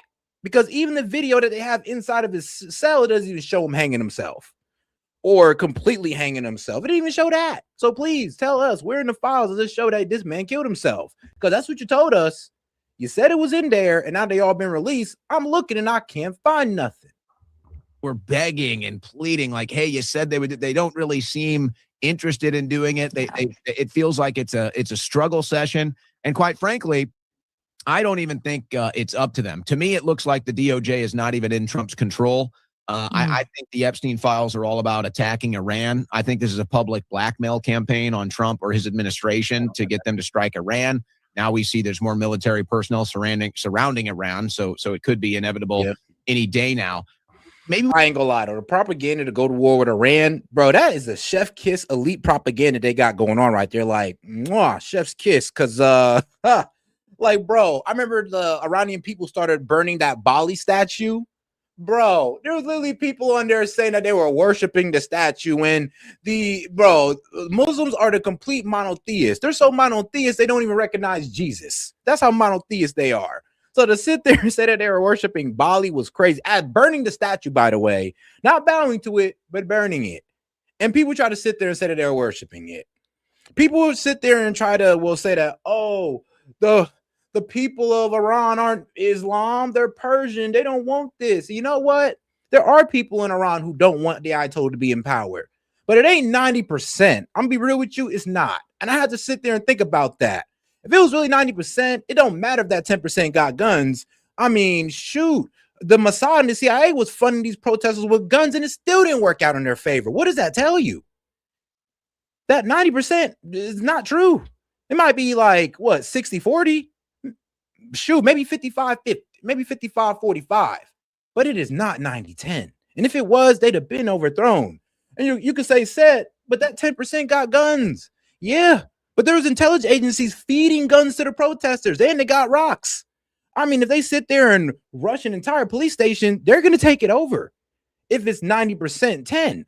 So there's something being told to us that is not true, and it's evident in our faces that is not true, but yet we still believe it. Crazy. We can get back to that because I want to go to something that you just said. It seems like Trump's loyalty only goes one way. It's like Trump's loyalty only goes one way, and that's you have to be loyal to him all the time, and he doesn't really necessarily have to be loyal to you. Now, you had a much more personal relationship with Trump. My relationship with Trump was more activism, more in the media. And I don't have any regrets. I don't take anything personally with that. And before y'all go and say, well, S.E.T, would you like the Ayatollah or something? No, I don't. But when we sit there and pretend like, oh, well, if we go against the Ayatollah, maybe just 10% of the Iranians are going to get killed. No, that's a goddamn lie. If there was only 10% support for the Ayatollah, they'd have been gone. Been gone. By sticks and stones, they could have been gone. By just giving them the proper military support, they would have been gone. But we did that with the protests, and it kind of proved that 90% was wrong. So that's all I'm saying. I'm just saying there isn't enough support in Iran to have a revolution to overthrow the Ayatollah. Can we do it with military force, with the like complete extent of our military force? Of course we can, but it ain't going to be without lives lost. But, you know, people like Lindsey Graham and people on the right will sell it like we can just do them like Maduro. That ain't true. You know what? I don't know. F it. It could be. It could be. We might just have to F around and find out. But I do find it strange, and here's why. And this is also what you're alluding to, which is so strange. How is it that all of these never Trumpers, specifically the loudest being a Ben Shapiro, a Mark Levin, or you can even go and look at the National Review. They did a whole profile story on their cover story. Republicans against Trump, conservatives against Trump. Yep. Dana Lesh was on there, a bunch of people. And now this is like the new MAGA that's gatekeeping people. This is the new MAGA that's judging people, who gets in, who gets out, finger pointing, finger wagging, again, trying to reject us, even though it was our movement that they've now co-opted. Fine, you can have it. It's not what we wanted. So, okay, I guess this is what it is. But it is really strange. It's almost like Twilight Zone now. Every time you look up, it was all the most ardent never Trumpers. We're not just never Trumpers. And guys, let's make sure to keep the stream going, to keep it going longer. So shoot, I'll give it like 12 minutes. Let's get the support up, or I'll be forced to shut down the stream, which I don't want to do. I actually want to keep going, but I'll be right back. In politics, I mean, they were like hardcore anti-Trump. They would insult him. They would demean him. They would be they were nasty. And now these are the people that are all running around MAGA and celebrating how great it is. And the people that fought and suffered for the movement and for Trump are on the outside, got thrown overboard. And it's just like, okay, and now you're mad at us because you're going to lose the midterms? Like, you're the ones that told us you don't want us. You literally said you don't want our vote. You literally tossed us overboard. And now you're going to lose the midterms, and you're going to be pointing at us and blaming us? Like, what the hell? Yeah, no, you're 1,000% right. That is the right way to think. And, you know, those of us that fought the hardest to get him elected, well, we are right to say, no. When things are not moving in the direction that they're supposed to, that we all worked hard to achieve, that we all fought to regain power and control of our government, it's okay, and it's the right thing for people like us to say, no, this is what we promised. We said no more foreign wars, no more regime change. Okay, we have to stick with that. That's what we promised. But as soon as it changed and went in that direction, that's when all the never Trumpers and the biggest Trump haters came on board. And here's why, Owen. Washington, D.C., no matter who is in charge, Republicans or Democrats, it is going to get its way. That's because this government is controlled by major industries. It's controlled by some of the richest people in the world. Those are the highest and most powerful donors. And they donate to Democrat presidents and Republicans. And shout out to my man Chase. He says, "Come on, guys, keep the stream going. Too early to quit." I know, I got a lot more to go, so let's keep the sport going, guys. Let's not forget to double tap that screen if you have any question, comments, jokes, or disagreements. I'll be happy to read it out loud and engage with it. And yes, the StreamYard link is still posted for the naysayers only, because you know I'll have a good 10-minute conversation just to make sure the show doesn't get derailed. And I do want to hear why you hate Trump or disagree with him so much. Presidents. I mean, it's very simple. You can look at the big tech meeting in the White House, Bill Gates, Mark Zuckerberg, all those guys. They become the biggest donors no matter who the president is. And this city is run by those people and those powerful industries and the lobbyists that represent them. And so every member of Congress and pretty much every member of Congress almost, and pretty much the entire Senate is controlled by those same big, powerful donors and those big, powerful industries. And that's why you see what we call the uniparty. That is the uniparty. I mean, let's be real, bro. Some of these politicians don't need their salary that the government gives them, bro. They can just take straight donor money and they'll be good. I mean, the APAC tracker or what pharmaceutical companies pay these people, oil companies pay these people. It literally replaces their entire salary like 5 times over. Sometimes, well, and then on the more common side, 2 times over. Basically, if that senator is getting paid like $200K to do their job, well, guess what? They got a nice check coming from APAC or the lobbyists for the pharmaceutical companies or oil company, a nice fat check for like $400,000, $500,000. I mean, that's just the way it is right now. And this is why I agree with Bernie Sanders and a lot of them when they say we need to take money out of politics. A party.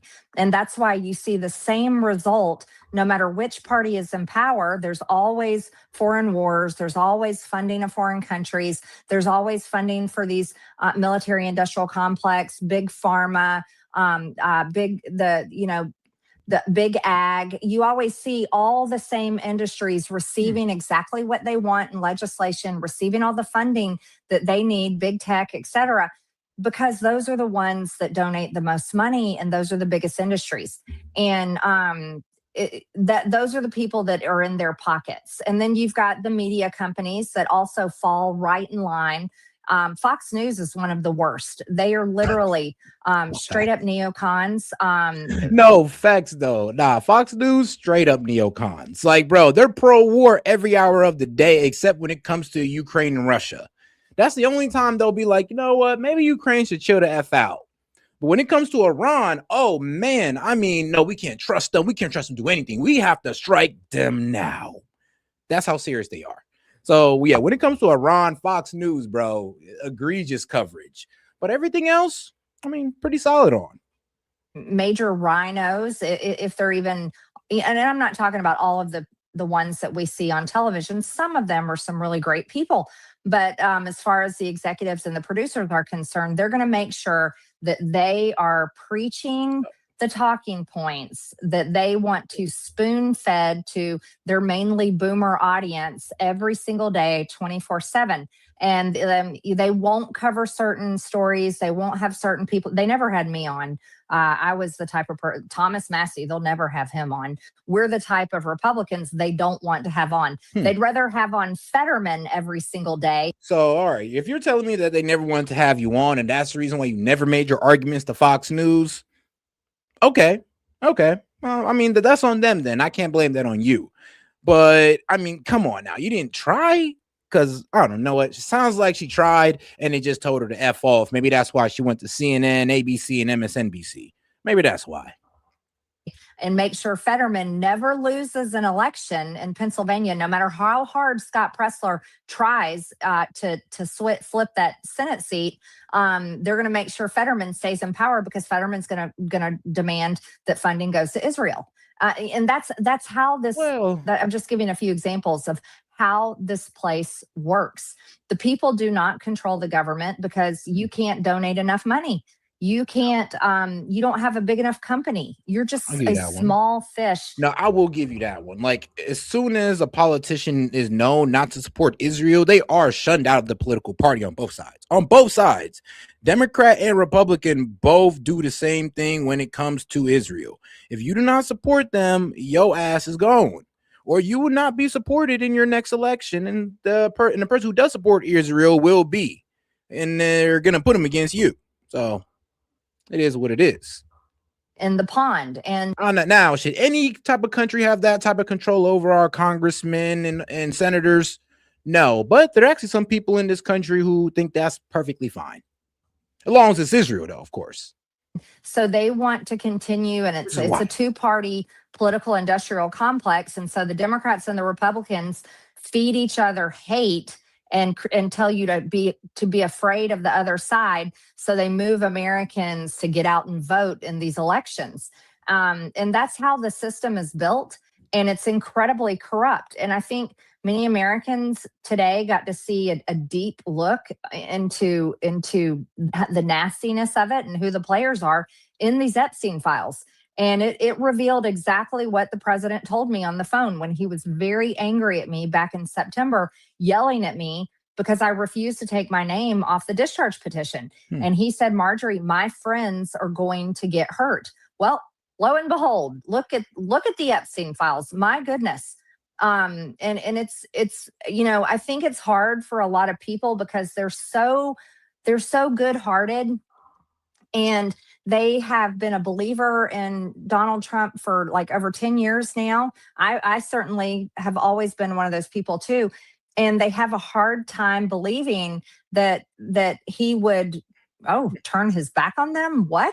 It's hard to believe the betrayal. I mean, it's hard to believe. Yes. The level of betrayal is so high that it's hard to believe. And if you didn't have this mindset, I said this right after the election, I said, take note of this. I said, remember what you stand for, not who you stand for. You got to remember the what, not the who, because if you lean into the who, and I mean, hey, that's a great message, because to me, it was never really about Trump. It was about what I stood for as an individual and how I feel that where our country should go. And Trump was championing a lot of that. And the Democrats, well, not so much. They were championing some things I stood for, but most of it they were against, and they would call me crazy just for like saying it. But on the right, I mean, y'all were more accepting even of some of my left-wing, beliefs.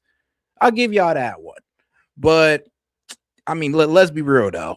Now it's kind of like the right is kind of taking on some characteristics of the left when it comes to taking on ideology or an opinion that they don't like. It didn't start out like that, but that's how it's finishing. We need to change course. We do need to change course. But all right, though, let's go ahead and get over to Delcy Rodriguez. Used ex-VP of Venezuela, but now president of Venezuela because we kidnapped Maduro. Yeah, that lady. Here she is. Let's go ahead and get right into it. I do want to know what she's thinking. Or what's her experience been since we kidnapped Maduro and all this good stuff. Because right here it says that Delcy Rodriguez says Maduro is innocent and a legitimate leader. I mean, look, lady, we still ain't gonna give him back. Well, I don't know, we might, but I doubt it. I think that's dead. Madam President, thank you. Gracias por su tiempo. Welcome to Venezuela, Kristen. Thank you. It's very beautiful here. We appreciate it. Thank you for having us. You met with the Energy Secretary today. What was your biggest takeaway from that conversation? Bueno, primero, es un momento muy especial. Es la primera vez que un secretario de Energía de los Estados Unidos viene a Venezuela. So first of all, we're very happy to have here the Secretary of Energy. It is the first time that we had a Secretary of Energy from the United States come visit Venezuela. Yeah, so the Secretary of Energy is out there in Venezuela right now, pretty much with other oil execs, pretty much trying to break ground with the refinery tasks of Venezuelan oil. So things are popping off as we speak, especially when it comes to taking advantage of their oil. En el caso concreto, yo he planteado que sea una asociación productiva a largo plazo, hemos dicho. We have been discussing the future of the relationship and working together in building a productive relationship for both countries. Okay. And I'll ask you a question I asked the Secretary. Who is in charge here in Venezuela? Are you in charge or is President Trump in charge?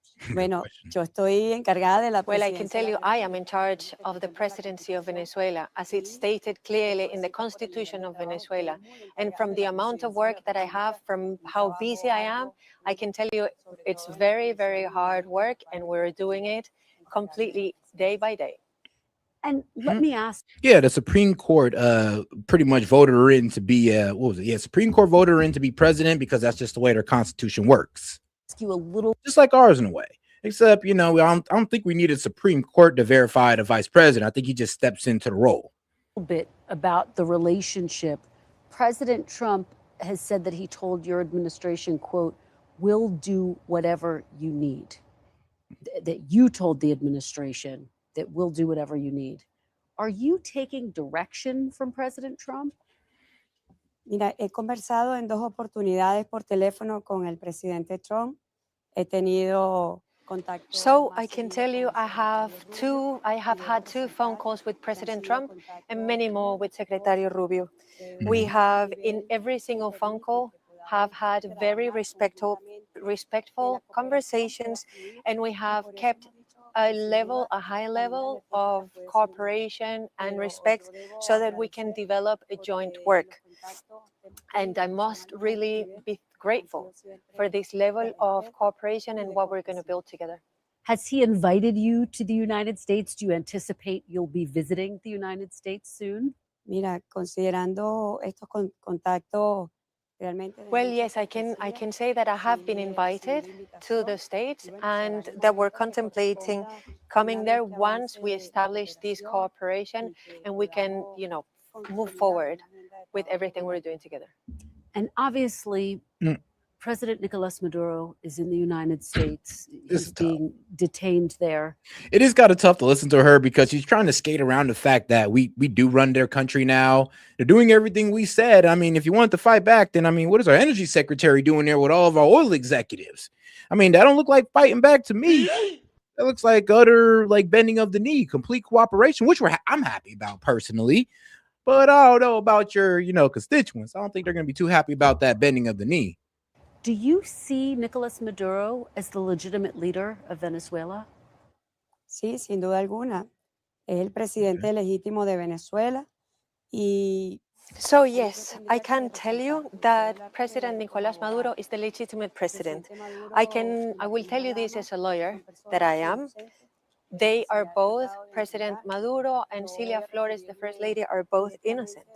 We have, and I will refer right now to the DEA reports that have repeatedly stated that Venezuela is not a relevant in the drug traffic towards the United States. En materia de droga establece de igual manera que Venezuela no es relevante.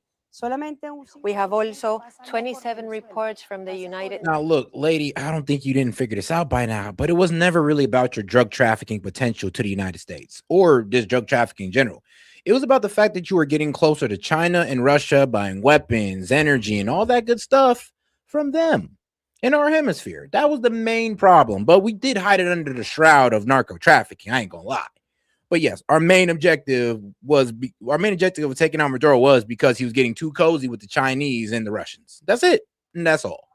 I mean, yes, you could sit there, but you guys said it was about the boats and the drug trafficking. I mean, yeah, but not the main reason. Not the main reason at all. But I mean, hey, it got a lot of people to go along. Did it not? Did it not? All right, then.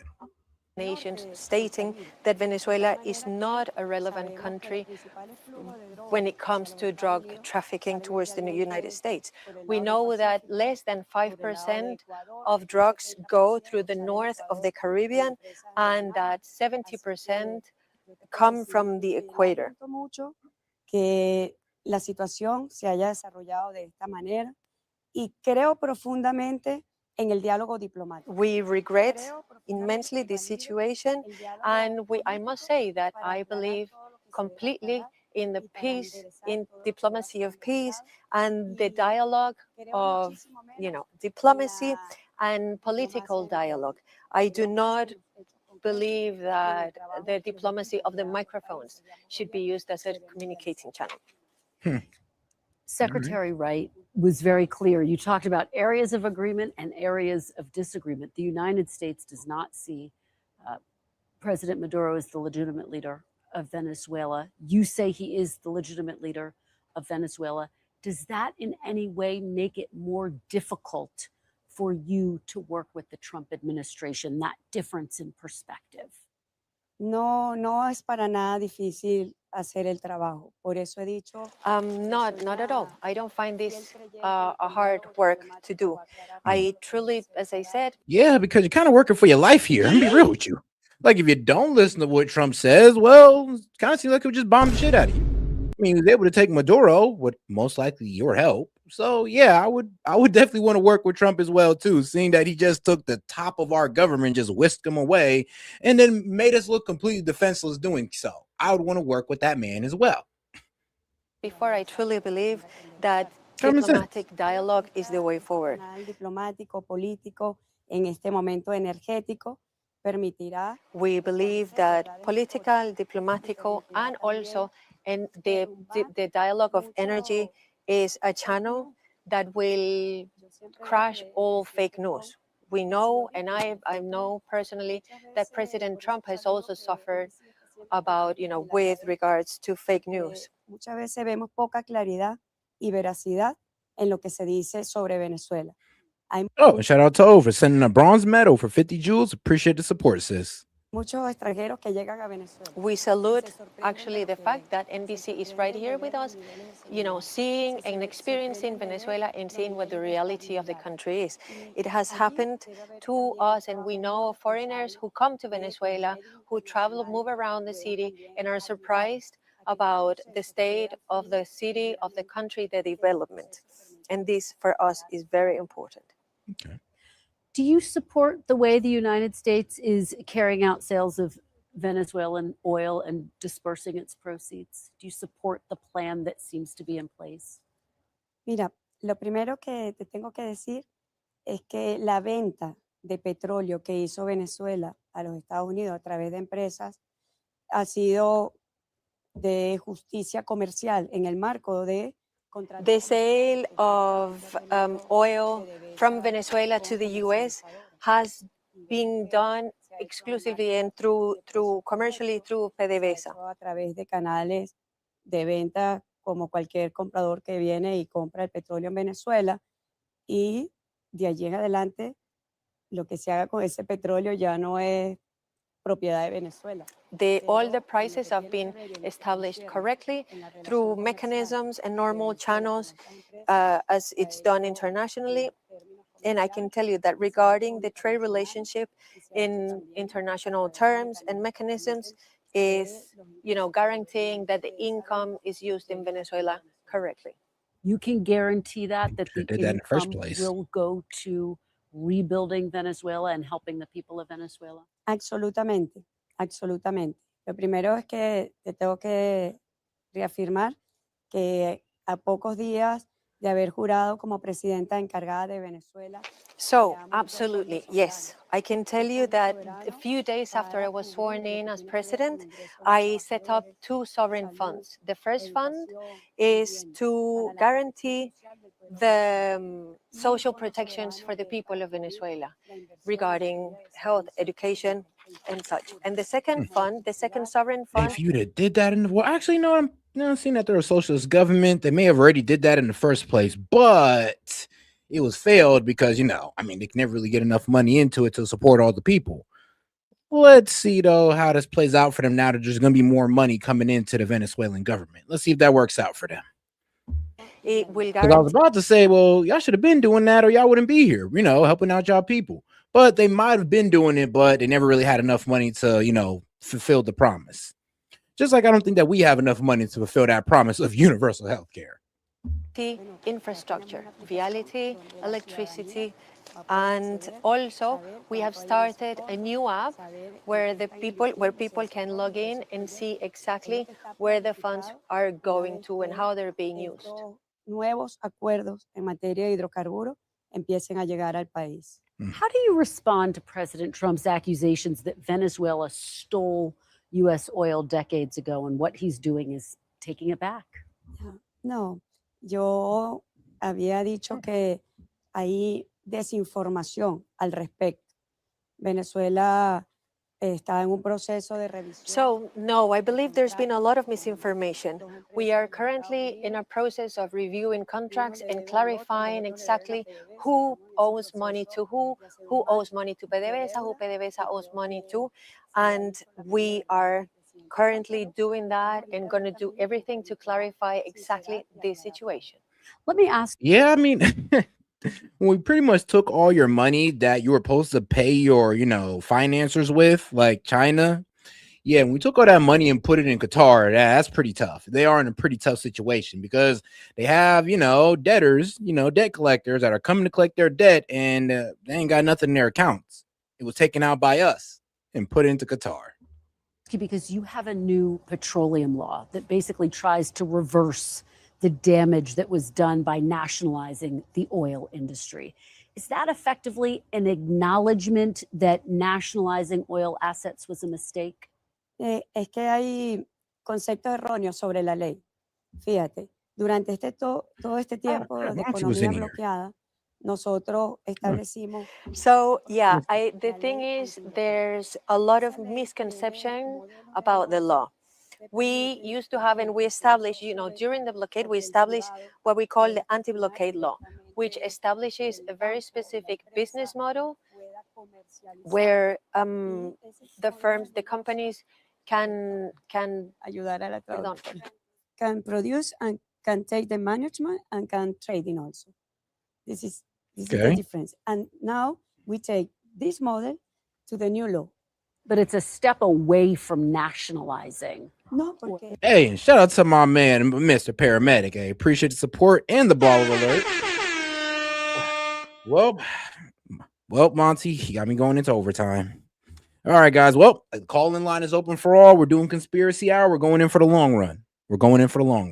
Shout out to Monty, though. He says, thought I'd stop by and say hi. I'm doing clinicals tonight, so I can't come on, but love to see you, man. Also, if it comes out that, Rodriguez snitched on Maduro, you better run my credit. I said it here first as soon as I woke up that night. Yeah, no, that's true. I remember, bro, I think you were the one who kind of brought me to that conclusion, too. We were both just sitting there like, bro, did she just snitch on this man? Because what? She's intact. Everything just happened to fail at the right time. And we just happen to know where Maduro's at. I mean, who else would have that information? But like, well, I don't know. Right-hand lady who was right here giving us an interview as now the current president. Oh, so suspicious, but hey. No, it is not a step away from nationalizing because all hydrocarbons are the property of the Venezuelan state. So what Venezuela is doing is establishing new models of management where Venezuela can handle and manage ways of production and commercialization. Y si me permite, un aspecto técnico. La ley anterior de hidrocarburos que fue reformada. So let me clarify. What we have done is reform the law. We didn't put it out. It's just been reformed, and it's reformed so that the dividends from the investments can have a better return. Tú no puedes medir el retorno de los dividendos para los campos. We know that green fields require a bigger investment, and their return is different. And these fields cannot be treated in the same way as brown fields. Ahí, Catherine, yo he dicho. So I have said before, what we want to do is to go from being the country with the largest oil reserves and go to being a great producer of oil, just like the United States, which produces close to 13 million barrels a day, and even as Saudi Arabia. So we want to produce great amount of oil. Let me ask you about another big topic. To invest in the Venezuelan people. But all right, though, let's go ahead and see what our energy secretary is talking about. Because now we hear what she's saying. Let's hear the energy secretary, who's appeared on the same interview, on the same channel with the same interviewer. So, hey, you can tell they were both in the room together. This man might have been over here tossing her cue cards like, look, this is what you gonna say. Say this, or we gonna bomb your ass. Like right here. Say that. What you gonna say that? Yeah, well, you're working with America to help us get that oil. Fantastic. Okay, cool. All right, now, but let's hear what the energy secretary got to say. Absolutely. Well,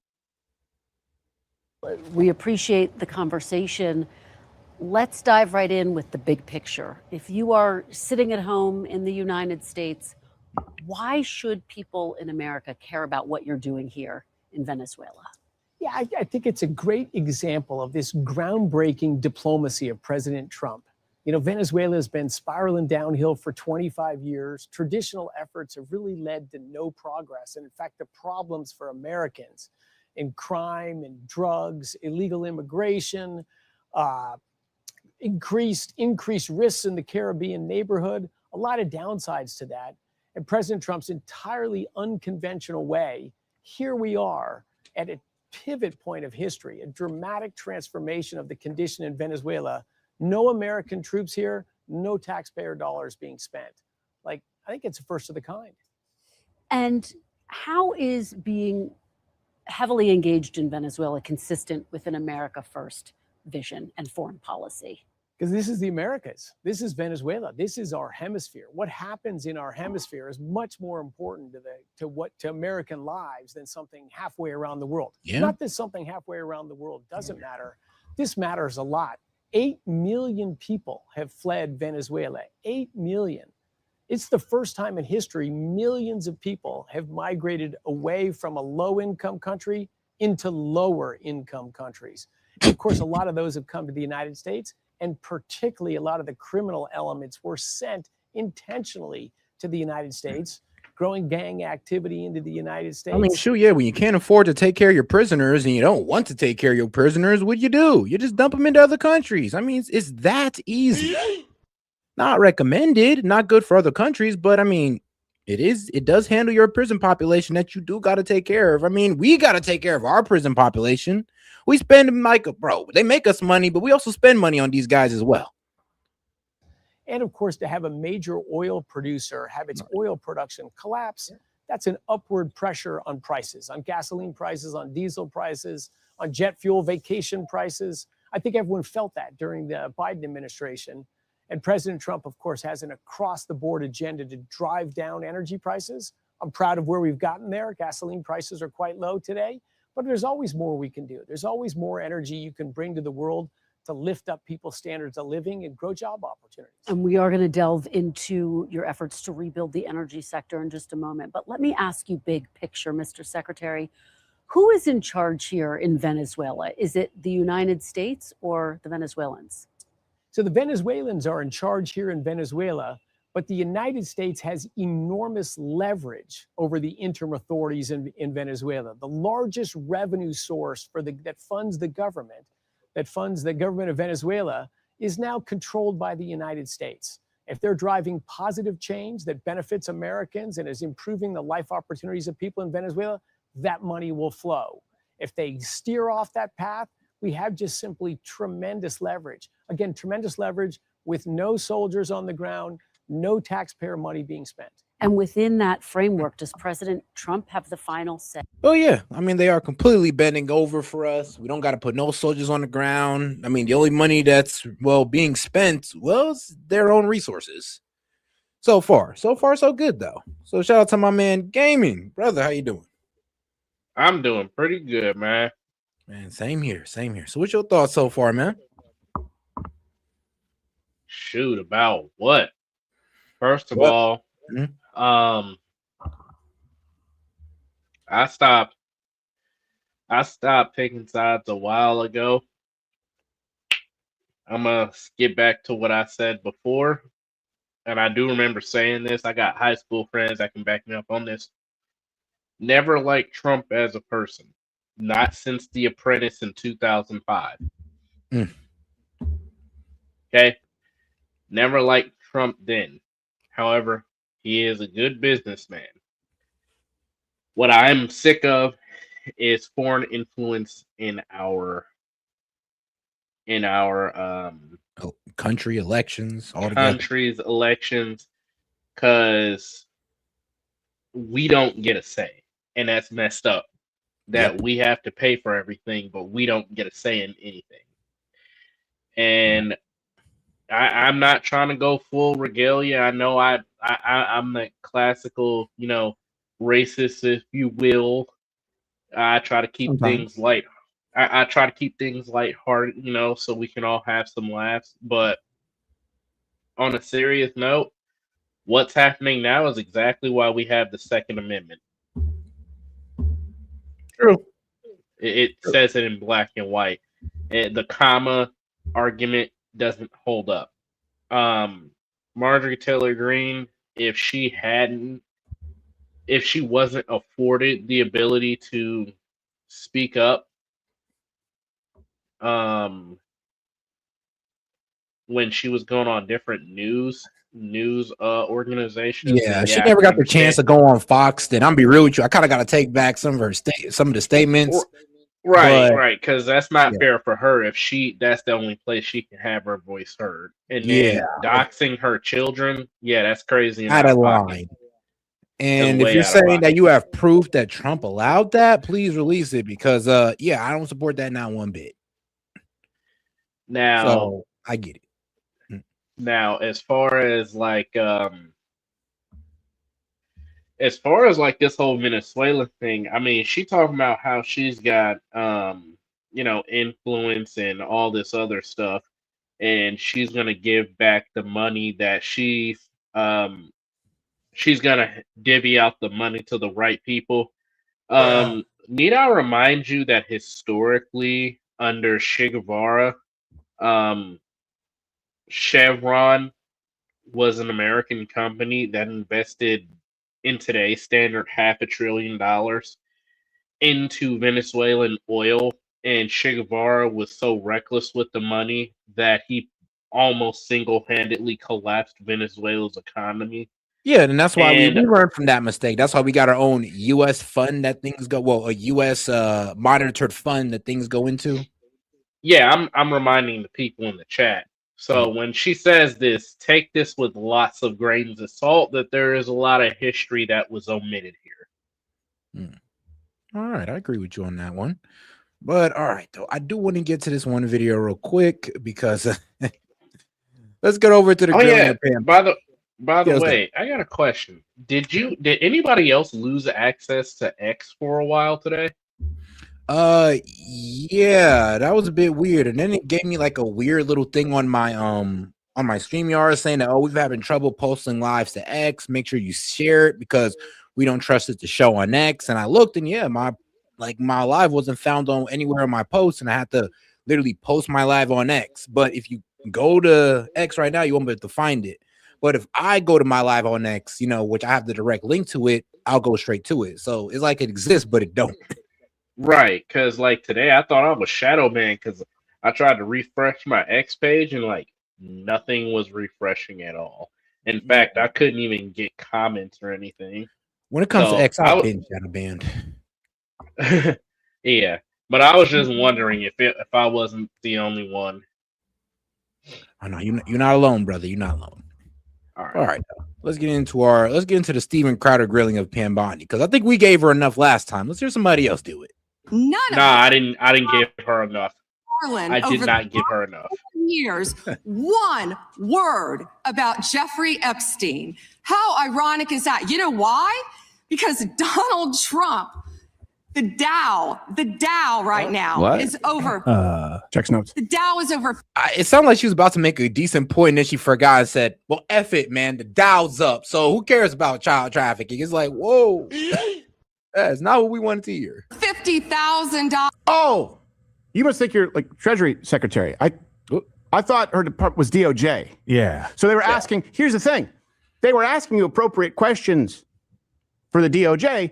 You answered them as though the DOJ isn't under your. You answered them like you was Scott Bassett. Okay.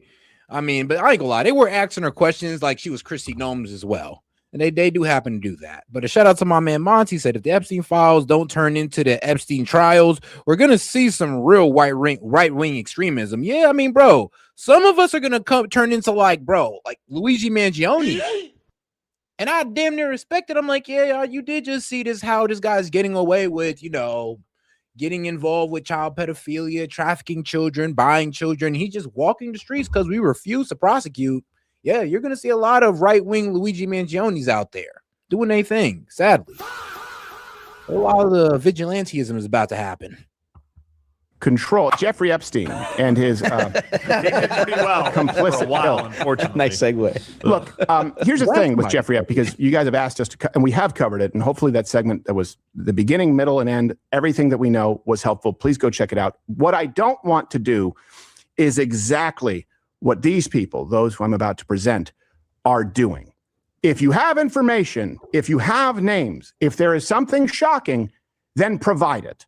Otherwise, shut up. And it seems like clout chasing, and it's constant teasing, and we don't believe you anymore. We'll get to that in montage, including people like Nancy Mace and others. But Pam Bondi yesterday, she was live, and I didn't have the stomach for it.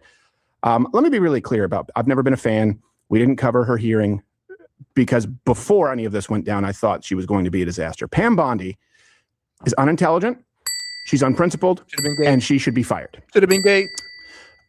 She's not good at anything of note. She's not a good communicator. She's not effective in policy making at all. And I know she's obviously different as a head of the DOJ, but certainly as far as the policies within that department, she hasn't cleaned house. She hasn't answered questions. And yesterday at the hearing, she also did the perpetual victimhood sort of feminism thing with I'm constantly being interrupted. Well, I will tell you, I have to call balls and strikes. She wasn't answering questions, and it looked quite foolish. It reflected poorly on this administration. She needs to go. Case in point, listen to her testimony. They are talking about Epstein today. Correct. This has been around since the Obama administration. This administration released over 3 million pages of documents, over 3 million. And Donald Trump signed that law. to release all of those documents. Okay. He is the most transparent president so far. in the nation's history. All right. And none of She them about to make me start drinking again. Merrick Garland over the last 4 years one word about Jeffrey Epstein. How ironic is that? You know why? Because Donald Trump, the Dow. Yeah, that's Bro, what? You could tell she was Oh, going God. towards a point. She probably thought that point sounded stupid. And he was like, F it, the Dow. I'm like, lady, for real? The Dow? Like, we're talking about kids being trafficked. Who gives a fuck about the Dow right now? I don't care about the economy. I care about who I have to put a bullet in because they're stealing children.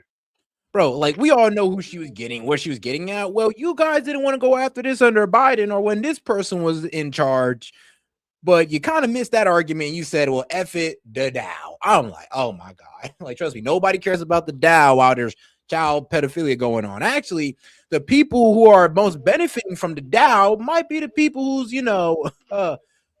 was in cahoots with Jeffrey Epstein. So trust me, not too many people are caring about the Dow. Oh, and shout out to my man Monty. He says, bro, I could have answered those questions way better. What the fuck is she doing? Man, I almost wish you were up there instead, Monty. I'll be real with you. I wouldn't want you to face the grilling, but god damn it, man, I know you could answer those questions better. It was like what we were saying. Oh, go ahead. It was like what we were saying that night we did the review on it. Somebody had to have touched those documents. More than one person had to have a set of eyes on those documents in the DOJ. So the question is, who's concealing what? Yeah, that's true. I mean, I don't know why the FBI, like Cash Patel or Dan Bongino, like, did y'all guys have full access to the Epstein files, or like you did, but you didn't actually go in there and seen it before you went out there, told us that, oh, well, he didn't kill himself, he didn't traffic to nobody, there's no proof. Like, did y'all had all that information when y'all told us that? Or unless they got flipped. Unless they got flipped. That too, exactly. Unless y'all got flipped, y'all got showed them photos of you doing something pretty wild, and you was like, you know what? You got it. I'll go the other way. Donald Trump, the Dow right now is over. Checks notes. The Dow is over $50,000. I don't know why you're laughing. You're a great stock trader, as I hear, Raskin. The Dow is over $50,000. Because it's hilarious. It's hilarious because everybody in unison had the same thought. What the hell does that have to do with this? Anything. Like, what does that do with that? Like, if you were Scott Besson, okay, but you're not. And the crazy part is they're laughing because they're like, what the hell just happened? Literally. No. If you actually hear an argument, remember, she was talking about Merrick Garland, and all of a sudden the Dow, like, bro, even the people in the back of her started cracking up like, okay, she kind of lost her train of thought. It's like she lost her train of thought, guys. It was not a smooth cover up. You gotta be smooth, guys. Remember, like, you lose your train of thought, just kind of fumble around with the same point till you pick it up again, and then just go. Yeah, she kind of just switched to a whole different topic that really didn't make any sense. She'd better off saying, look, I lost my train of thought. I concede my time. It'd have been better if you just sounded like a dumb blonde than a dumber blonde. The S&P at almost 7,000. What? And the NASDAQ smashing records. Americans' 401ks and retirement savings are booming. That's what we should be talking about. We should be talking about making Americans safe. We should be talking about, what does the Dow have to do with anything? That's what they just asked. Answer. Are you kidding? That's not an answer. Good question. Shattered 50,000 for the first time. This is crazy. They said it couldn't be done in 4 years, yet President Trump has done it in 1 year. National median rents have fallen to a 4-year low thanks to Donald Trump. That's why. Look, if these guys were trying to grill Scott Besson on, oh, the stock market is doing bad, then sure, Besson will be able to say that. We're over here talking to you about the Epstein files and your lack of transparency on them. Because, I mean, let's be real. You were trying to tell us that he trafficked nobody, that he killed himself. This is what you sent Cash Patel and Dan Bongino out to do. And now all of a sudden, we're just supposed to believe like you're just this bastion of transparency? No. Go ahead, bro. It's like I hate watching this interview, this committee hearing, because it's so painful to sit through. Mm-hmm. I like to do it because I'll be like, bro, because no, there are some people on our side on MAGA that's literally trying to give her a defense, and I'm like, guys, there is no defense for this. I get it. I get that you want to defend the administration, but come on, we got to call balls. Nah, they down bad. They're down bad. That's down everybody bad. Everybody that thinks she did a wonderful job, she's still not gonna fuck you, bro. I mean, that probably has something to do with it too. There is a credible amount of simping going on. She don't even know you exist, my dude. All right, just go ahead and call her out. She was bad AG, the worst AG I have ever seen. Damn. I'd rather have another Merrick Garland. Okay, well, goddamn. I mean, I wish we got Matt Gaetz. Well, but all right. Well, Matt Gaetz or Merrick Garland or Pam Bondi. We didn't get Matt Gaetz, so it's left between Garland and Bondi. And at this point, I could take a consistent lie rather than a train wreck. It's Kamala Harris 2.0. Bro, if Kamala Harris was AG, sadly. Yes. That's exactly what this is. Incompetence across the board. Thanks to Donald Trump. That's why they want to focus on Epstein and our most transparent president in the nation's history. Oh, you must think you're like Treasury Secretary. I thought her department was DOJ. Yeah. So they were asking, here's the thing. They were asking you appropriate questions for the DOJ. You answered them as though the DOJ isn't under your control, isn't under your purview. This just seems like an allergy to accountability. It does make more sense when you understand that she was using notes from Scott Bessent. So that makes, yes, that's nuisance of fairy. People on audio, that makes no sense. But it's a live show, 11 a.m. So tune in, watch the video at 11 a.m. weekdays. Bonjour, mon ami. Do you have that bad? All right. % off for life. Exactly how to not be taken seriously, but more importantly, this is something that people like Andrew Wilson talk about. I mean, how to set women in high up positions back a couple steps. That's how you do it. That's what she did right there. And this is why men say repeal the 19th Amendment. I'm God. You give those jackasses a really good argument, okay? Get women like that. And sadly, like Marjorie Taylor Greene as well. Because like I said, I mean, you found out all this and you stopped fighting? I'd have fought harder. But it is what it is. I mean, they threaten your son, lady. They threaten your son. You ain't supposed to give up. She may not identify as a feminist. It's the covert feminism of using the tactic of, oh, I'm a victim. I can't believe you won't let me finish. That, and here's the thing, there's an appropriate time to bring that up if you are answering the questions appropriately. She wasn't. It's about as bad as a Broad on the Whatever podcast. I could have finished my answer. There were more than 500 attorneys and reviewers who assisted with the. They asked a question and they don't want an answer. That answers my question, ma'am. The protection of all victims of the victims are protected. So very you are important. protected under. Do you want me to answer or do you want to interrupt? I believe Wexner's name was listed more than 4,000. Yeah, shout out to my man Monty. He said, I like to just sit them all down and ask them to clear this up. Give me something that makes sense. Like there has to be something deeper going on here. There had better be anyways. Yeah, I feel you on that one. If I had to sit down Pam Bondi, Cash Patel, and Dan Bongino, and let's say I'm their boss, I'd be like, bro, if y'all don't give me something in the next 10 minutes, they do not make y'all look like the biggest dumbasses I've ever seen. But y'all gotta go. Y'all gotta go. Bondi gotta go regardless. She's gonna give you a sweet answer anyway. But bro, Bondi gotta go. I mean, you effed up outside the Epstein files. Man, you effed up with Comey and Letitia James.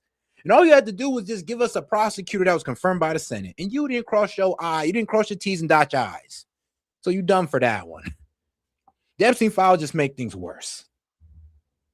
1,000 times about I had. Yeah, I already told you that. This is where he's listed as a co-conspirator. Can I finish my answer? Come on, let me finish my answer.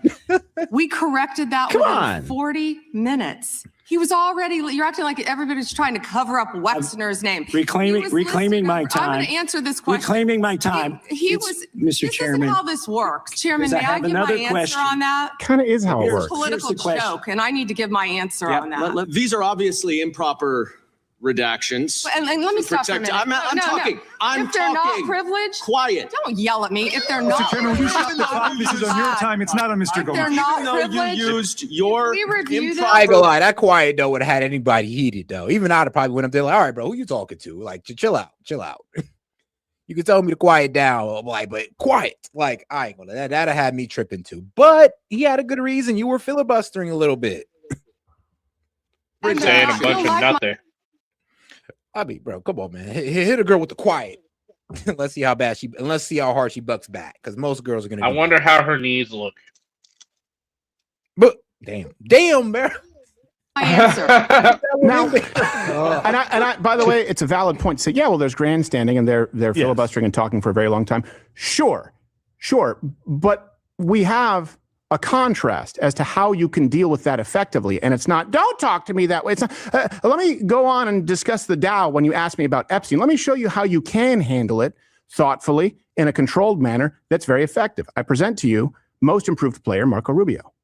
I worry that you are playing fast and loose with our nation. Well, I just gave you testimony here. I just want to conclude by but I just gave you testimony of how well things are moving forward, not as fast as everybody would like. But you also said that in 6 or 9 months, if things don't go well, you're going to have to do something else. And the president's already said that he's not ruled out the military option. And you've also just said that, yes, we are at war. The president has wartime powers. Every president retains the power to use military to protect. It's reasonable for me to ask you. And I gave you a very specific example. Every president retains the right to defend the United States against an imminent threat. Yes, if there are just give you an example, Iranian drones deployed in Venezuela that could threaten the United States, we most certainly will address that, even if it's located in Venezuela. But we hope we don't get to that point. We don't expect to get to that point. I don't think that we're not trending in that direction. That's a fact.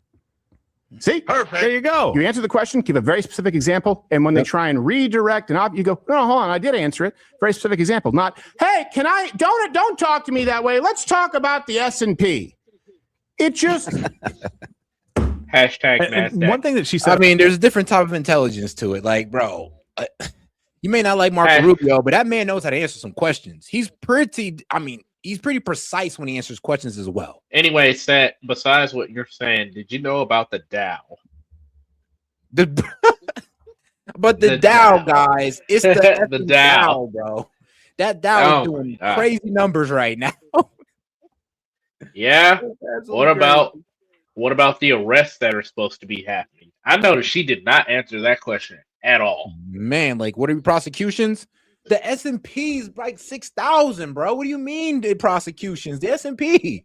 Like, wait, what? And then she sat there with that stupid look on her face when I forgot who it was. He was like, yeah, this problem's been going on since not just Trump's second term, but since Biden, since Trump's first term, since Obama, since Bush. Yeah, that was a Massey.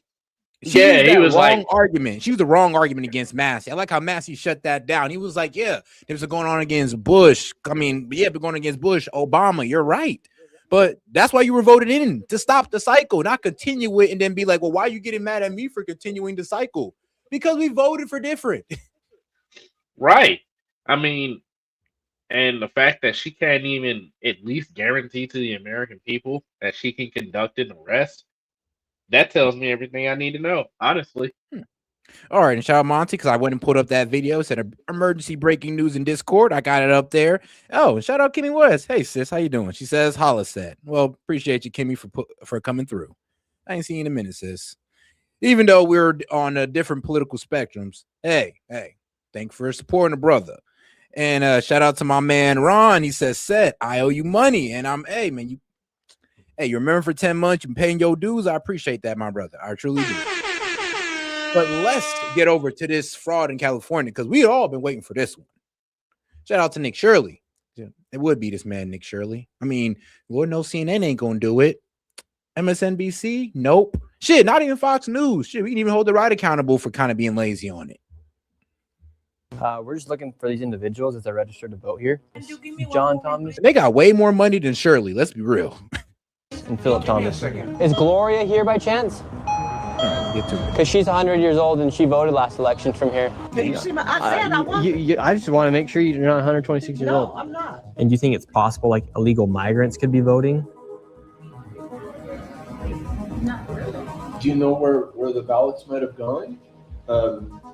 Like for 108 people, that were registered here? When it comes to fraud, most people think about money. However, there's another potential massive fraud story taking place in America. Hey, pause it real quick. One time. What kills me? Like shit like this, it happens, but the owners of the company never get held accountable. Go ahead. You know what's crazy?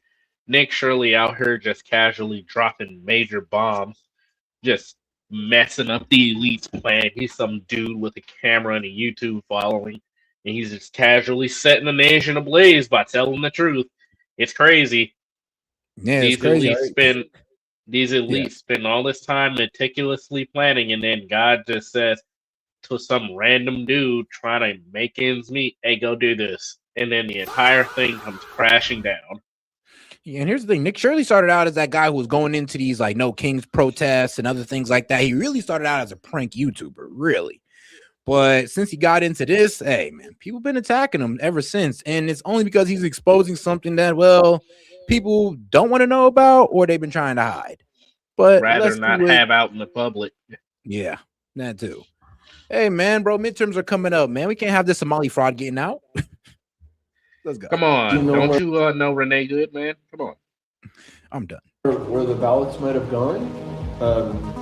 Like for 108 people, that were registered here? When it comes to fraud, most people think about money. However, there's another potential massive fraud story taking place in America, one tied to the most consequential system in our country, which is our voting system. This has to do with everything about who runs the country and how elections are actually controlled. And if we don't have voter integrity, what even are we? And there's one state that is the breeding ground for potential voting fraud, and that is California, where it can take up to 1 month to count all of the votes, no voter ID, and millions of ballots are cast by mail. And with voter rolls that are extremely vulnerable to errors, such as over 200 people who are over the age of 125 years old registered to vote in certain areas. And now to see how easy it is to vote, I headed to the location to register to vote inside the state of California. Now, this is the register of voters right here. And I want to ask him, why don't you need voter ID to vote here inside of California? Hold on. All right, bro. Hold on. He's doing something dangerous. You're investigating voter fraud in California? Oh, shit. I ain't gonna lie. If he come up missing, it wasn't an accident. Bro, if anything happens to Nick Shirley, bro, we know who did it.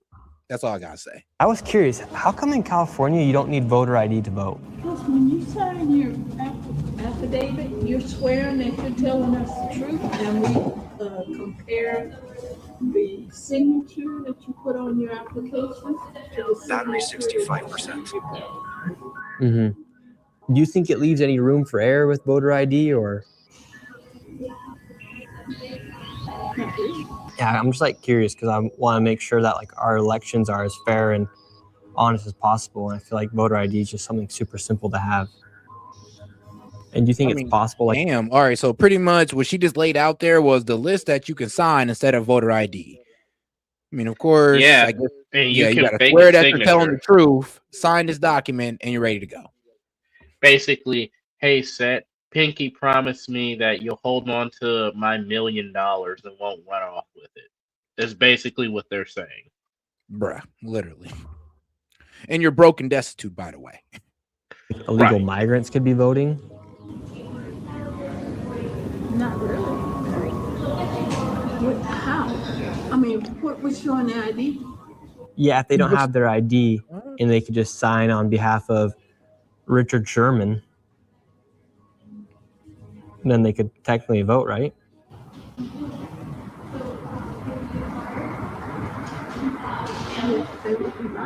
Yeah, but what if they just don't care? Oh, I mean, that's such an innocent old lady. She's like, damn, now that I think about it, they could be doing it, but that would be lying. I'm like, yeah, people Yeah, lie. I mean, they're committing felonies, my dude. Yeah, they lie. You think people that broke the law come... I don't like when people take advantage of old people because they do just come from the most nicest position ever. They don't even assume that you would be lying to them or you try to mislead them in any way. That's why they're the biggest victims of scams, because they just have this, well, be real with you, this trusting nature, which I hate that people take advantage of. I mean, What if, like, when it comes, I was gonna say, when it comes to like voter ID and stuff, it's like essentially what essentially what they got going on here is gaming the system. I mean, Bro, no, what they it got would going be on, they're gaming the system. What they got going on that paper is the biggest, trust me, bro, for our elections. right, and it's like yeah, but that would be lying. It's like, do you really expect people who already came over to this country illegally to care about what our law says? They didn't even have the courtesy to use the front door. You don't even think that's happening. Right. That's how far she going off this. But all right. Richard Sherman and Billy Bob Joe just don't care.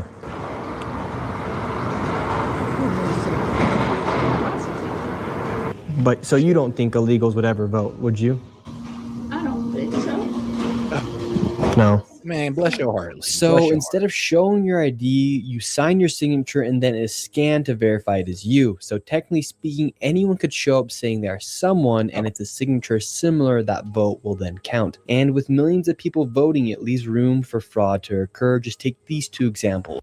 And shout out to Tove on Rumble. She sent in a Rumble rant for $1. She says, let's see here. As a blonde, I'm sick. As a Republican, I'm appalled. As a woman, I'm horrified. I never thought I'd see today a Republican woman would make me hate my own gender as much as Heels Up Harris with her stupidity. Yeah, because we thought that was going to be the end of that when we didn't vote for Heels Up Harris. We thought it was going to be the end of the female incompetence. But with Pam Bondi, I mean, whew. Oh no. We didn't think we were going to get that. I'll be real with you. I knew she was going to get grilled, but I didn't think she was going to do that bad. That's all I got to say. Bad, that was abysmal. Bad is Literally. like, yeah, you had some good points. Abysmal is like, no. Bruh. It's like, man, that's like, I ain't gonna lie, bro. We could have put in there like an amateur that did better than you. But all right. A Southern California woman is facing 5 felonies after registering her dog to vote in 2 elections. The dog's vote was even counted in one of those elections. Those behind the stunt say she did it to show the flaws of the current system.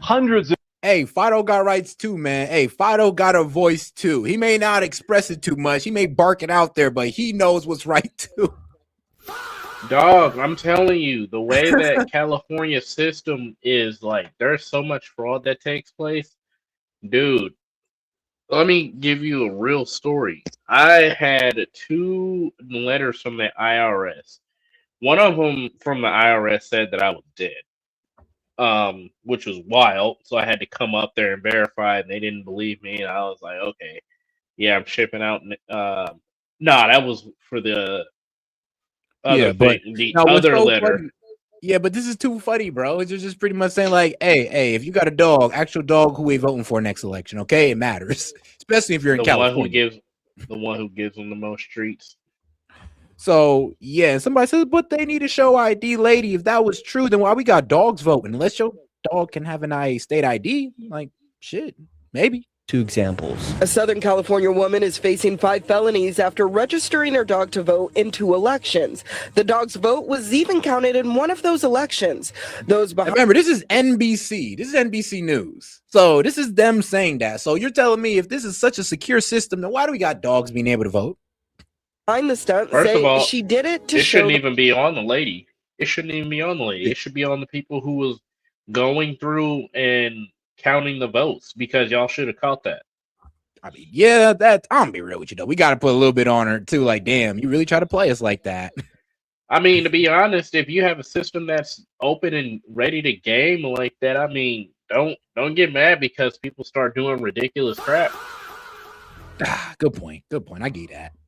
5 felonies after registering her dog to vote in 2 elections. The dog's vote was even counted in one of those elections.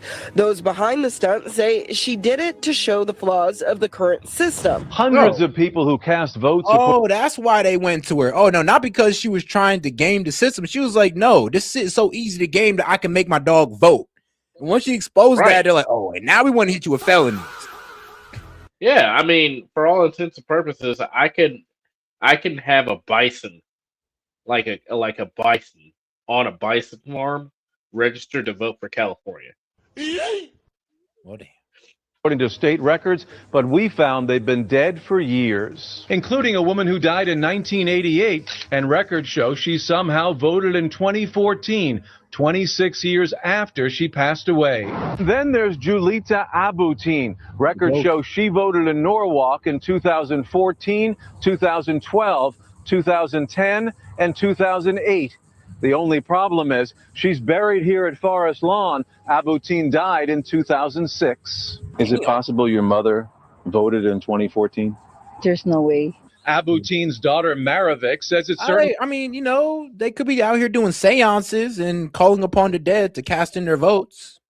No. We're not even gonna afford them that because it needs intelligence.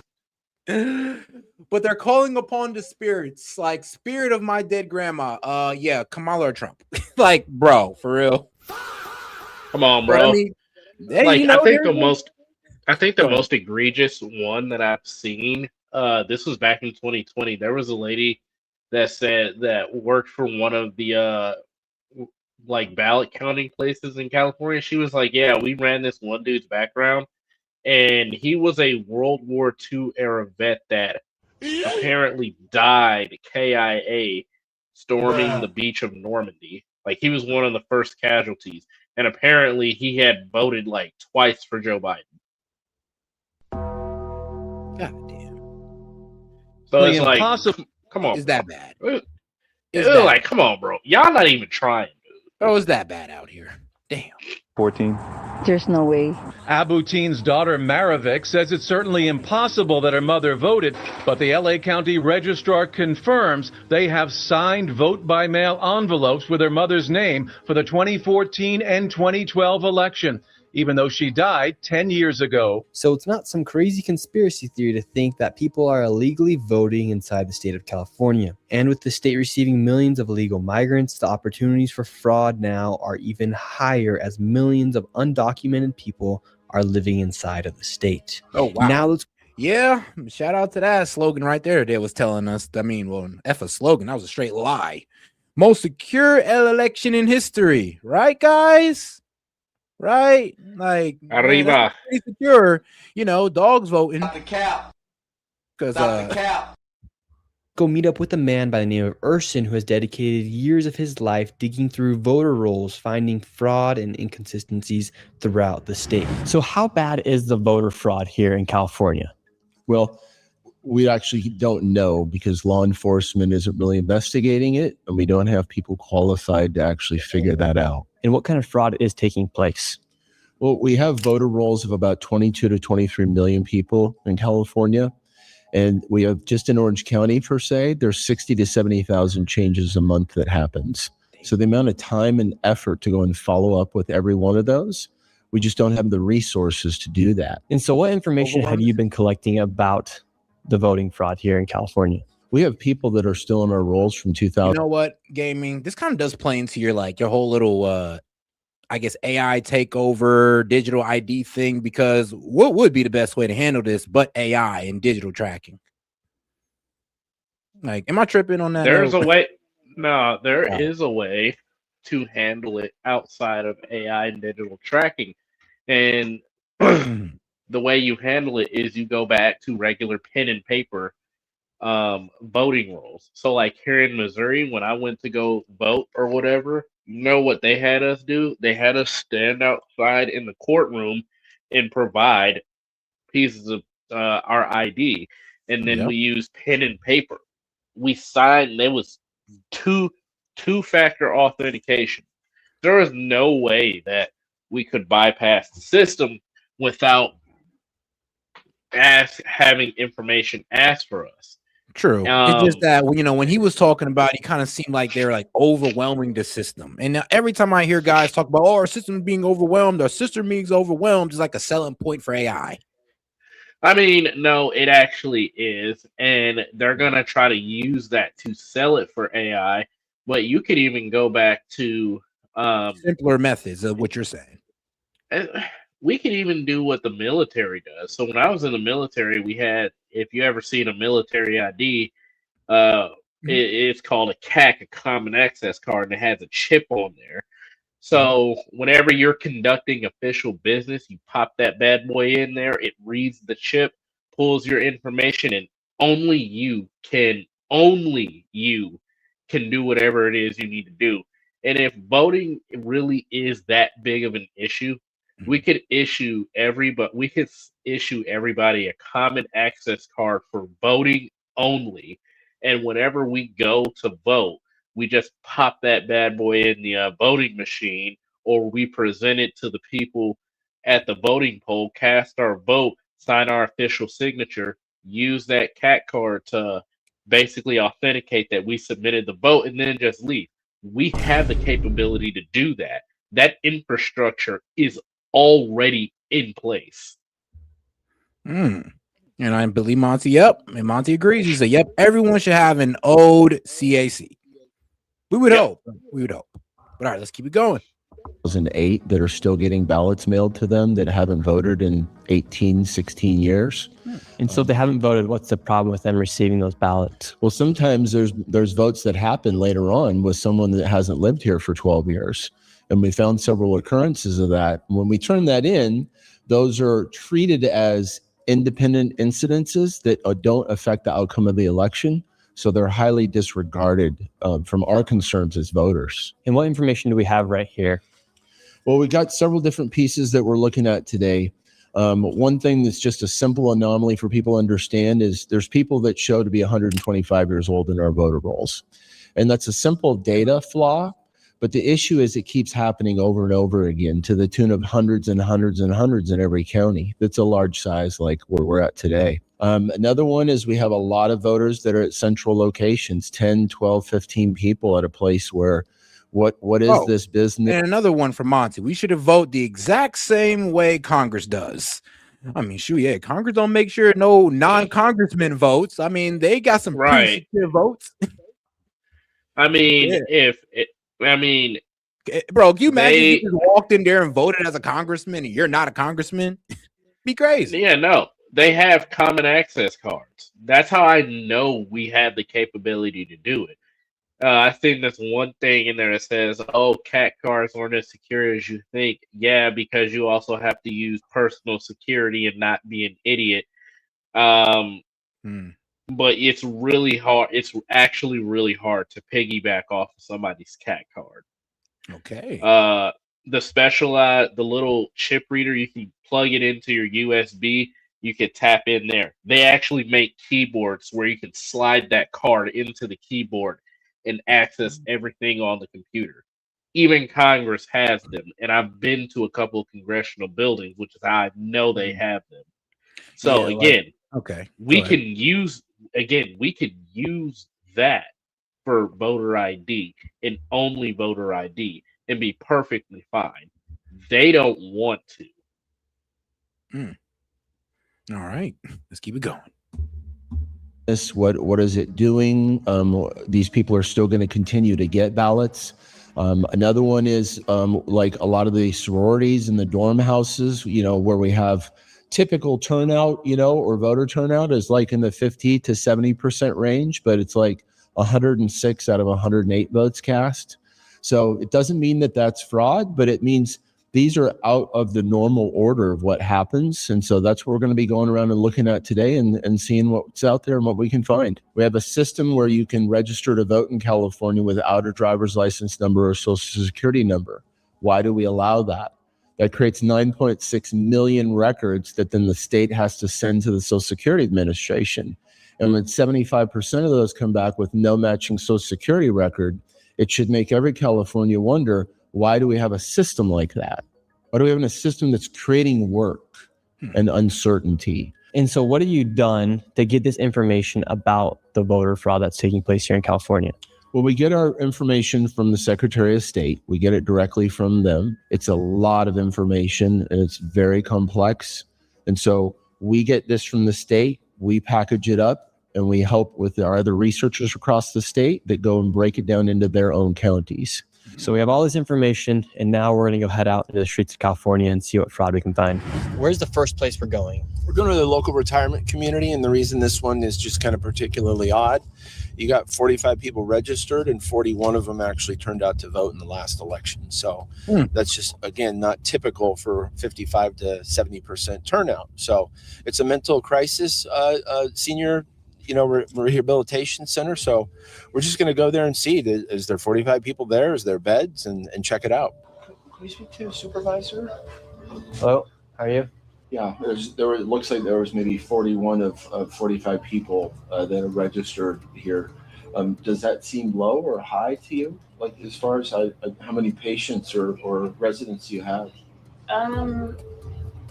That's probably not accurate anymore. So that lady right there said that that's probably not accurate. Right.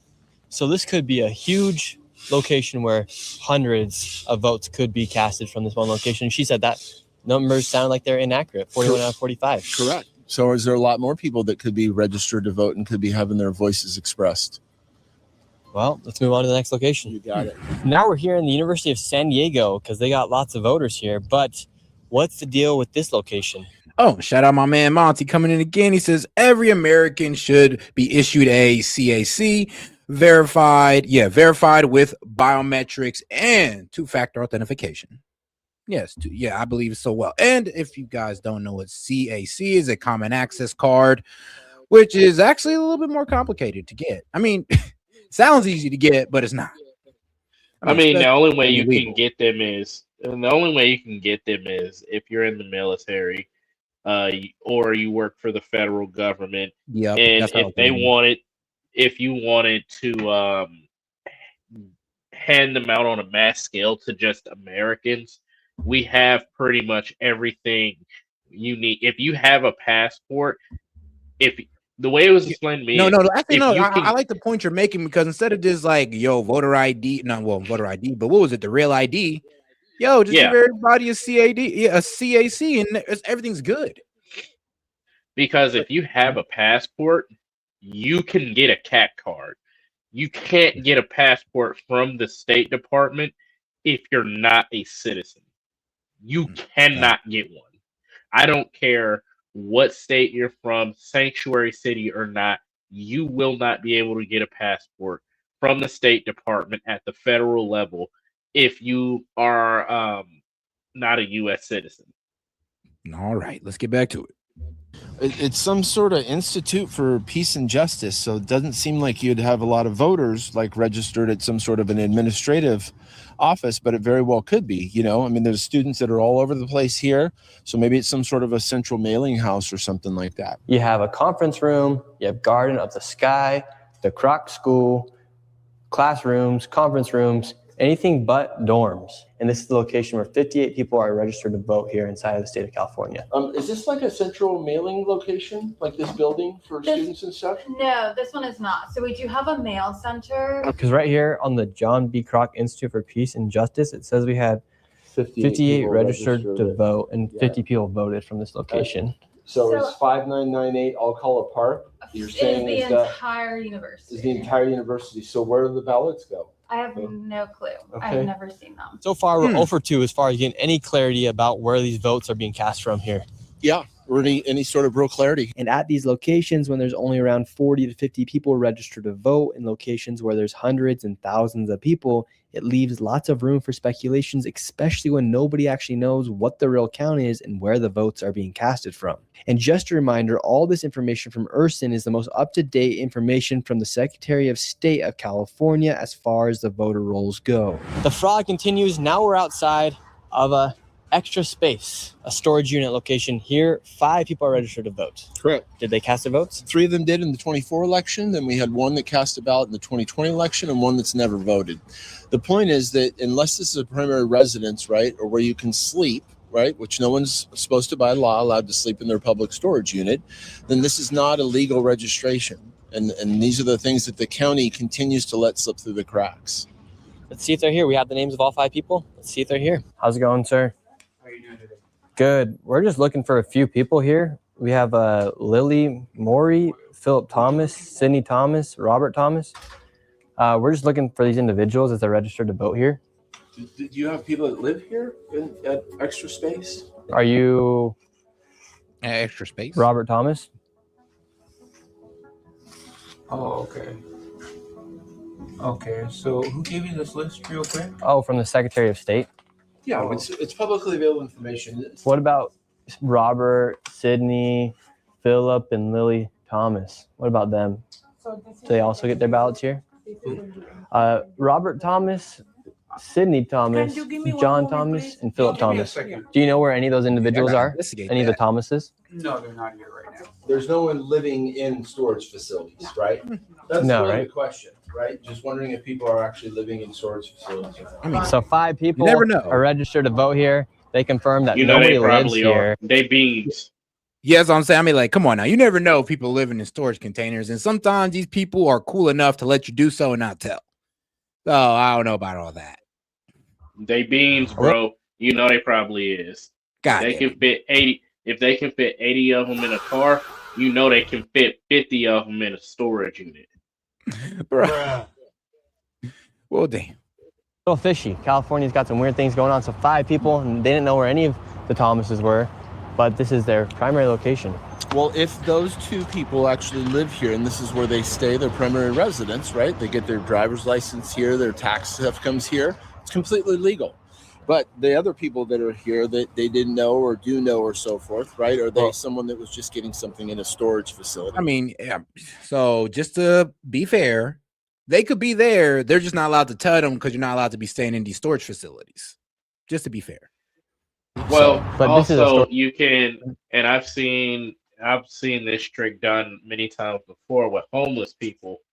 They'll rent out a storage or whatever, and then they'll use that as like a PO box, because any parcel that gets delivered has to legally be dropped off at a certain address, and you can argue that you're just tossing it in your storage every time, and technically they can't deny you that. Okay. Yeah. So there you go. There is a bit of a way to explain what the hell going on here. Or so forth, Yeah, right? so- Are they someone that was just getting something in a storage facility? So But this is a storage facility. There's no apartments here. no, Nobody's living here. I mean, not inside the storage facilities. But if I mean, we don't know that for sure. We don't know for sure. They shouldn't be, but we don't know. the couple that we spoke to is actually this is their primary residence, that would be legal under state law. But for these 5 people that are registered and that cast their votes, okay, And if it's not them, then no, those are not legal. those are illegal votes. And so that right there is 5 potentially fraudulent votes in one location inside of a storage unit. This is super important to understand before we go to the next location. In California, when you register to vote, you must be your domicile location, which is your primary residency. You can then put a different address to receive your mail, but for it to be on the voter registration form and for the voter rolls, it must be your domicile address, your primary address. Now we're going to start going to some of these locations where people have put their primary addresses as PO boxes. In locations like the one we're about to go to, over 30 people are registered to vote at this one UPS store. With this fraud, a lot of these people registered to vote have their primary residency at a UPS store or a United States Postal Service location. Right here, we have over 30 people who are registered to vote, and all these people right here, And I over wanna 30 of them, clarify are something registered to else. vote, and this is their location. Go ahead. All right. So I used to work for FedEx and UPS and Amazon. So I'm very intimately familiar with how their shipping systems work. Shit, who hasn't these days? But go ahead. So when you get stuff at a PO, but this is the one loophole. And it was because there was a lot of homeless people. This is the way it was explained to me. Because there was a lot of homeless people that didn't have anywhere to receive mail, and it was creating a huge backlog for USPS. What UPS, Amazon, and FedEx started doing was allowing people to create PO boxes at the terminal address or a pickup or retail pickup address, and that is a valid address that they can then drop a package off to. This also works backwards for the company. So like whenever I was delivering, we would have overly combative customers or customers who wouldn't put their freaking animals up, we could just drop it off at the PO box and not have to deal with them at all. Mm. So that loophole, it's real gray. Like, I'm really oversimplifying how many things you can and technically shouldn't be able to do. All right, gotcha. A large majority of them actually voted in the 2024 election against Trump and Joe Biden. And right here we have Gloria. Gloria voted in the last election. She's 100 years old. Yeah, born in 1925, still kicking. What do you think about over 30 people are registered to vote in this UPS store right here? Is that a little strange to you? Is it through PO boxes? Yeah. I don't know. What are you trying to do, or what are you trying to prove? Yeah, so you have to re-register where you live, right? Where your primary residence is. And so if you've got a primary residence that's a UPS store, there's a real tiny houses, inside the UPS store for people to live in. Probably. What's your guys' affiliation? My name's We're just Nick citizens. Shirley. Yeah. Could you live inside a PO box? No. So do you think it's a little strange that here in California you have lots of people who are registered to vote from these PO boxes? Meanwhile, you don't even have to show your ID when you go and vote. I don't want to be part of the whole MAGA storyline. Thank you. This isn't a MAGA storyline, man. This is just a straight up fact. Wow. So that's Yep. what y'all think about it. As soon as we talk about voter fraud, oh, that's MAGA. As soon as we talk about, I don't know, maybe immigrants working inside factories and all. Oh, no. Whoa, I'm going to get involved with that MAGA stuff. No, this shit is really going on that affects you too, lady. So That's crazy. that's where- So that's what they and think that's- about it. And that's Think about why it. You I can said, dismiss anything if it's like, oh, this is part of MAGA storyline. Go ahead. and that's why I said, the PO box situation is very, very gray because it's not the same for state to state. And technically, while what he is saying for voting purposes, it does have to be like a domicile area. Technically, a PO box can also be an extension of your house. Yep, that's true. So it's if fraud is going on with PO boxes, unfortunately they are being smart about it. Yeah, they are. I'm gonna be real with you because it's just like, yeah, that's kind of hard to prove though. To sit there and be like, oh, well, they're doing this for voting fraud. I mean, they could be doing this because they're a busy person and they go a lot of places. Right. they might miss And it. that's the other thing is if like you can do something which is called a handoff. So let's say I'm in another state and I send in or like when I was in the military and primaries rolled around, a lot of us sent our stuff over to the Navy's PO boxes, and sometimes you would have a lot of people's mail in one PO box, but that PO box is assigned to like an entire command. So then Wow. people go and they pick it up and then they disseminate it to the states. And depending on the city or the region or the municipality, it may be set up like that. Again, this is a great area, so you have to really actually take that, not with a grain of salt, but you have to like look at it through that lens. All right. Now we're going in. How are you guys doing? Oh no, I mean, like, now there's somebody in the chat who's kind of being ignorant. Like, oh, yo, shout out Monty for kind of taking him out there, but Cap, you're wrong. Remember, at the beginning of this video, they proved, actually NBC proved, I mean, you can find this story where somebody registered their dog to vote and the vote went through. So this isn't something that's already been proven that there's voter fraud going on in California to the point where you can register your dog and have them vote.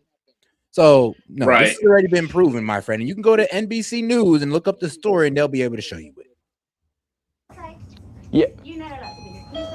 Could we talk to somebody? No. This is super important. Yeah, can you step outside? It has to do. Instantly kicked out is crazy though. Wait, where did they go to? Oh, the UPS. Of course. This is just the straight up facts. Now we're going in. How are you guys doing? Yeah. Could we talk to somebody? No. This is super important. It has to do with our elections here, ma'am. Who are you? But go ahead. They probably recognize him from the video. Yeah, most likely. Can someone come and talk to us? Is Gloria here by chance? No. Because she's 100 years old and she voted last election from here. All right, so they won't even speak to us. Do you know Gloria? She's 100 years old. She voted. And I always do say, I get it. I get the face, guys. But when you sit there and don't answer his questions, you kind of make yourself look guilty. And I know that the Democratic base will sit there and defend you guys, go like, oh, well, you know, F this guy. But it's really retarded when you sit there and ask a reasonable question, and all you can do is sit there and get outraged. You cannot be mad. You wouldn't, like, let's be real. If this was an investigation to MAGA, you wouldn't accept that. So why are you accepting it with your own? Because this is retarded. She's like, I'm be real with you. Even if I hated Donald Trump, I would have to sit there and be like, yeah, this is wrong. This is wrong. Somebody 140, what, it hasn't been investigated? We ain't cut off their stuff yet. Like, just, I'm be real with you. Just be real with y'all seeing. We're not telling you just to go out there and vote for Trump because of this. Election here. She's supposed to live in one of these PO boxes. Well, no, I have no idea. A little strange, right? Sir, have you ever met like a Gloria or anything? She's supposed to live in one of these PO boxes. San Diego? She voted. No. No. I don't know. No idea.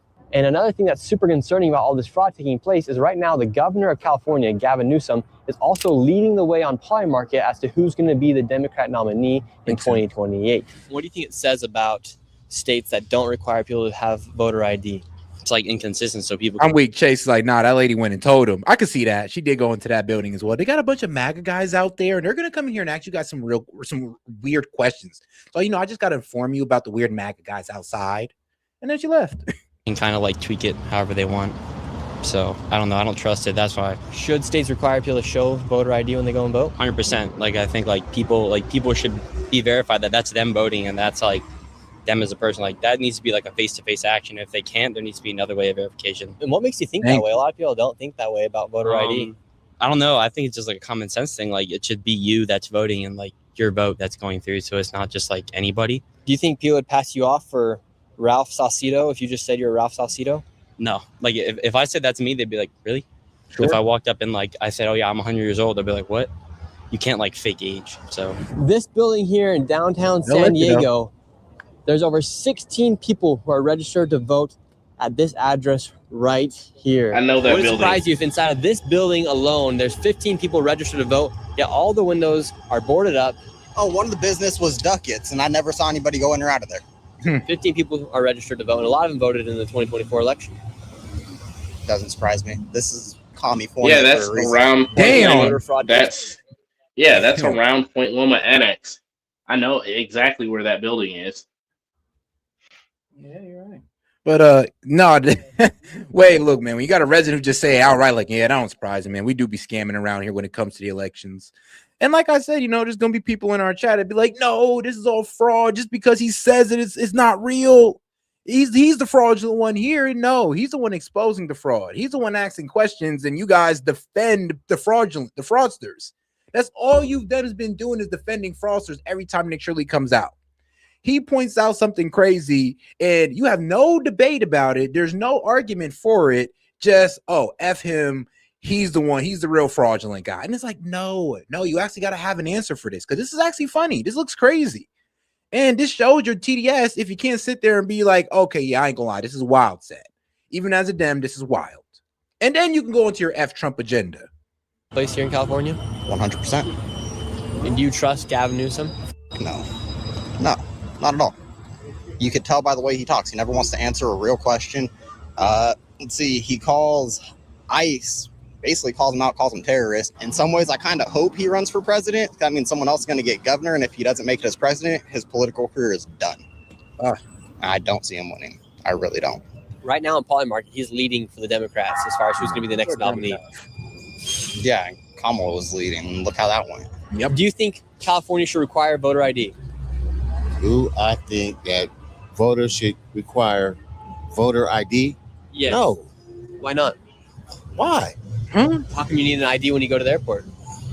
I don't know why you got to do that either. So do you think it's possible to have Somehow elections here in the United States if people don't prove who they actually are by giving their ID when they go and vote? Let him answer. Do you think California should require voter ID? Do I think that voters should require voter ID? Yes. No. Why not? Why? How come you need an ID when you go to the airport? I don't know why you got to do that either. So do you think it's possible to have fair elections here in the United States if people don't prove who they actually are by giving their ID when they go and vote? That's too. I can't even answer that because I'm like this. If you hear, you can vote. It's just too much paperwork. Too much paperwork. Go ahead, bro. Go ahead. You can respond now. This is a type of part. First of all, he didn't even repeat the question back right. Let's get that up. Retard alert. And then second of all, this is the type of person. He said, "I don't know why we gotta do that either, bro. All you gotta do is just they gotta make sure you ain't a lunatic, you aren't wanted, right? And then these are the people that are allowed to vote. Just remember that, guys. Look, man, but bro, if you hear, man. Homie straight said that's too much paperwork. So what? Filling out job applications is too much paperwork? Probably why you riding around here with 2 McNuggets and a bike. Like, bro. Yeah, like, my guy. Come on, explains bro. a lot right now. Come on. I just had to let that man finish answering that because I was just like, ain't no goddamn way. No effort. Oh man. No effort. None. No critical He didn't thinking. even try. Shout out to our man Castro. He says fraud on the taxpayers paid for voter fraud. Yeah, fraud on the taxpayers. Yeah, pretty much we paying for voter frauds, and that would be a rigged election. But we cannot prove that is not yet. For some reason, though, we're proving it in very small numbers at this point. Though, let's be honest, we're proving it in small numbers. Yeah, too much bureaucracy, too much. Like, oh my bad. Go ahead. Oh, I was gonna say, don't forget they're spazzing out because they're looking into the 2020 election fraud. True. I mean, remember, the Dems were spazzing out as soon as they kicked in the doors in Georgia to get their voter information. And they really start tripping when Tulsi Gabbard pulled up. Apparently, that was a huge talking point. Wait, what? Why you gotta be up down there? Why is the DNI gotta be down there, huh? Why you gotta be down there? You don't trust American elections? No, you guys can't even handle money right. Not right now. Please don't gaslight us. But all right. Stuff. It's just too much. So when you go vote, you don't want to show your ID? Nah. Heck no, for what? To prove that you are you. I mean anyway. Anyway. So no ID? Nah. What if I Allowed to want to vote. vote on behalf of your name? Why would you want to do that? Tell me why I want to do. Oh, yeah. There's powerful niggardry at work here. Man, that's all I gotta say. Do that, and then I can make a decision.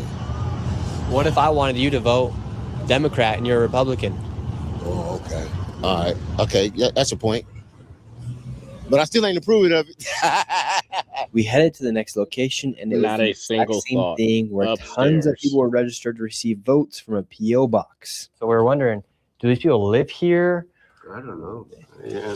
Like, are they living inside the post office? This is the address of the post office, right? Yeah. This isn't like their mailing address. That's like their actual registration address. Do you see ballots that have like PO box on them and things? Yeah. And it's not a problem if someone is registered here to receive their ballot, but if this is their primary residence, that is a problem. And that's what the case is for all these people right here. And it's an illegal registration based on state law. Because this leaves a lot of leeways for people to vote fraudulently, whether it be ballot harvesting or them just voting on behalf of somebody else. And that's the thing that we have the greatest concern, right? 23 million ballots go through some process. This is one post office in one city, in one county, in our entire state, right? So it just has an exponential impact when you add up all the little small things that are going on. As you can see, there's a lot of issues with these voting rolls and a lot of inconsistencies. And one of these inconsistencies is people over the age of 100 years old that are eligible to vote. For instance, there's a lot of people over the age of 125. And in this video, we just filmed around a 15-mile radius. So imagine what it's like all across the state of California. And now let's go see if there's actually 126-year-olds voting in California. Are you Doris? She's right here. Yes. Hello, Doris. Yes. How are you doing? Damn. We're just going through the voting rolls here, and we're just confirming anybody who's above the age of 100 years old. And right here, it says you're 126 years old. No, you got the wrong house. Are you Doris? I'm about to say, I mean, damn. I I'm mean, dead. bro, because I ain't gonna lie, I'm like, damn, Doris. I'm like, when Doris actually pulled up, I was like, hey, yo, she's 126. Shout out Doris. But she's like, hold on. Now, that's not me. That's not me. But I was about to say, like, nah, Doris shout out. got that juice. Well, I mean, you 126, still able to talk, walk to the door, and all that crazy stuff. I mean, shit, man, what's the secret? She not blind, nothing. Like what? Man, I mean, nah, she like that was the She out here case. look- Doris might need to start giving out some secrets for the rest of us. She looked good for 126. Like, man, The wrong house. I'm Doris, but you got the wrong place. That's the wrong information. All that stuff. No, that's could wrong. be the wrong information. Oh, here, I can show you if you like. No, it's just that it's wrong. How come you think here in California they're just messing up on all these voting rolls here? I don't know, because I don't know what you're talking about. Yeah, it says he voted in 51 elections, Doris. Whoa. No, not me. Really? I'm not no 100-some years old. I know. I said I wasn't. I just want to make sure you're not 100. I'm sorry, but wait. Bro, let's be real. This could be something that's been going on for, decades. Like, this might not be something new. This might actually been something that's really, really old, but it's gotten so egregious to where it's like noticeable now.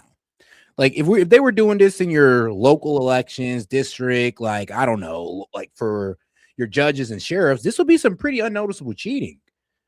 But it does seem like, bro, since they tracked it for 51 elections, bro, this might have been going on for a while. 126 years old. You see how she responded? Yeah, it really does say you're 126 years old here. No. Says- Who did this be 126? That don't even make sense. I know. That's what the Secretary of State says. Well, the Secretary of State is wrong. Okay, well. Put it like this: I was born in 1940, so you figure that out. All right, Doris. You have a good evening. Hold on. She said even told the last time she voted. It was in 1940. Damn. But hey, said that you voted way more times after that, apparently, in different elections. So I don't know. Maybe she might be forgetful. She might, I don't know. You're right. I might have voted in 51 different elections. I just forgot. It. I know. Stop You're right. it, That's Sid. bullshit. That's No. bullshit. All right, so this lady's named Virginia. I'm trying. She's 125 years old. She's voted over 55 times, and she's active on the voter rolls here in California. Let's see if she's home. Hi, how's it going, sir? Doing good? No, I'm cooking. Okay, well, I'll be quick. I'm just looking for Virginia, 125 years old. 125 years old. Yeah, she's registered to vote at this location right here. Is Virginia here? Yeah, but she ain't no 125 years old. Really? How old is Virginia then? 80. 80. Well, here on the state of California, she's 125 years old, and she's voted in 55 elections. Nope. Is there another Virginia? No, not here. Virginia. How many? You said 145? No. 55. On the state All right. 125. of California, she's 125 years old, Okay. 120. and she's voted in 55 elections. Oh, wait, 55 elections. Okay. Nope. Is there another Virginia? No, not here. Dang. Virginia. Now, hold on, guys. So elections. Let's not forget though. There are many elections, like for sheriffs, mayors, governors, congressmen. Outside of the presidency. So there could be a way to substantiate those numbers within that time. But there is no way to substantiate or even prove, honestly, to have any excuse for the fact that she's a 80-year-old woman, but they got her marked down as 124. I mean, damn, y'all been using her name for 124 years to cheat before she was born. Like, make that make sense.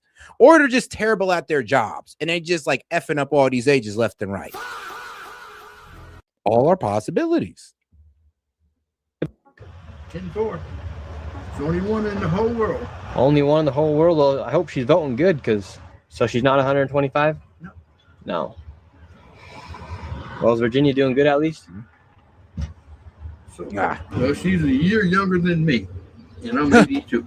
Say Go tell Newsom she ain't 125, she 81. Okay. Awesome. You do that. Have a good one. Do you see what the problem is? Every location we went to inside this video, there's something wrong with the voter rolls. Whether or not the person's 125 years old, it actually doesn't matter. The part that matters is that the information is wrong on the person who's supposed to be voting here inside the United States. And the other locations, yeah, there might just be like very, very sloppy, honestly, filing, reporting. Like, you know, it doesn't have to be exact voter fraud in this case because they're just getting ages wrong.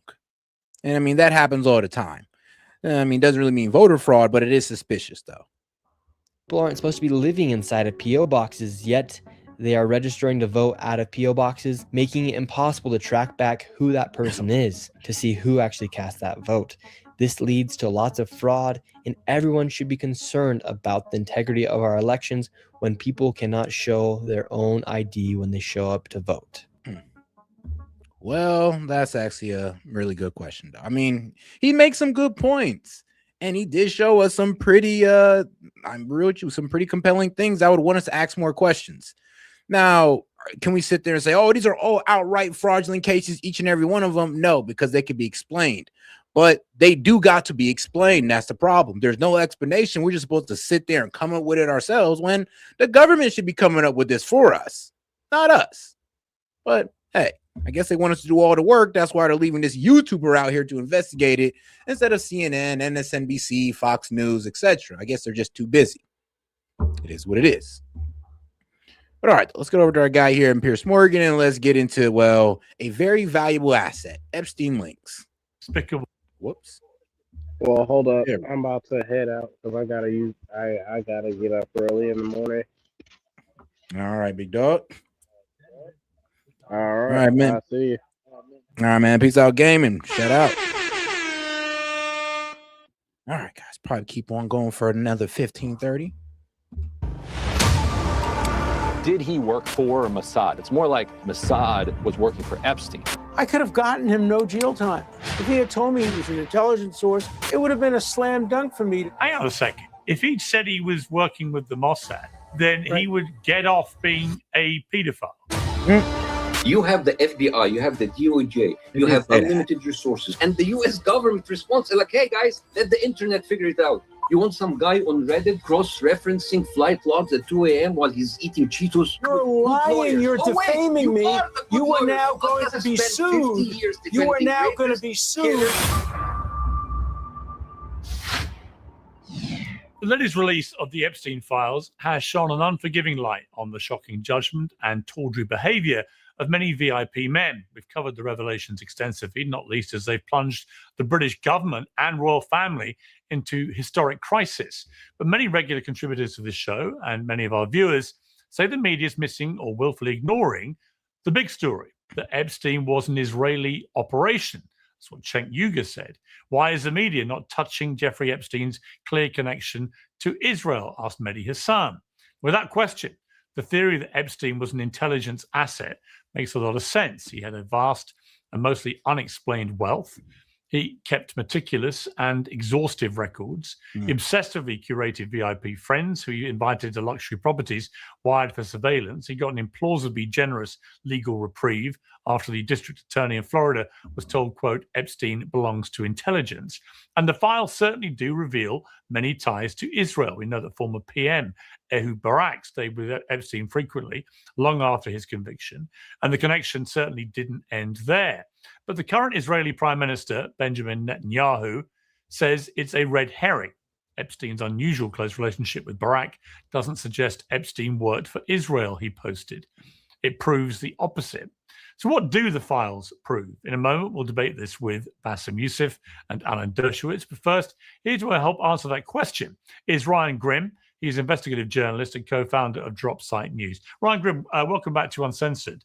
There are so many files here, and I have noticed just on an almost daily basis now, there's a lot of stuff in there about Israel, about Ehud Barak, about Epstein, and people are beginning to put all this. I mean, yeah, he had a lot of connections to Israel, a lot of connections to our to the Mossad, a lot of connections to the CIA, of course, and of course MI6. We're not just going to put it all on Israel.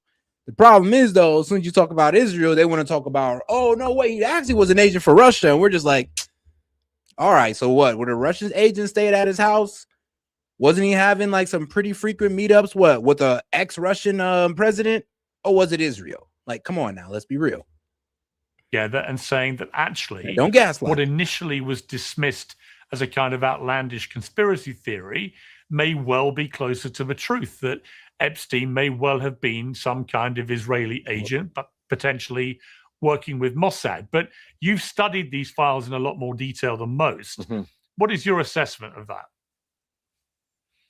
I mean, it's not a simple question. It doesn't have a simple answer.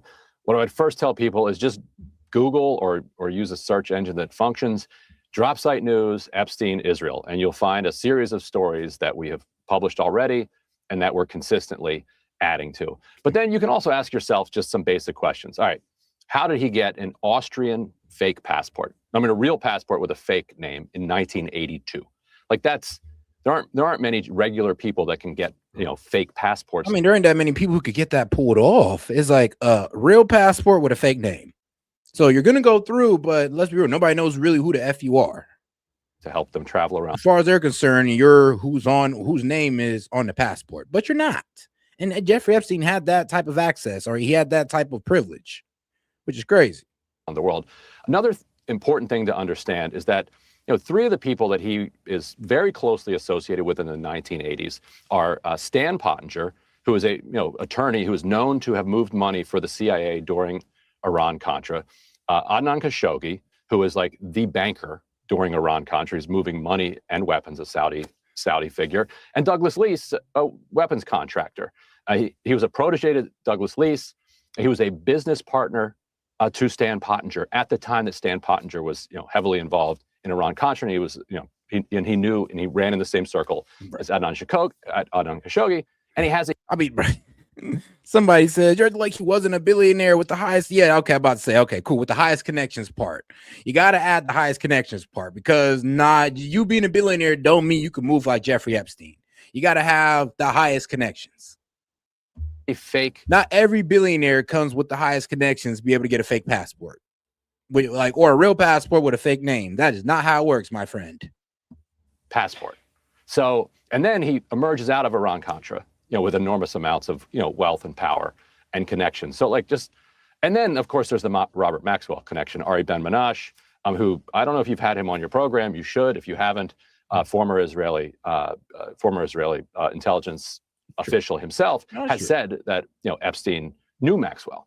Whether or not he did, that's an open question. Just those connections alone. And then for Netanyahu to say that, well, okay, he was very close with Ehud Barak, therefore he had nothing to do with Israeli intelligence is absurd. Exactly. It's like, bro, you can't be, having frequent conversations and visits from an ex-prime minister of Israel, and at the time was their minister of defense, and then sit there and say, oh, he had no connections to Israel. It's like, bruh, what? Like, that's like gaslighting at its highest at that point. If you really want to tell us there was no Israel connection, I know Israel wants to separate themselves as much as Epstein as possible, but I'm sorry. I mean, yeah, y'all gonna get brought in on this. Of course, we're not talking about all the people of Israel, but when it comes to the Mossad and the government of Israel, yes, they were involved with Epstein. Just like our government was. There ain't no shame, man. We all out here tripping. Or we were all out here tripping. No, our government and our intelligence agencies, not us. But all right, let's get to the spicy part of this interview. Or I'm sorry, but this panel. And that was Alan Dershowitz and my guy here. What's his name again? Damn it, I forgot that guy. Yeah, Bassem Youssef. That's his name. And Jeffrey Epstein's former lawyer, Dershowitz, author of The Preventive State, and Jeffrey Epstein's former lawyer, and comedian and activist Bassem Youssef. Well, welcome to both of you. Alan Dershowitz, I know you said emphatically you do not believe Jeffrey Epstein was a spy, but as more and more stuff appears in these document dumps. Oh, yeah. If you have any questions, comments, jokes, or disagreements, you could sit there, you can send a super chat in, or you can support the Venmo. And if you don't want to do that, just double tap the screen and like the video. Appreciate it. The files. There is more and more stuff linking him to Israel, to Ehud Barak, to all sorts of stuff. Are you still as certain? More so. Look at the chronology. As far as I know, he doesn't meet Ehud Barak until after he pleads guilty. And if he had been a spy before he pleaded guilty. Yeah, I ain't gonna lie though. Even bro over here was like, that you said that as if that was a good thing. But okay, no, keep going. The first person he would have told that was me. I was trying to get him the best possible deal. And I asked him over and over again, what can you tell me that will get you a better deal? Do you have anything on Trump? Do you have anything on Clinton? Do you have anything about intelligence? He would have told me. Instead, in 1999, 1998, I was in Israel doing research for a book, and he called me from Paris saying, I want to come to Israel. I've never met any Israelis. I don't know anybody there. Could you arrange a lunch for me with Israel's 5 smartest people? And so I did. I got the Justice of the Supreme Court, the Attorney General, interesting people that I thought he would meet. And we had lunch, and then he and I took a walk in the Shuk, and I bought him a T-shirt which said, I'm a member of the IDF, kind of khaki T-shirt, and he loved it. He wore it. There's no possibility that he was working for intelligence at the time I was representing him. Now we have a chronological issue. He meets Ehud Barak, but that's later. Did Mossad hire him after he was convicted? Well, I don't know. That just sounds like such an operative thing to say. Like, whoa, look, man, you guys remember that his little I'm part of the IDF and CIA outfit that he had? Yeah, that was me who bought him that. Like, come on, bro. That sounds like such a Mossad operative thing to say. But I'm gonna be fair. And I'm gonna say, all right, guys, that explains where we got that, the gear from. It wasn't because he was actual IDF or anything like that. It was because Dershowitz was just such a nice guy. Maybe your previous guest talked about planes involving Victoria's Secret. Well, Wexner didn't buy Victoria's Secret until well after the early time. So one has to look at the dates. One has to look at the chronology. I hate to pour water on a fascinating conspiracy theory. It's so much fun to talk about. But from what I know, I just don't see any evidence that he ever worked for the Mossad. And if he did, why wouldn't he have told me? I actually was a lawyer. I represented the Mossad back in the 90s when 3 Mossad agents were caught in Cyprus, and Cyprus thought they were working for Turkey. In fact, they weren't, and I helped to get them out. I have a very good relationship with the current. Yeah, but here's the problem, bro. With those Mossad agents, getting charged on child trafficking. Like, I mean, I know you probably can't explain the details of the case, but Jesus, maybe I need to do some investigation into that case you did. You got 2 Mossad agents out of Turkey because what were they doing in Turkey? Like, that's the problem. Because if you're telling me that you could have got him off for human trafficking or child pedophilia because he's a Mossad agent, that's something that you'd want to explain in great detail. And why the fuck is it that way? Head of the Mossad, the former head of the Mossad. Obviously, I've asked them that question, and there's no evidence. Alan, I would say this. I would say this to you.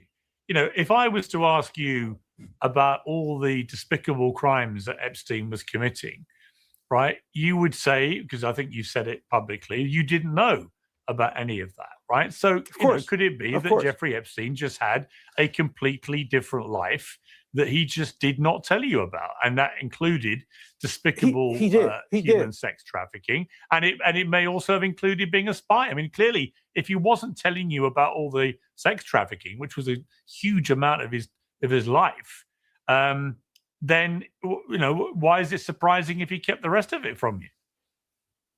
Well, it's very surprising because telling me about his sex life didn't help him. Telling me that he worked for the Mossad would have given him a get out of jail free card. Remember, Jeffrey Epstein hated me before he died. He wrote all kinds of letters to Woody Allen as to what a terrible lawyer I was. He wouldn't pay me my fee. He fired me because he thought I had gotten him a terrible deal, that famous sweetheart deal. He ended up 18 months in prison. He was outraged. He didn't want to spend a minute in prison.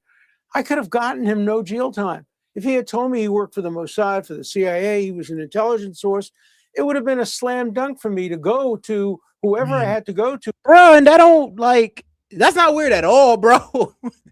So, if he was a Mossad agent, bro, I could have got him off for child pedophilia and all that, bro. If he'd have just told me he was a Mossad, I'm like, I'll be real with you, that should not make a difference. But I mean, please explain, because you're making it sound like, as long as you're an intelligence officer, who gives a shit what you do?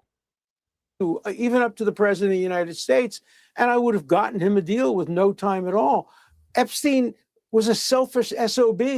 He would do anything to avoid prison time. Why wouldn't he have told me that he worked for the Mossad if he worked for the Mossad? So, yeah, of course he's not going to tell me when I knew him as an academic acquaintance, he's not going to tell me he's having sex with young children. He hid that from everybody. He did have a separate life, a completely separate life. But once I was his lawyer, it was in his interest to tell me things that would benefit him. And I can't imagine anything benefiting. I'm sorry, I'm just seeing an exchange go on in the chat, and that was kind of funny when somebody hit him with. Bro was pretty much saying, look, they're not a real Muslim unless they're for killing infidels and all the other stuff that I've read about. Like, oh, I've been propagandized to believe. Some of y'all need to understand this, and I'm trying to be so nice when I say this. You guys have been propagandized into this image of Muslims that is not real. It's not real. They don't want to kill infidels. They don't want to sit there. Not all of them don't want to sit there and marry their kids off. All of them are not trying to take over America. Okay. There's been a perpetual lie about Muslims that I wish would stop, but I see that this is an agenda to try to force us into war. So it's not going to stop because, I mean, there's a lot riding on people hating Muslims. If there wasn't, then trust me, it wouldn't be pushed. Because, I mean, then shouldn't you be getting mad at, I don't know, the Chinese for a Chinese takeover of our institutions and the complete takeover of Canal Street in New York? I mean, if we're going to be consistent, right? We're going to be consistent. We should say that way across the board. I mean, I guess all of them want to take us over. We're infidels, all of them. But let's be real, though. To sit there and say this about Muslims, I'm not going to sit here and pretend like there aren't Muslims out there who believe that, who want to kill us or who think that, who want to take over America. I'm not going to sit there and say that they're not out there. But it is such a small group that it doesn't even make sense to sit there and pretend like they have all this power. That's the problem. I ain't saying there is no Muslim, there are no radical Muslims. I'm saying that it is such a small group, and that is not the majority of Muslims. And it is unfair to sit here and say that, well, if they don't believe that, they're just not a real Muslim. What, bro? Who are you to say that? They think they call themselves Muslims. And I would say this, okay? If you're gonna sit there and criticize Muslims, please read the Quran. Listen to it. No, actually, F it. You don't got to read that mug. Listen to it. There's English translations of the Quran on YouTube you can listen to. Just give it 30 minutes, and I promise you, everything you believe about Islam will be dispelled within that 30 minutes. I promise you, God, right hand to God. And I'm not no Muslim, okay? But I promise you, just read it for 30 minutes. Actually, do it. Take the whole 8 hours, and you'll see, like, yo, I've been lied to about this religion. And then you go down that pathway as to why, and you'll reach greater truth. But until then, bro, you're going to be sitting here looking ignorant for life about people that you never took the time to understand. More than having worked for an intelligence agency. But I pressed him on some that, people might and be. he didn't. I'll come to Bassem in a moment, but some people will be listening to this going, hang on a second, you mean if he'd said he was working with the Mossad or CIA, then he would get off being a pedophile? In other words, you can commit crimes of pedophilia. He wasn't accused of being children, and you would simply not go to prison for it. That's right. Let's be clear. He was charged with 2 counts. One, a 17-year and 10-month-old woman who he paid for prostitution. The other, a woman in her 20s who was a prostitute who he paid. Those are the only 2 things he pleaded guilty to. The only 2 things he's ever been convicted. He was never convicted of pedophilia. He was never convicted of trafficking. None of that. He may have done all of those things. But when I was representing him, all he was being charged with was these 2 counts of paying prostitutes, one who was 17 years old and 10 months. I could have gotten him no jail time for that if he had been a member of the Mossad. Any good lawyer could have parlayed his membership and his contribution to intelligence into a deal. Or for but why? So you're telling me, like, basically, this is one of the best lawyers ever, apparently, that, yeah, because he's an intelligence agency, an intelligent agent, or an asset, he could do whatever the fuck he wants? That is not how it works, bro. I hope to God that's not how it works. Then we got some intelligent agents that can do whatever the F they want, and as long as they can say, yo, I'm CIA or I'm Mossad, we're just going to let them off? And remember, this man was getting charged for messing with little girls, like getting little girls to give massages to old creepy guys. You're telling me, oh, well, as long as he's Mossad, it's all good, bro. I'm sorry, bro. I don't know about that. I can't get down with that. Example, if he had anything on Donald Trump or anything on Bill Clinton, of course any prosecutor would exchange this nobody who nobody had ever heard of. Like I said, I don't know why I got to turn the defender of the Muslims, but like I said, the radical Muslims, somebody said it here. They're the loudest. No, they're the ones that are pushed to you. Like if you go on X, those are the ones that they push to you. If you actually go out there and search for, I guess, a different position than the ones you've been fed, you'll find that you'll find the truth. Okay. But I would just say this: before you take on a radical position against Islam, read their book and understand their religion a little bit better too, because some of y'all confuse the hadith, which is the story of Muhammad being orally told, to the Quran, which is what the Gabriel told to Muhammad for him to spread amongst the people. Like, y'all don't even know that about the Quran. You don't know that the angel Gabriel is in the Quran who told this to Muhammad. You don't know that. You don't even know that the Quran ends the same way the Bible does, with Jesus coming back and defeating evil. You don't know that because you ain't read it. So at least read it, please. Or like I said, listen to it on YouTube. Because anybody who says, oh, you'll listen to it and it's a takeover plan. No, the F is not. That's how I know you ain't read it. I'm like, come on now. This is ridiculous. I would actually hope for us to be a little bit more educated than this and actually go out there and listen to what they're talking about. Because I'm be real with you. The same way y'all criticize Islam is the same way they used to do Trump. Like, it's kind of hilarious until you actually listen to Trump in full, hear him out, and you understand, like, oh, this is all a lie. It's the same thing with Islam. You hear out their whole word and everything, you'll realize all a lie. You hear out the hadith in full form, you'll realize it is all a lie and mischaracterizations of their tradition. It is what it is. And like I said, nobody's saying there ain't radical Muslims out there, but the fact that y'all try to make it as if it's all of them, and if they don't believe in that radicalism, that they're not Muslims, is ridiculous, and you're highly uneducated. I mean, look, bro, if all you were educated in Christianity, then stick to that. But if you ain't never cracked open that Quran or hadith, you might want to sit down, bro.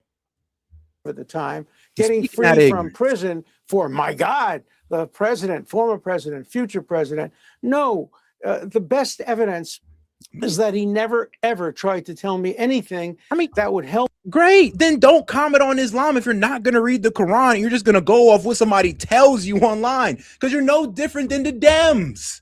You're no different than what the Dems did to Donald Trump. I'm not going to listen to a Donald Trump speech. I'm just going to go ahead and listen to what my favorite Democratic pundit said. You're no different than them if that's the case, because you're not willing to hear it out all the way through. You're talking, well, I'll be real with you. You're talking out of ignorance, complete ignorance, because you didn't even crack open the book. You're not willing to crack open the book. So maybe you should stop talking about it if you're not willing to learn about it. You're just willing to spit rhetoric about it, because you're being the same way as the Dems. And if you don't like the way they move, then why are you moving the same? I mean, message. Help him that would support any of these theories about Clinton or Trump or the Mossad. So I am completely confident that he was not an intelligence asset. I wish, your previous guest is right. He would have been a perfect intelligence asset if I were the head of the Mossad.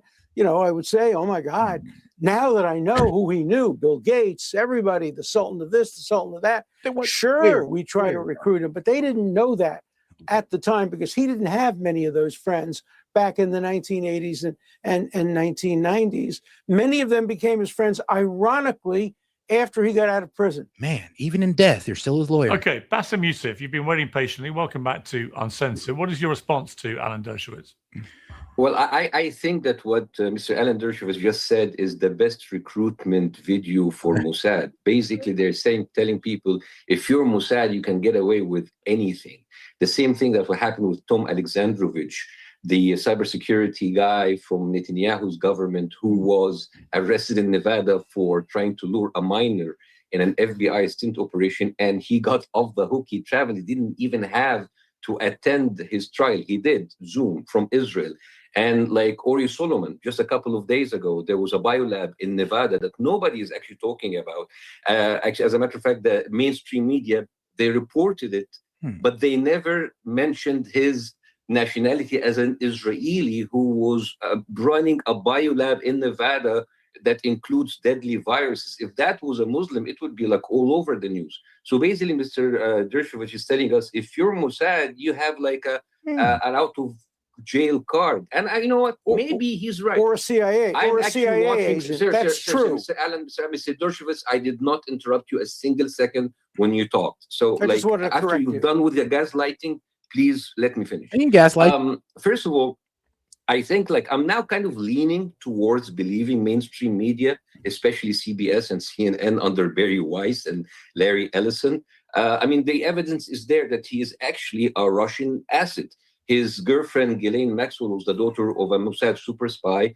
He was represented by you, Mr. Dershowitz, Israel's favorite lawyer, who you're also a lawyer to the Mossad, which, of course, everything you tell us will be true. Ehud Barak was his place the whole time. He fled to Israel when he was charged with sex crimes, and he was pictured wearing an IDF shirt. He was funded by pro-Israel fanatics. He worked for the Rothschild. He donated to pro-Israel student groups. He was responsible for the Wagner's group's pro-Israel philanthropy. He supported Israel settlement projects. His friends were all Zionists. He referred to us as Goyim. He was involved in Israel diplomacy effort. He brokered security. I mean, I ain't gonna lie though. In the situation in the West Bank, yeah, Israel just approved the de facto annexation of the West Bank, which has no Hamas in it whatsoever, and they're just taking it over because, I mean, F it. I mean, F them, the Palestinians, right?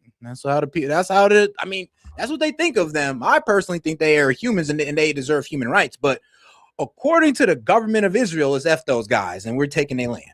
Deals with Israel, and even a former Israeli intelligence officer, Ari Ben Menashe, like Mr. Ryan Grimm said, he said he ran a honeypot for Israel. So yes, of course, he was definitely a Russian spy. Makes sense. You know what? I'm by the way, Mr. Well, you're a good comedian. You're a good comedian. This is very funny. I'm actually a huge fan of yours because I have known you since the 2000s. I mean, actually, you're one of the very few lawyers who are actually known in the Middle East. It's like watching a real-life courtroom drama lawyer. There's even T-shirts with your face in it in Egypt. And I've followed you for a while. And that's why I'm here today. When they told me Mr. Dershowitz is here, I was like, I have to be here just for the gaslighting, because the level of gaslighting isn't new. For more than 2.5 years, Mr. Dershowitz and his client, Israel, have gaslighted us in front of our eyes for 2.5 years with all of the destructions and the killing that we've seen in Gaza. But according to them, it's not a genocide, it's self-defense. He told us that every dead child is not a genocide. That the it's International a blood libel to call it a genocide. That the International Court of Justice is a fake court, and Israel critics and anti-Semitic. Now, Mr. Jersey, please, I did not interrupt you. Don't interrupt me. I know that you're a lawyer and you do that. Objection, I'm Your Honor. Don't interrupt me. Use the word now, the genocide. Epstein files are public. People can read them. People can see the horrible stuff that you again are. I mean, let's be honest though. Look, I know people want to debate if it's called ethnic cleansing or genocide, which actually included ethnic cleansing in the definition of genocide, by the way. But look, guys, I'm just going to tell you what independent sources say. Most independent sources are calling this a genocide. Genocide scholars, international genocide scholars, have looked over the history of genocide and said that this is a genocide. So if you want to take all that and say F them, they don't know what they're talking about, they just want to go against Israel, then you can sit there and think that. But I just want to know, smarter people on you on the subject have claimed this a genocide. That's all I'm going to say. But let's keep it going. Gaslighting us. In your own word, you said that he's not a pedophile because he liked 15 and 16 years old, but not 11 and 12 years old. No, I said 17 and 10 months. People can 17 read, and 10 you months. can read the ages of the kids in the emails. They can read about the pizza, the ice cream, the beef jerky, convicted. and you can see the connection with Israel. And yet here you are again, gaslighting us. This is your playbook, attacking the victims. It's called. It's so hard to not call it a genocide when everybody else is calling it a genocide. But you guys, that's the problem. Israel, that's the only people that is not actually saying what it is. Those who believe whatever Israel says, and that's it. So when the whole world is saying, yeah, there's a genocide or at least ethnic cleansing, and you guys are just saying, oh, no, that's not true. What are you, an Islamist? It's like, no, we're just telling you what the rest of the world is telling you. That you kind of are committing a genocide. Like, I'll be real. And if you want to water that down, at least ethnic cleansing. I mean, you're doing ethnic cleansing in the West Bank. You're for sure doing ethnic cleansing in Gaza. So come on now. Don't gaslight us. It is what it is. I mean, just be honest. Let's say F those Palestinians. We're going to do what we do with them. We're going to do what we want with them. I mean, it's evil. It's fucked up. But at least you're being honest. Palestinians, Hamas, It's terrorists, called truth. Epstein victims, liars, prostitutes, drama students, and of Will you course, say Hamas are not anti-Semitic. terrorists? You have a history Will you say of Hamas are hiring not investigators to dig through teenage girls at MySpace pages looking for marijuana That's what photos. lawyers You do. called a 16-year-old girl a thief in the Daily Mail. You got Epstein 13 months in county jail with work release for abusing 34 victims where he should have got life in prison. That's not a plea bargain. That's a spa package. And every single time, your defense is the I same. challenge He's you lying, to he defend. wants money. I challenge you to defend don't your believe what you statement read. that You he got represented 18 Stop months. interrupting me, Mr. Dershowitz. You're You just represented lying. a Syrian You're just child lying. predator and got him the deal of the century. 2 women accused you under oath. You settled for nearly $1 million. Innocent men don't pay. They go to trial. That's You know another who lie, pays? not a penny. Guilty men You're with good lying. lawyers. You're Oh, wait, defaming me. are the good You are lawyers. now So what going. does that You are make now you? going You to have be spent 50 sued. years You are defending now going to rapists, be sued killers, and for every saying I time paid you $1 attack million. a woman, you come forward. You're going to be You are a civil sued. libertarian. I'm sorry, just something funny about a Jewish lawyer is talking about you are now going to be sued. Like, come on, bro, don't play to the stereotypes. Okay, I'm sorry, I just have to call that out. Like, come on, bro, you played into the stereotypes. Don't do it. You're not. Pierce, You're I not would a civil recommend libertarian. you are cutting him defending off the innocent. when he You're not defending says them. that I You paid are $1 million. professional gaslighter. I Trust didn't you. pay Bassem, one Bassem, penny. That's a Bassem, you've lie. spoken. And trust you instead. Bassem, you've Sir, spoken for a long time. Like Pierce, I Okay, did not Bassem, you've made it. Mr. Alan Bassem, you've Dershowitz, spoken and for a he keeps long interrupting time. me. Bassem, you've spoken for a long time. You've Okay, made a number of allegations. There is going to be, It's I only can fair tell that you Alan right now, Dershowitz I am going I want to. Alan But Dershowitz he to keeps respond. interrupting me, Pierce. I didn't interrupt him. Okay, You I can am cut me going off. Let him to. respond I'm for going a to long make it time, very clear. But he shouldn't be interrupting I'm me. going to make it very clear. I'm going to make it very clear. I'm filing a lawsuit immediately. I'm instructing my lawyers. Nah, Chase, you ain't lying though. Stereotypes are a thing for a reason, and bro playing right into it. To file a lawsuit against him for saying I paid $1 million. What happened is a woman falsely accused me. She admitted she may have mistaken me and confused me for somebody else. She dropped all of her charges. Not a single penny was paid. Nothing. You know what? All these women who happen to drop charges against Epstein, you know what? I'm just gonna go ahead and say it. All the women who happen to drop charges against Epstein, Trump, or whatever else billionaire, let's track their bank accounts and see if they were paid right after. I think we need to start doing that, guys, because there's a pattern going on. I don't like it. Yes, I'm willing to go ahead and include Trump's name in there just off the witness testimonies. I got to be fair here. So just off that, we should look at some of these girls because, like I said, a lot of these women retracted their statements, and we believe that to be something that's of value. But in my eyes, one, what if they've been threatened or paid off, and it's the only reason they're retracting it? You feel me? And then, you know, I know what you're saying. Like I said, that's real convenient to say they've been threatened. And you're right. You're right. So let's take that off and let's do something we can track. Like, oh, well, were you paid off? Let's check those bank accounts connected to their name or maybe their parents' name, and let's see if there was money given out. Because in the Epstein files, it do reveal that Epstein was paying off victims. And it's all in the agreement, all a matter of court record. You saying that I paid $1 million is going to result in you having to pay me many millions of dollars. What'd you say? This is from the New Yorker. The New Yorker never said anything like that. You know, you're such a liar. You know, I thought you were a comedian. I thought at least you'd be funny. You're just a liar. You're just somebody who is prepared to make any. I'm sorry, but hold on. I'm pretty sure Epstein did get sentenced to 18 months, bro. I'm pretty sure. Actually, I think you said he got sentenced to 18 months. So where's the confusion here? What did he lie about? I'm confused here. Like, huh?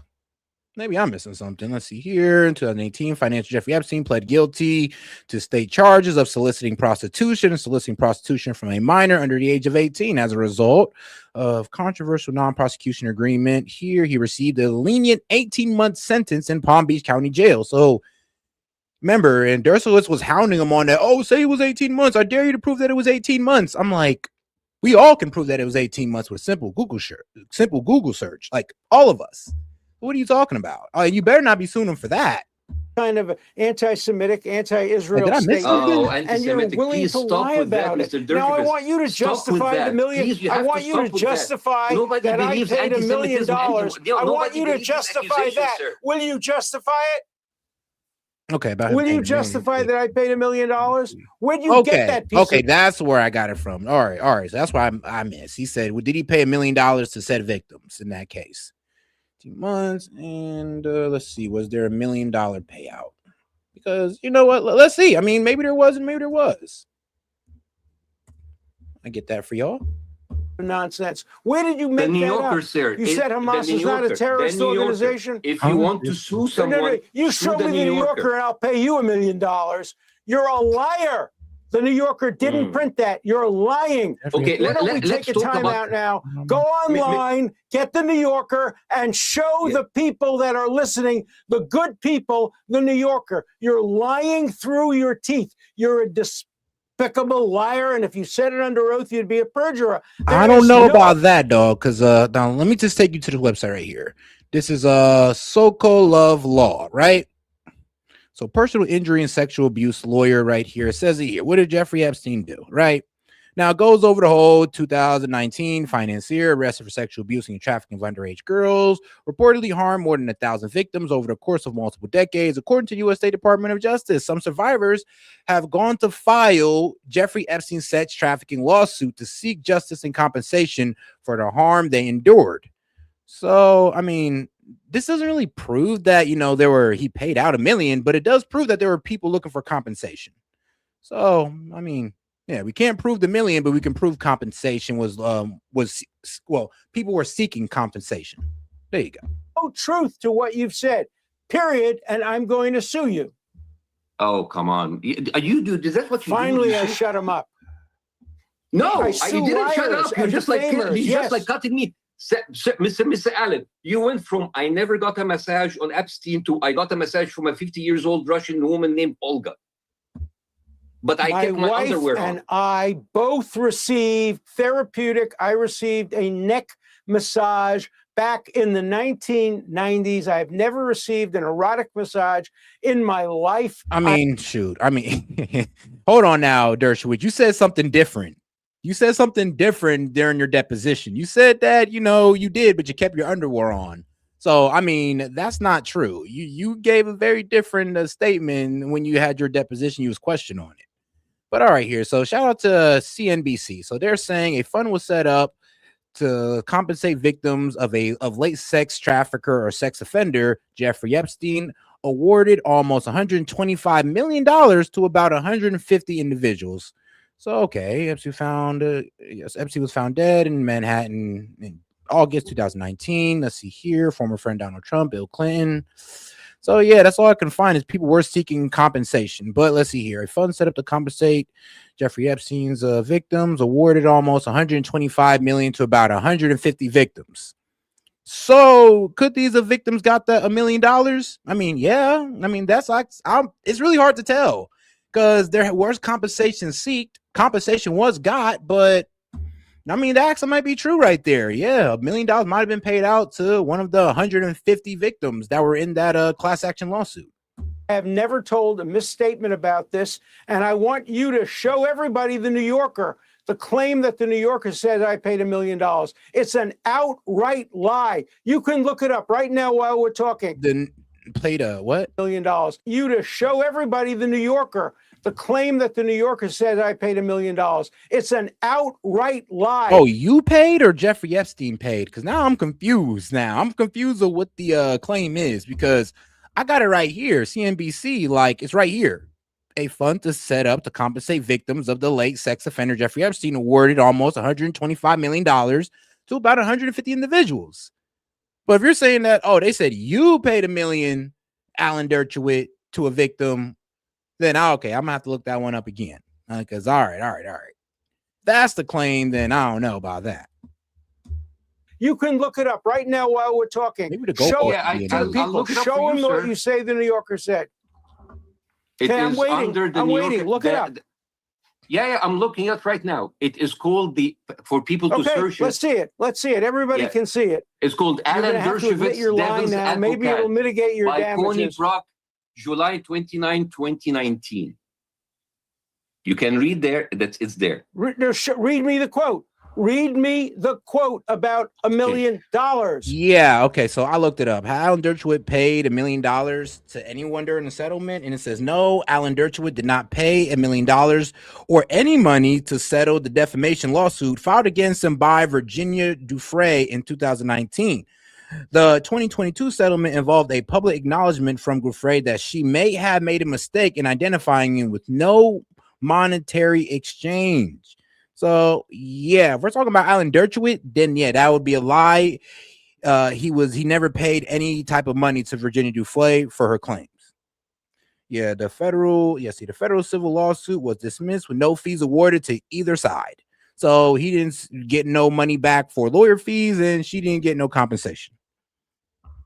You can't find it because it's not there, because you made it up, and because you're a despicable liar. And you're going to be sued. And if you want to mitigate your damages, then you'll show me the New Yorker. But you're not going to show me the New Yorker, because everybody out there is going to look you in the eye and say, you lied on international television about Dershowitz paying $1 million and the New Yorker saying it. It is false, categorically false. I'm calling you a liar. You can sue me for defamation. And if you can produce the New Yorker article, you'll win that case. But you can't, because it doesn't exist. No, sir, I can read it to you right now. I mean, it's there. Yeah, read it to me right now. Read it to me. Let's hear. Okay. Do you have a second? I have more than a second. I have all the time you want. Read me a New Yorker statement that says, I paid $1 million to the woman. Okay, so actually the New Yorker, so I'm gonna be real with you, I don't think he's lying. Bassem Youssef may not be lying, but he is highly misinformed if you read the New Yorker. So it says, no, Alan Dershowitz did not pay $1 million settlement regarding allegations from the New Yorker. So this is an allegation that the New Yorker article made against Alan Dershowitz. So it's not him lying. So if Alan Dershowitz want to sue anybody, which you probably get more money out of the New Yorker than my man Bassem Youssef. But yeah, it's the New Yorker article that made that allegation about Dershowitz. So yeah, he might want to sue the New Yorker, actually, because they're the ones who made the allegation, and he, you know, as a reader of the New Yorker, is taking it as fact. Who accused me falsely and who admitted that she may have misidentified me with somebody else. You read me that right now. Yeah. Silence. So, dude, it's a big article. Profound silence. Dude, find me the relevant point. Find it for me. We have all the time in the world. Find it for me. Let's go. Find it for me. I mean, you can look it up. Google has, we would say, Dershowitz $1 million. Oh, here it is. Here it is. We caught you in 2015 when Jeffrey's allegation against Ghislaine Murdoch and Epstein became okay. Just before a trial was to begin in May 2019, the amount was undisclosed, but Jeffrey reportedly received a multi-million-dollar settlement. The allegation went in. Who did? Wait, dude, Jeffrey. Yeah, let's go. Veronica. Put him on the spot. So you said I paid $1 million to the woman who accused me falsely. I want you to quote that from the New Yorker. And if you can't, admit you're a liar. Or misinformed, but all right. Silence. Profound silence. Dude, stop it. Bro, he's trying Guilty silence. I'm weak. He's like, dog, you asked him to search for it, and he's being silent in his searching for you, like, silence. See, look what I told you. I'm like, hold on, bro. Be fair here. Be fair. You asked him to search for it. There's going to be some silence. I just wish you didn't ask him to search for it in the middle of a show. But, I mean, hey, it's called having that integrity. So, I mean, Bassem should have been able to pull this up. And I'm able to pull it up. And, yeah, apparently the New Yorker have made the allegation. I'm searching for the allegation myself, but apparently the allegation was made. Dude, this is a very long article. Yes, here it is. Oh, no, it isn't. No, it isn't. You're lying. Silence. Oh, here it is. In April 2016, the case settled. There was no such settlement. With the press reported that the agreement. What case? Wait. The press reported that the agreement included a financial arrangement implying that Jeffrey's team had paid it. In fact, Dershowitz's insurance company had paid Jeffrey's lawyers in negotiation. The parties has discussed a figure of nearly. Okay, then. So he's pretty much saying that no, bro, you paid it through third party. You had your insurance company or whatever LLC connected in your name pay her so you can sit there and have plausible deniability. This is what he's pointing out right here. And I'm looking into it myself because, like I said, if it comes out of when it comes to $1 million being paid to, you know, a victim of Epstein's or anybody, yeah, it never came out of Dershowitz's pocket. But if you're trying to say that it came from a third party, then I mean, all right, let's hear it. Implying that Jeffrey's team had paid it. In fact, Dershowitz's insurance company had paid Jeffrey's lawyers in negotiation. The parties has discussed a figure of nearly $1 million, with $50,000 going to Dershowitz, which would allow him to claim a payment. The final amount has not been disclosed. But you know it. A, you know it. Number B, dude, this had nothing. Now, guys, look, no, it's there, but it is a very long read. Like, god damn, like, bro, you kind of put yourself in a hole right there, Bassem. Because, like, all right, no, let me show you the article that he's talking about, okay? Because it's a very complicated, not even a complicated read. It's just that the fact that he dug himself in a hole is right here, right? Alan Dershowitz, the devil's advocate, July 29, 2019. Okay, this is it. This is how long the freaking article is. So within that amount of time, while I'm still scrolling, guys, wait, actually, no, is it on here? Nope. Whoops. There we go. There we go. Sorry, guys. So this is the New York article he's talking about. The New Yorker article. Alan Dershowitz, devil's advocate. I mean, that's cleverly named. But look at this. So if you told me to search through all of this, and you see the cursor over there that can go down for days. Like, I'm still scrolling down, guys. And he was supposed to go through all this information within that short amount of time. So I kind of see where he was effed up about it. It's like, all right, so he probably read the article. He read it somewhere, but he can't place exactly when the article it was. Because, I mean, he didn't mark it down like, oh, paragraph 19, this sentence right here. Which he probably should have if he was going to enter a debate about it. I mean, Lord knows I would have done that. But all right, let's go ahead and get back over to our guy Dershowitz, because he is pretty much, you know, grilling him on it as he should. But it's a long ass article to sit there and point that fact out. But he should have been prepared, though. To do with Virginia. You want to go and this had nothing to do with the woman who accused me. This was a lawsuit between lawyers. And it had nothing to do with this accusation. Zero. You're made up the whole story. The New Yorker never reported it. Pay the lawyers. They also paid me. There was a mutual settlement where both sides paid sums to each other. And they got like each of us received payments covering our legal fees. And this was about lawyers. This was not about any accusation you know what, guys? against me. I invite everybody to go to read the New Yorker article and see So do I. the pattern of lying that Mr. Dershowitz has done over the years. So, well, all right, now let you're me going get to add to the involved now. lawsuit. Let me say something now. Let's get back to the merits. We know he's a liar. We know he's not a funny comedian. Come on, liar, anti-Semitic. It's the same. Yeah, I'm gonna be real with you. I can't really say he's a liar, but I will say, bro, you came ill prepared to be citing that and not being able to mark it down exactly where it is in the New Yorker. Like, and let's be real, that is a very long ass article to pick that out of within the short amount of time that he's provided. So I'll give him that one, but also, bro, you were ill prepared. So come on, Bassem. Come on, do better. All right, let me pull it back to the bigger picture. Why would I believe you if you have lied many times? Let me pull it back. Alan, I want to just talk to you about something you said earlier, because there's been a bit of confusion about this, I think, in the public domain. You said in the end that the settlement that Epstein made pertained to a 21-year-old and a 17-year-old. But many of the contemporaneous reports about this settlement refer to a 14-year-old girl who Epstein had paid for a massage. Guys, you have any questions, comments, jokes, or disagreements, you can go ahead and send it in a super chat, or you can send it to the Venmo. Appreciate the support, guys. Let's keep it going. Part of the case. A little bit more. So can you explain? That was not part of the case. The indictment. But that precipitated the investigation, right?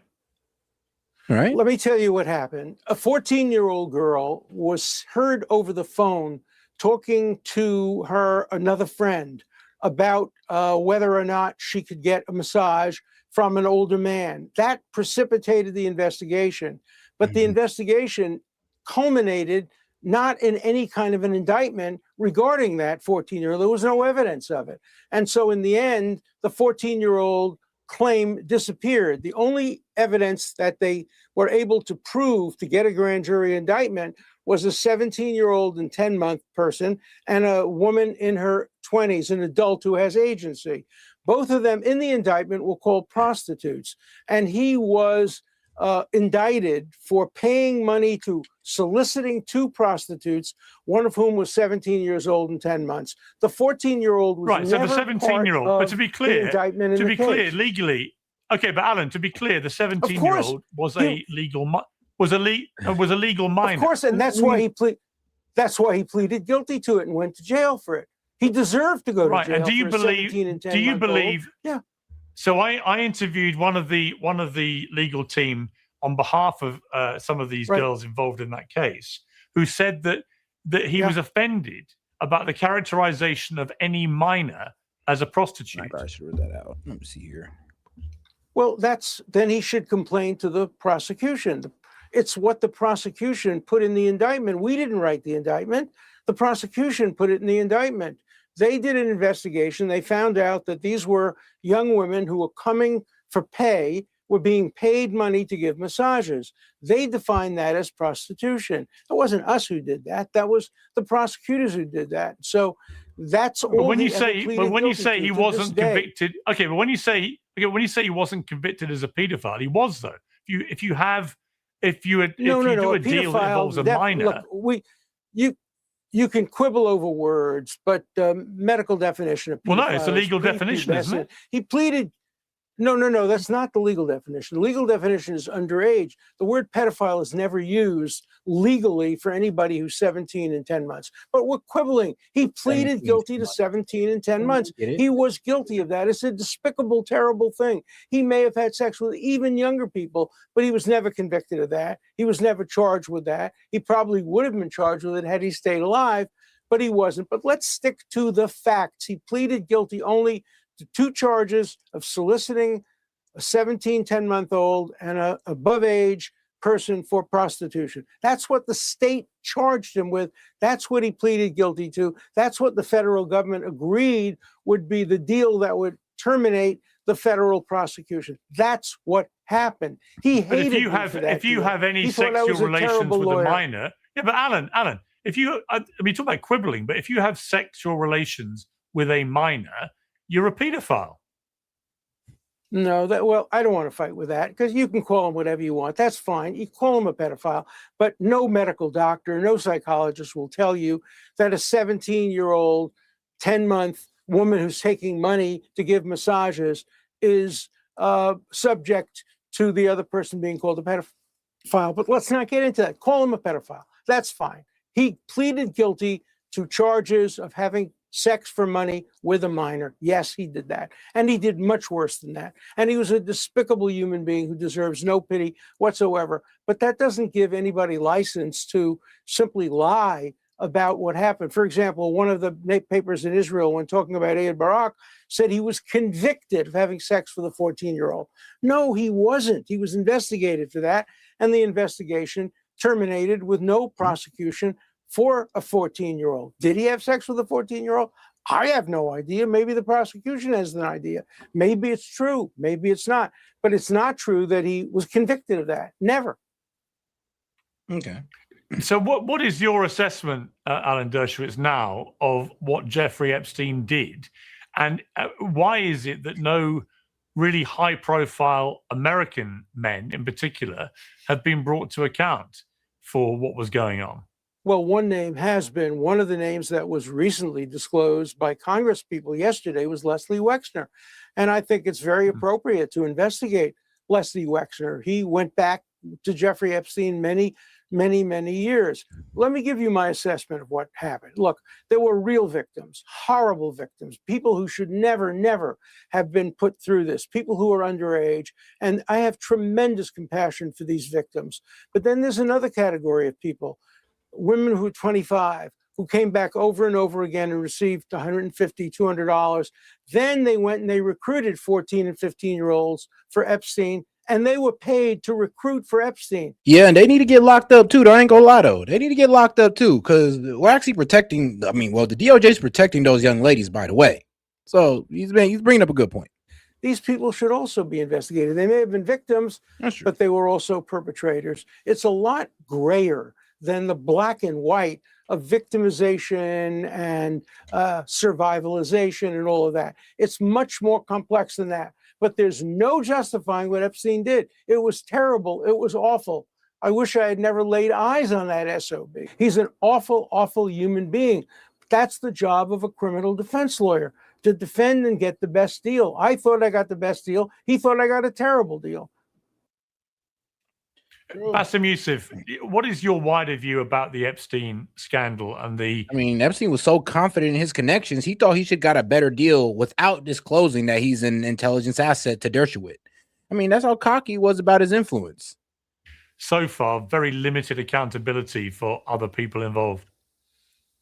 Well, you see, I'm actually like the FBI just dumped millions of unredacted or redacted Epstein files on the public and said, you know what? Here you go. Have fun. It's like a scavenger hunt. Like you expect, like it's kind of like a TikTok challenge. Can you find the pedophile? You have the FBI, you have the DOJ, you have unlimited resources, unlimited power, unlimited budgets. This is the biggest sex trafficking scandal in modern history. Billionaires, politicians, royalty, and all hanging out on Pedophile Island. And the US government response is like, hey guys, let the internet figure it out. What is this? A group project? Are you serious? You want me to do your job? You want some guy on Reddit cross-referencing flight logs at 2 a.m. while he's eating Cheetos? Like, you want TikTokers playing a game of Clue. Hey, it was Prince Andrew and having a massage with the undergirl. What is this? It is not the job of private citizens to figure out clues. I don't understand. Is the FBI too busy to do their job? Here's what should have happened. They should have released the name. They should have arrested predators. They should have hold the trials, like a functioning justice system. Right, but instead you give us 4 million trillion documents with no index, no categorization, redactions everywhere. Then say, hey, good luck with that, guys. Like, let us know if you find anything. Wallahi azim, not even a third world country dictatorship would do that to us. In third world countries, they would release nothing, keep us in the dark, like a self-respected dictatorship. But this choose your own adventure bullshit. This like figure it out on your own. What kind of service is this? Like, I mean, the government takes half of my money so I can do its job, and then sends the other half to Israel. I mean, this is just like dysfunctional, And I'm just like, I'm like, and my wider view of this, my first time I appeared with you, Piers, I talked about like how Israel is like a narcissistic psychopath, and it went viral because people felt it. Because you see, narcissists don't just lie to you. They create an entire alternate reality and pull you into it. That's why it's called the narcissist shared reality. The narcissist builds an alternate, highly controlled reality and pulls other people into it. And in that false reality, the narcissists are always, they're special, they're misunderstood, they are victimized. Yeah. And in Israel does this on a national level for decades, right? They have told us we're the victim, we have no choice, it's self-defense, And in the same thing now with Epstein. It's a shared reality. Oh, maybe he's a Russian spy. Maybe he is. It's like, it's right in front of our eyes, and we have to go through these like mental gymnastics and figure it out. It's right there. Nothing is gray, Mr. Dershowitz. Nothing is gray. Genocide is not gray. Sex trafficking is not gray. I agree with you. I agree with you, and it wasn't committed. Genocide is what was committed. I understand that you are a lawyer. What's committed in parts of Africa? Genocide was committed many times. Let Alan respond. Why do you keep cutting? Let Alan respond. No, let Alan respond. First of all, let's be very clear. Genocide has a okay. You know what? I can just like log out because genocide is not fighting a war. You're allowing me. All right. So what he's about to do is kind of go towards the Boko Haram, which is an Islamist group that goes out there and now according to mainstream media, because I have to do some deep investigation into myself, but the mainstream media story that they go out there and kill Christians, right? But the actual story, and you can even talk to people in Nigeria, is that, they go after Muslims, Christians, regular civilians, everybody. They go after everybody. They commit all types of atrocities across the board.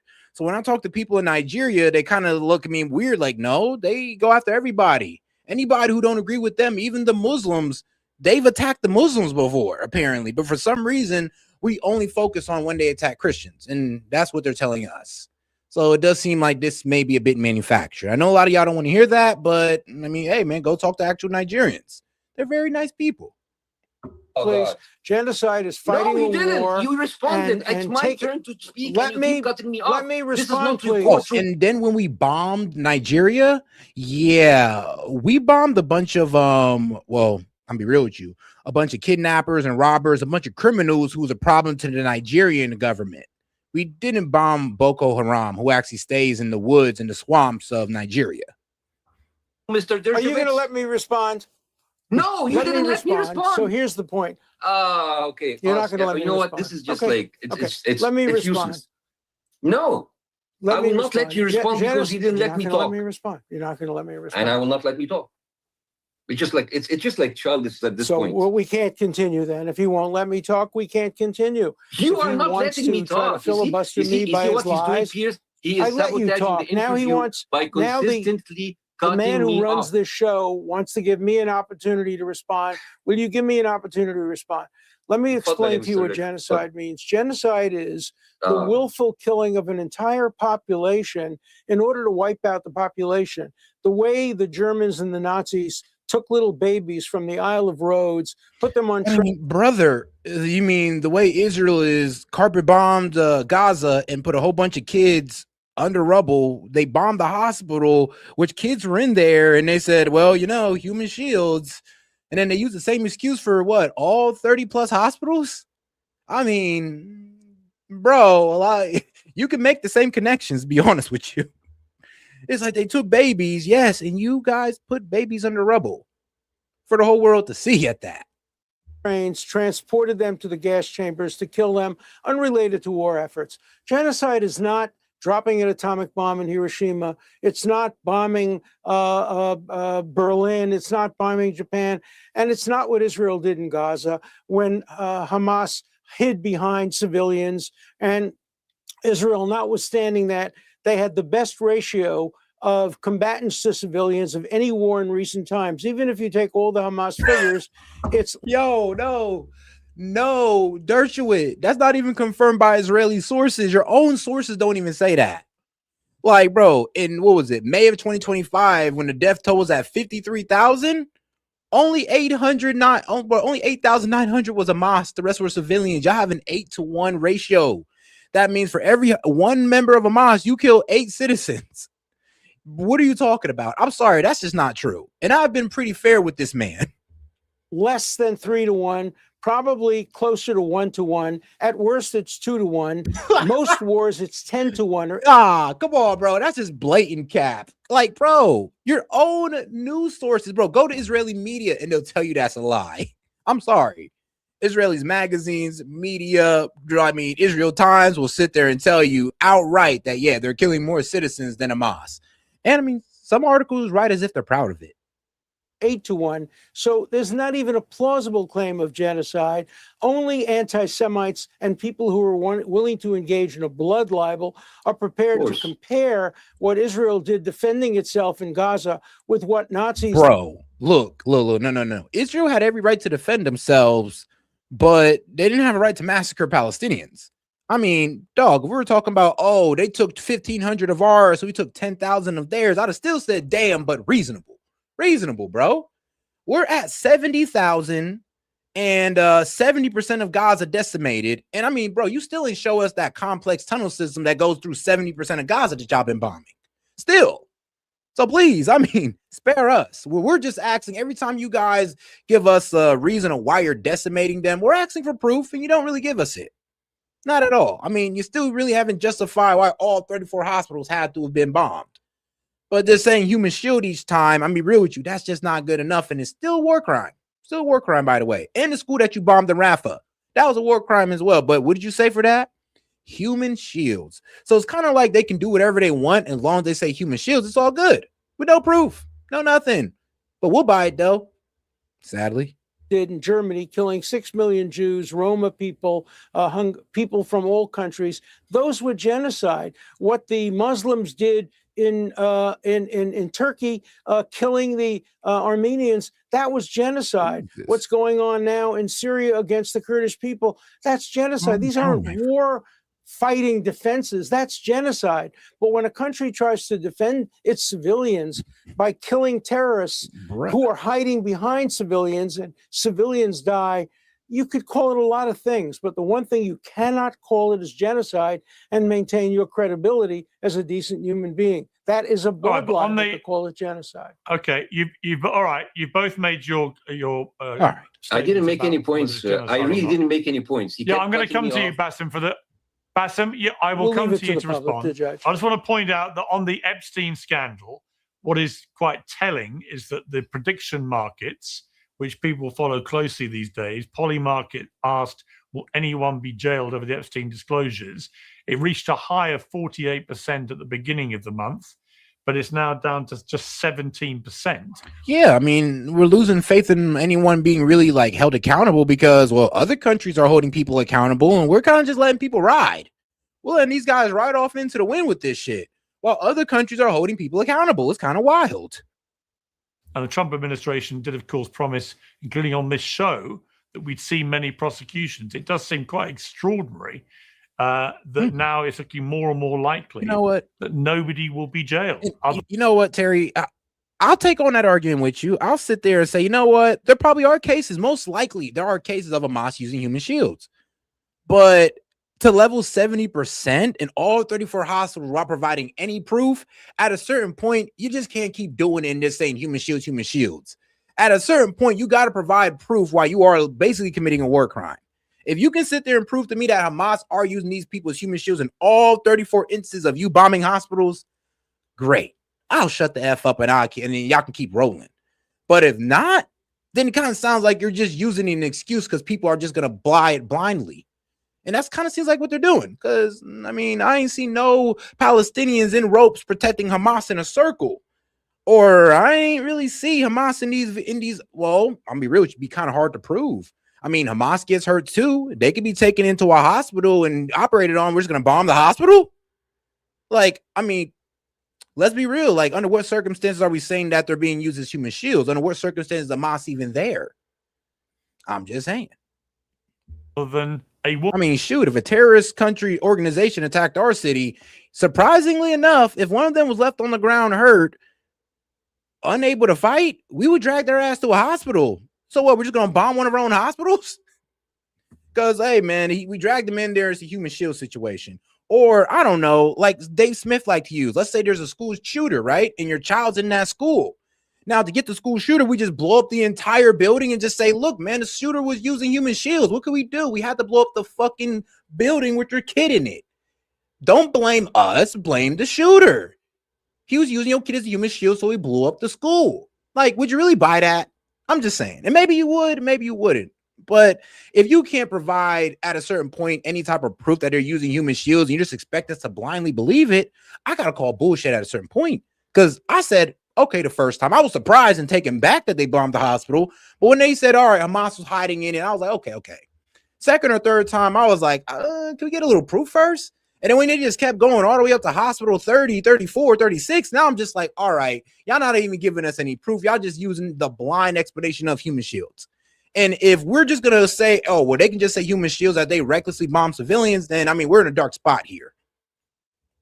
Ghislaine Maxwell. And I mean, it kind of makes me scared of what else we're willing to accept when it comes time to bomb Iran. If they're just going to use the word, well, guys, I know we bombed this school, but look, man, the IRG, man, it was human shields. So we just bombed all these Iranian children. Like, is that what we're preparing for? Maybe I'm overthinking it, guys. Maybe I'm overthinking it. Hopefully I am. Okay, Bassem, you can have a final response to. Well, we need to see it, I think. Bassem, your final response. I'd like to see it too. I'd like to see a complete, thorough investigation.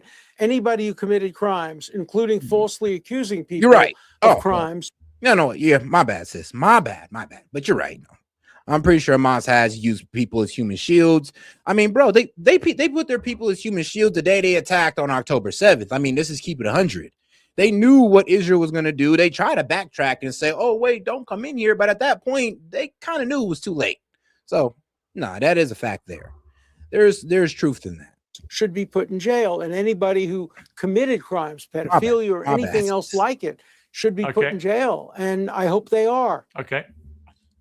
On that, we're all agreed. Bassem, final word to you. I'm sorry, but sorry, Terry. When you just been hearing something for like 3 years straight, at a certain point, you're going to get irritated without no proof. And you're just going to be like, what the fuck, man?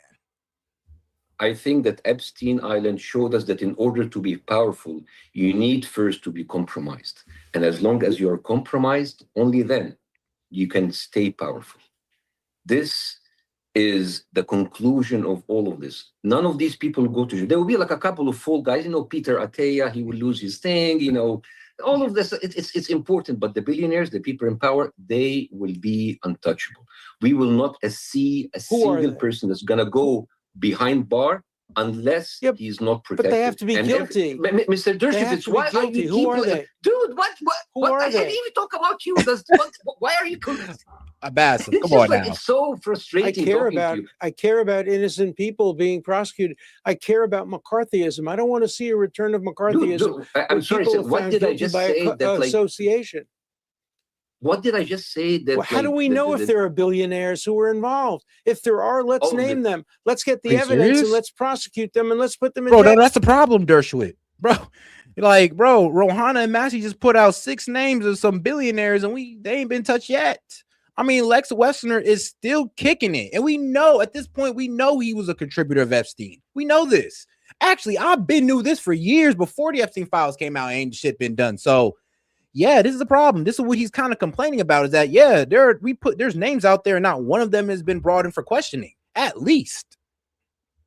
But not on the basis of McCarthyism, not on the basis of guilt by association. Let's do it on the basis of real evidence. I'm in favor of that. You and I agree with that. No one will be punished and no one will go to jail and these people will go. When these files have released, even with all of these redactions, the one thing that should have been done, that all of these people should now be at least investigated.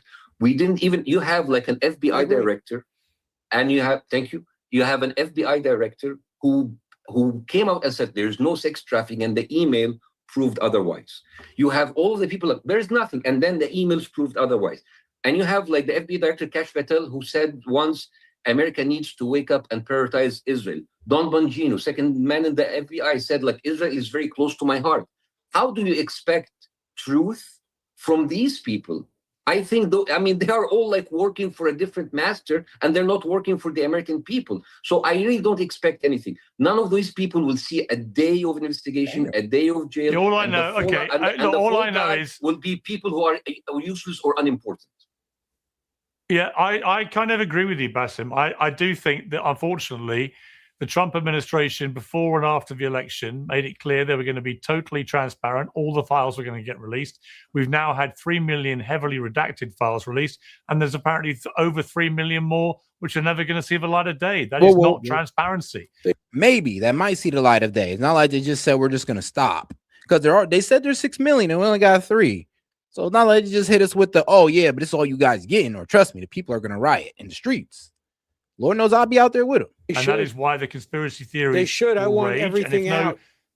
But that's part of the problem, man. And if no rich, powerful people in the end are made remotely accountable, people will assume they are names that were redacted or never published. Yeah, but unless you publish the files, they can hide behind the redactions and the lack of publication.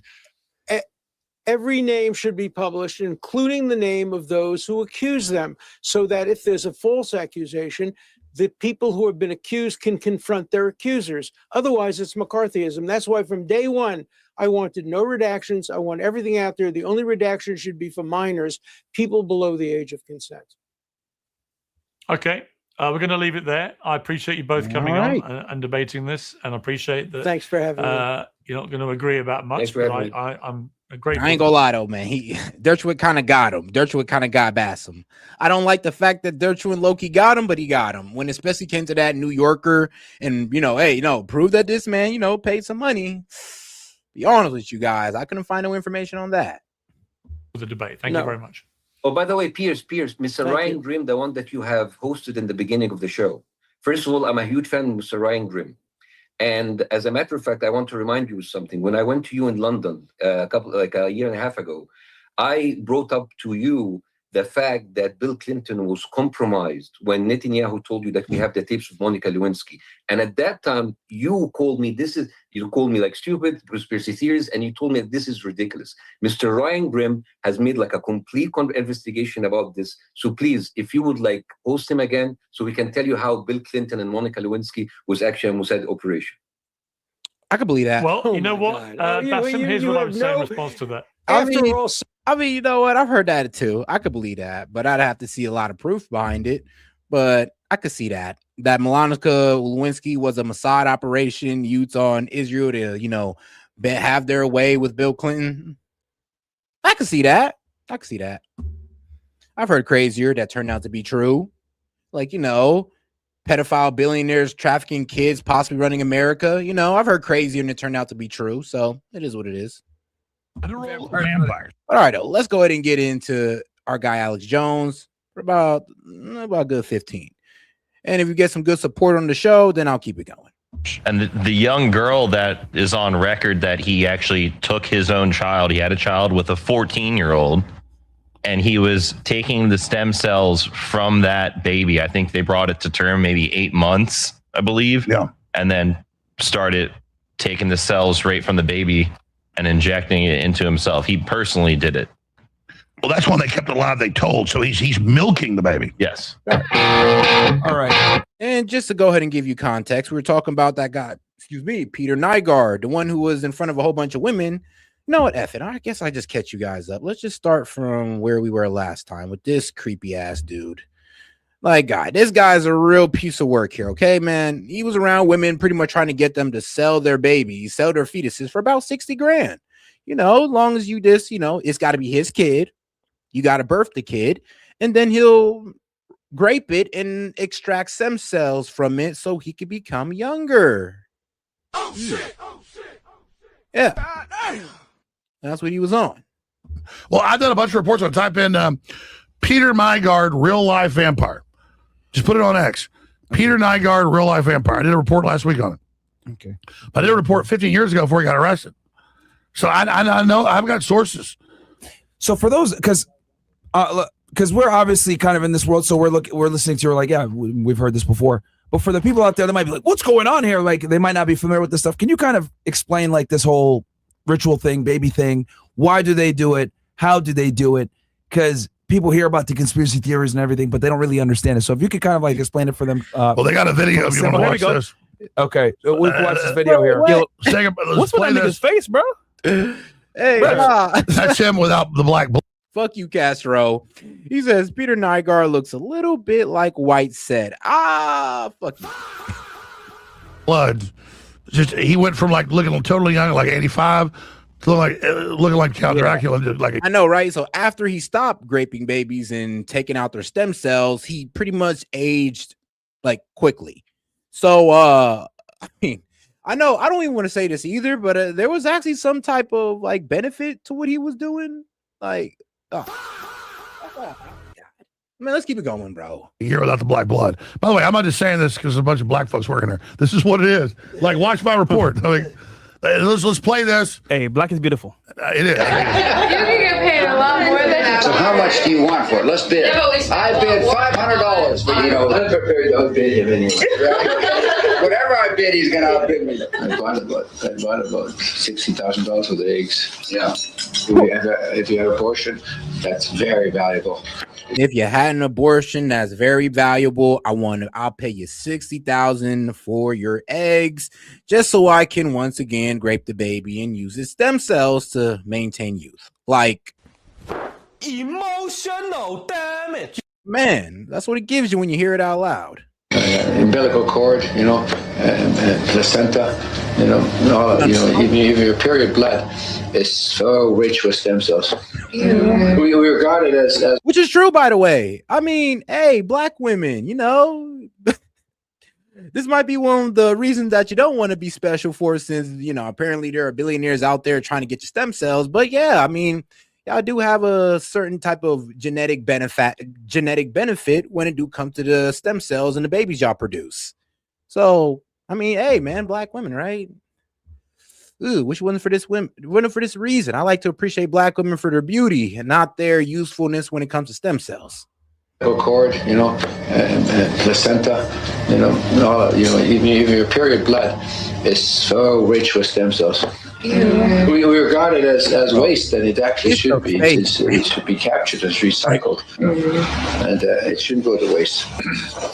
It's life for somebody. Hey, shout out to Tara. She says not enough stem cells in the world to help that face. I mean, like exactly, because yeah, everything sunk in, and this was after he stopped doing it.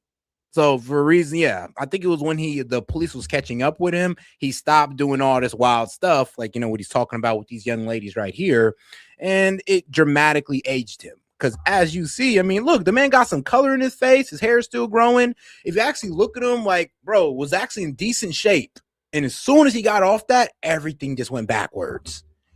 He actually aged like a regular old man, which is pretty creepy. Because that means there was some truth to what he was doing or some benefit to what he was doing, which is sick. Him. Okay, go. And it's like George W. Bush. No, the best eggs are 16 to 18 years old. Those are the best eggs. 16 to 18-year-olds. Your eggs get weaker. What was making me laugh is the women's faces. Like one girl just looking down, just going like, "Bro, am I really hearing this?" The other chick is looking to the side, like, "Am I really at this dinner?" All of them are looking at their regretting their decisions for the night. Yeah. That's what I'm thinking. Yeah. So you may not be our top. You remember when they made a report? Actually, bro was like in his 80s. He's in his 80s in this video, right here. Like he was up there. About the rise of abortions, how much death is happening, and the immense number of abortions we're having. Where does all that blood go? From the abortion clinics? I don't know. I don't know. Because I'm thinking like, shoot, I mean, don't you know? Remember when they was allowing the abortion of 9-month-old babies? What you think happened to those babies? Organ trafficking. I mean, hey, Dems, I just want to let you guys know, while you was out there supporting 9-month abortions, 6-month abortions, guess what the corporate elites were doing? Trafficking those organs, and they got you to support it. They got you to support it through your defense of abortion, and now they're out here trafficking organs of babies. Oh shit. Crazy, huh? It's crazy how they get you to, follow them in lockstep. And they do the same thing to the right as well. But not for supporting organ trafficking like you guys are kind of doing right now. No offense. I know y'all not doing it willfully. Y'all don't even really know. But yes, when you sit there and support the abortions of 6-month-old fetuses and older, you're playing into the organ trafficking agenda of the corporate elites, or my bad, but the billionaire pedophile elites. So good job with that. I mean, you might want to stop, but hey, at least you've been told. If that's true, and what Alex is saying is verified because of video, of course, then what about abortion clinics? All that dude, that's crazy, bro. Like, you're sure crazy. Wow. Continue, but that's insane, bro. Yeah, absolutely. That's insane. Wow. No, that's fine. I think that was my business anyway. And notice he slaps him around like a pimp. By the way, you women are like 30. I want 16-year-olds. I mean, folks. And then he did it with a huge medical facility. So understand, we ain't in 2026. We're like in 2050 and vampires running.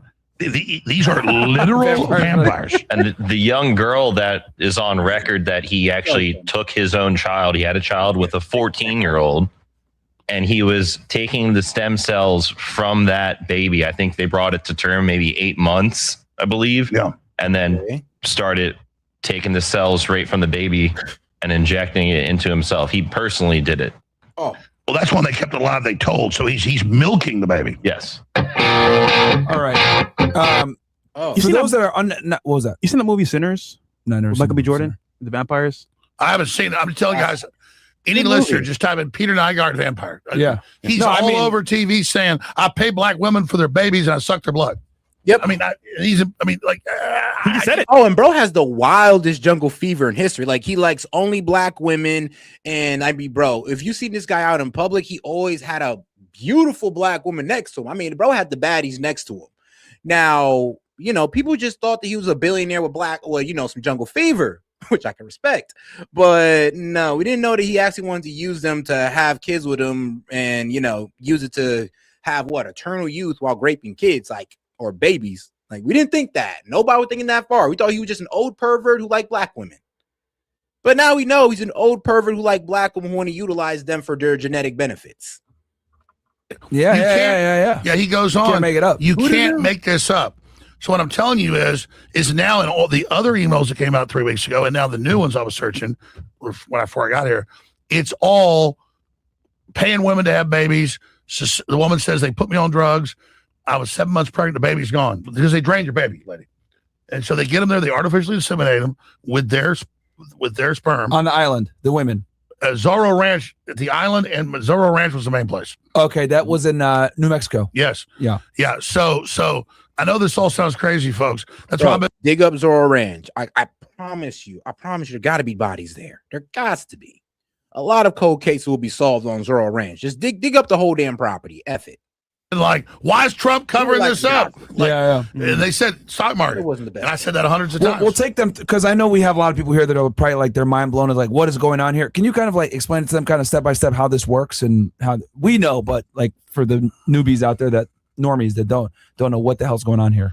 All right. Anybody that studies history, which is fascinating, whether you're in Mesoamerica with the Aztecs before Cortez arrives 500 years ago or 550 years ago, or whether you're in Western Europe, whether you're in the Middle East, whether you're in Africa, whether you're in Asia, every culture would start to collapse and have a priesthood that would build pyramids and sacrifice children. Mm-hmm. So the whole Old Testament's about don't sacrifice your kids to Moloch. Yep. Don't rape your kids. Don't give your virgins to the priest. I mean, yeah, that was one of the main things about, well, I'm gonna be real with you. The message of God was, look, stop worshiping these idol worshipers that you're sacrificing your kids to. I mean, shoot, God barely liked the fact that y'all was sacrificing animals, but he took it. But he wanted that to stop as well. Well, whatever you want to refer to God is. But, bro, one of the main messages of the Bible, of the Torah, was stop sacrificing children. And please. And, of course, the Quran as well, which really focused on the mainly, worshiping God and only one creator, the same creator that's being talked about in the Torah and the gospel, just worshiping that God alone and refraining from any type of idolatry. That's why they didn't want to show Muhammad's face, because they know that, well, if we show the face, he might be idolized like they did with Jesus. I know some of you are going to have a problem with that last statement, but please, this is just historical referencing. Mm-hmm. And so this is this demonic force that does this. This is in human history. Every culture did it. White, black, you name it. Everybody's done it. And so his emails are like Baal and Moloch, Epstein's. Yeah. And so this is real, folks. The devil's biggest trick, they say, is convince the world he didn't exist. Yeah. His biggest trick is good doesn't exist to counter him. But his second biggest trick, I say, is that he doesn't exist. This is real Satanism, as congressmen have been coming out that have seen this stuff, and it's coming out. Yeah, this is real Satanism. Bro out here trying to get eternal life by raping his own kids and sucking out their stem cells. You don't even gotta tell me. That's definitely satanic. That definitely sounds like a satanic ritual. It's crazy to hear. It's wild to hear that somebody's engaging in it, but hey, this is what's going on, especially with guys like Peter Nygard, who are dead, by the way, thank God. They're like, this is pure on Satanism. This is real, folks. And remember in the 80s, it came out, all the human sacrifice of Satanism. They called it the satanic scare, the hysteria. It was real. And I interviewed Ted Gunderson, who was the head of the FBI in LA, who they wanted to be the FBI director. And he basically quit to expose all this. And he told me all this stuff. He told me, I've seen his work.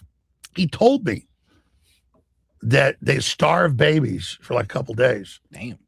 So that the men can then put their, in their mouth, and the baby sucks for dear life. That's in the emails. Epstein with university head biologist and behavioral psychologist. That's what they meant by, if you play a recording of the mother, the babies will suck harder. So, oh shit, bro. I don't want to put that type of stuff together in my head. Let me. And saying, I know you starve babies so they suck better. If you record their mother's voice, they'll suck harder. Oh, wow. So they've got tips on when you're raping the baby, you're starving, and then doing this, We might have to cut off YouTube. Bro, that's quite easy to hear. And I'm keeping YouTube on still. Cut Yeah, YouTube? it's Rumble time. Yeah. Yeah. My point is that we'll cut YouTube. Come on over, guys. So this Rumble. is America. This is the files. This is the reality. Yeah. And I'm sorry this is what Satan is No. doing. This is what it is, and this is what's in the files, and this is what they've been doing for a long time. And there's a reason why they've been holding these files back for so long. And we forced it because of the crisis.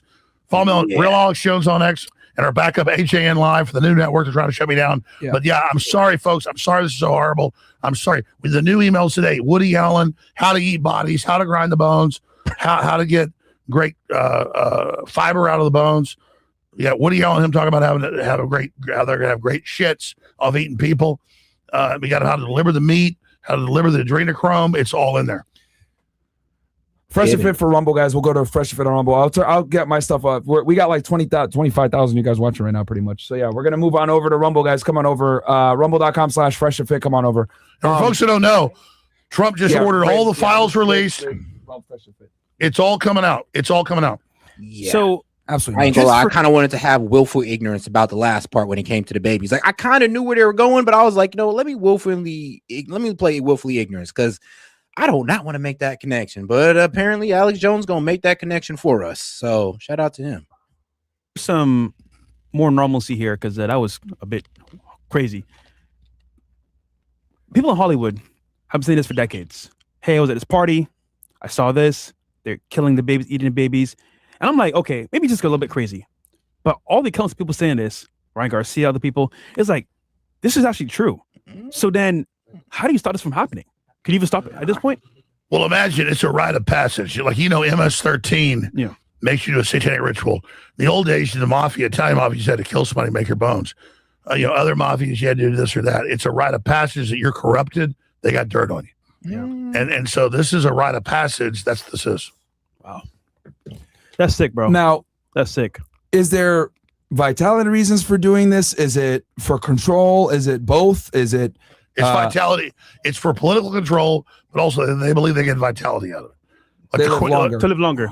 Like the Queen Mother came out decades ago, had kids' blood transfusions. Like, that's not true at all. I mean, bro, like think about it like this: how white people can digest raw meats better than black people, or the bone density of black people, which gives us, got a lot of benefits, except for when it comes to buoyancy in the water.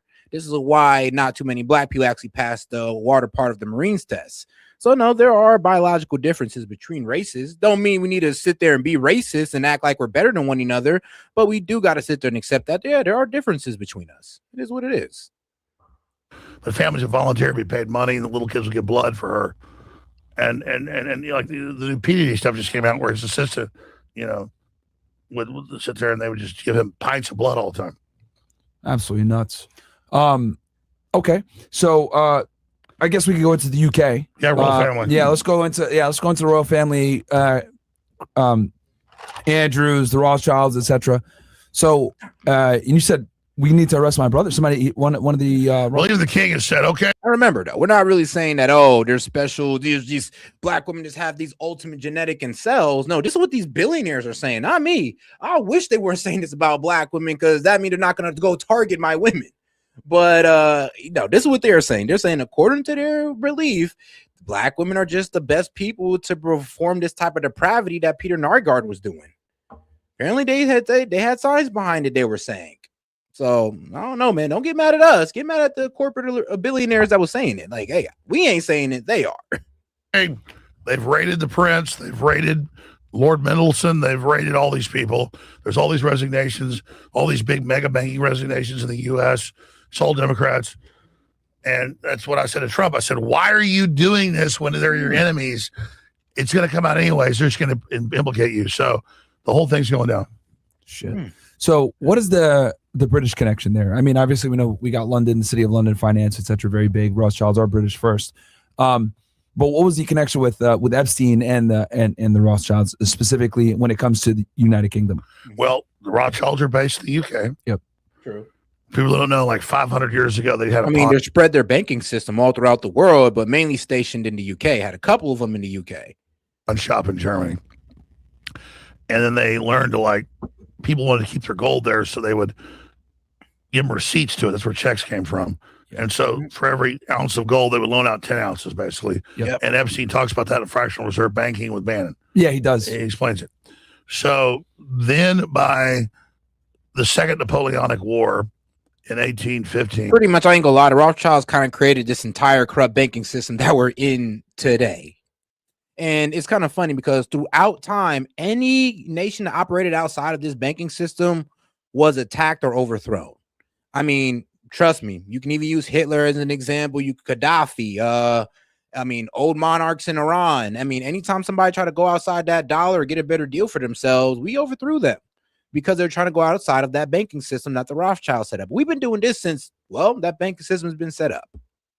And he told the families to like go out to all the major cities. You know, you go to Paris, you go to Munich, you go to here, you go to there for the Rothschilds. I mean, Exactly. Yeah. And they play everybody. And they've written books bragging about it. Yeah. Yeah. And so movies, everything. Napoleon has come back and he's fighting Lord Wellington at the Battle of Waterloo. And they send a carrier pigeon to the coast to a fast ship, a Corvette. And they go and announce Lord Wellington is lost. Europe is lost. Napoleon has won. The stock market crashes 99%. Damn. And the Rothschilds, this is public history, buy up the entire stock market. Now they own the British Empire. That's the most powerful force in the world. Oh, no, that's exactly what they did. Yeah. And the thing is, I think they also was helping pay for them to keep going into that bankruptcy, tricked them into it, destroyed their entire economy, then came back on the back end and bought it all up. I was like, yo, that was something crazy to read about because I'm like, yo, that's some crazy planning they got going on. That is duplicitous. Then, 100 years later, they found Israel. It's the same story. And so then you have them funding J.P. Morgan. You have them funding the Rockefellers, funding the railroads. The British had lost in the war with us in 1776. People do like to bring up Trump's beauty pageant, and I get it because it is highly suspicious. But you got to understand the participants in Trump's beauty pageant ranges from ages 14 through 19. So even if Trump went into, like they say, he went into one of those locker rooms, look at the girls. Well, he could have been going into the ones that were for 18 and 19-year-olds. Because remember, they had their own section in these pageants. And if you look this up, yes, the women who performed in Trump pageants, age range was from 14 to 19. So no, that's not definitive proof that Trump was messing with little girls at all. If anything, that's more proof that man Trump, likes some kind of like Clinton on the young side. And I mean, trust me, I don't agree with it myself, but hey, man, if he's over 18, it is what it is. It's perverted as it may sound. It's not pedophilia. But by 1789, we had our country, but they came back in. Andrew Jackson fought them famously, said, "Let the British take over their banks." But by 1930, they set the private Federal Reserve that there's not been an audit for 100. Oh yeah, bro, that we never wanted, bro. The Rothschilds, world banking, the central banking system, bro. Yeah, we kind of enslaved ourselves to them with the Federal Reserve. And pretty much who owns the central or world banking system? The Rothschilds. And people will sit there and act like they don't, but they do. They do. Plus years since then, but there was an audit before, and the Federal Reserve was 82% owned by the Rothschilds. Yep. This is public documents. You can look it up.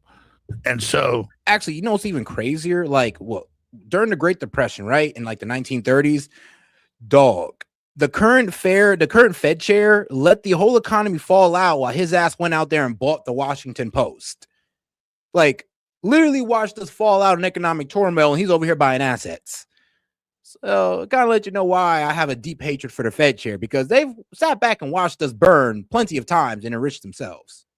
Not been an audit for 100 plus years since then, but there was an audit before, and the Federal Reserve was 82% owned by the Rothschilds. This is public documents. You can look it up. And so it's not a separation. You have the Rothschilds over here, you have the Rothschilds over there. He was the Rothschild representative, Jeffrey Epstein. U.S. side? Yeah, U.S. side. Okay. Well, really globally, you read it. The point was he was the Trilateral Commission spokesman for David Rockefeller. And David Rockefeller, was already 80-something years old when he hired Epstein. Yeah. So Epstein stood in and did stuff for David Rockefeller because he didn't want to give up power, so we had to pick this guy to do it. Yeah. Wow. And because so he's not gonna give his family power. He's not gonna anybody else. It was this guy. I don't want to go back to the baby thing too much, but like, I just got to know. We talked about people like Nygard and these weirdos that want to do it for vitality reasons. Was Epstein's role to get them the women that would do this, or the children? Like he was a recruiter to find the women and the Absolutely. kids? 14-year-old girls having sex with politicians is just the first level. Yeah. And then it becomes Satanism, cannibalism, medical experiments, human cloning experiments, having women have babies as surrogates. You can drain the babies. And then that's all in the emails. Gotcha. And so at that first level, he's the one getting them the 14-year-olds. And then they're going up from there. Well, the FBI and the media and the culture just left it at 14-year-olds.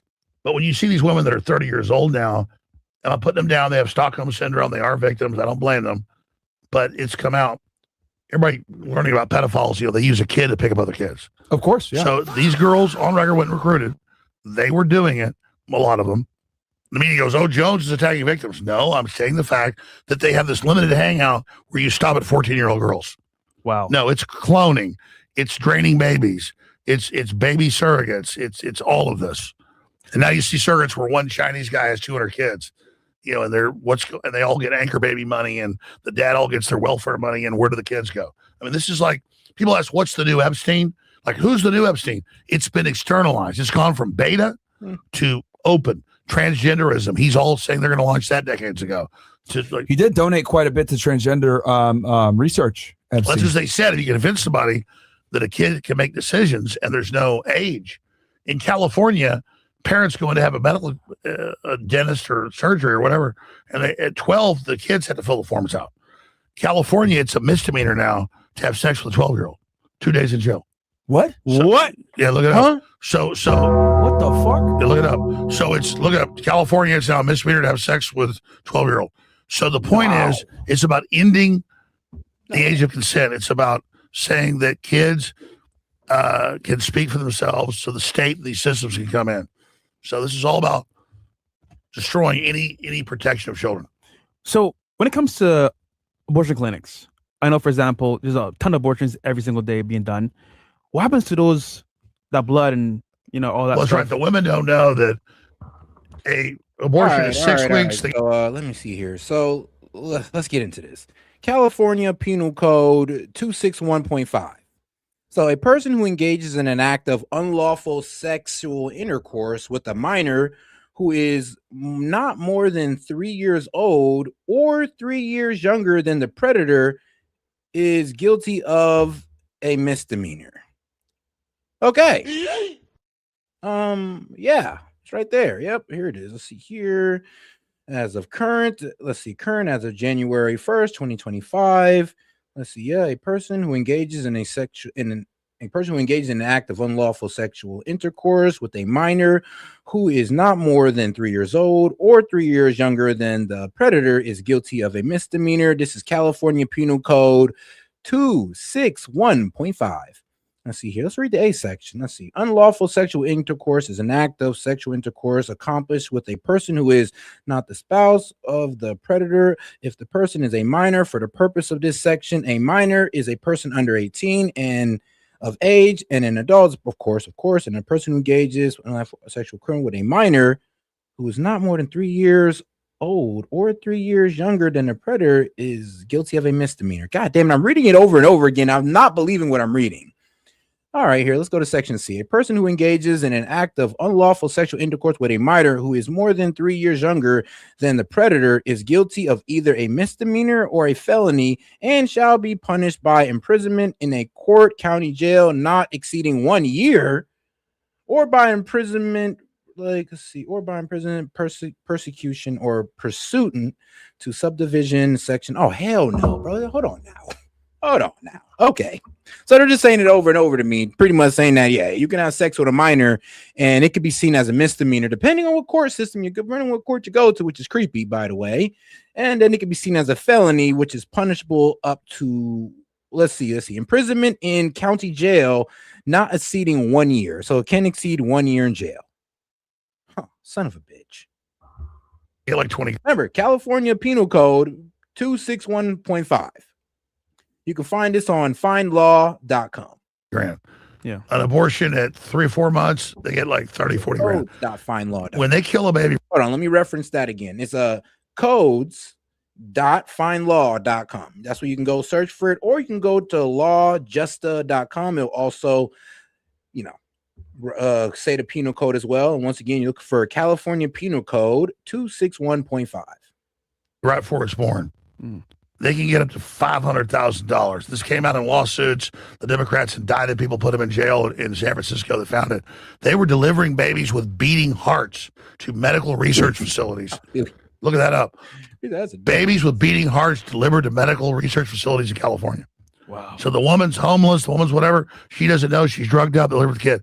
Remember me on Joe Rogan like 8-9 years ago? I talked about the governor at the time who had been a former harvester doctor. And he says, we keep the baby comfortable. We come to the mother and we say, we're not going to resuscitate. That's a legal term. Resuscitate normally means bring them back to life. Yep. Resuscitate means they're not alive. Then we keep the baby comfortable. Then we harvest the organs. Governor Northam. So this is all about harvesting children. God fucking damn. And it's for I don't know. All right, good. That's funny as hell. Shout out to MBC. He said, bro, NBC number. He said, bro, he's like, F all that. He's like, bro, the other place in Cali, not Oakland. Hey, shout out to you for sticking up for your own. I feel it. Trust me, if I was living in Cali, I would want to make sure my city ain't on that bullshit. It's like, hold on, what are we doing here? Why is this a code again? Like, this is really a penal code that apparently you can have sex with a minor and possibly be charged with a misdemeanor. Yeah, I ain't going either, bro. I wouldn't have been going either. Again, for vitality, for blackmail, for control. It's all about control and corruption and vitality. But just like COVID, give you poison shots to raise your immune system. $50,000 if you intubate somebody and then kill them. The same bounty around the world. It's all about corruption and control and turning the system into a predatory operation. Like Bill Gates famously said 15 years ago, if we kill a grandmother, we can hire 15 teachers. Damn. If you type them in. Gotcha, bitch.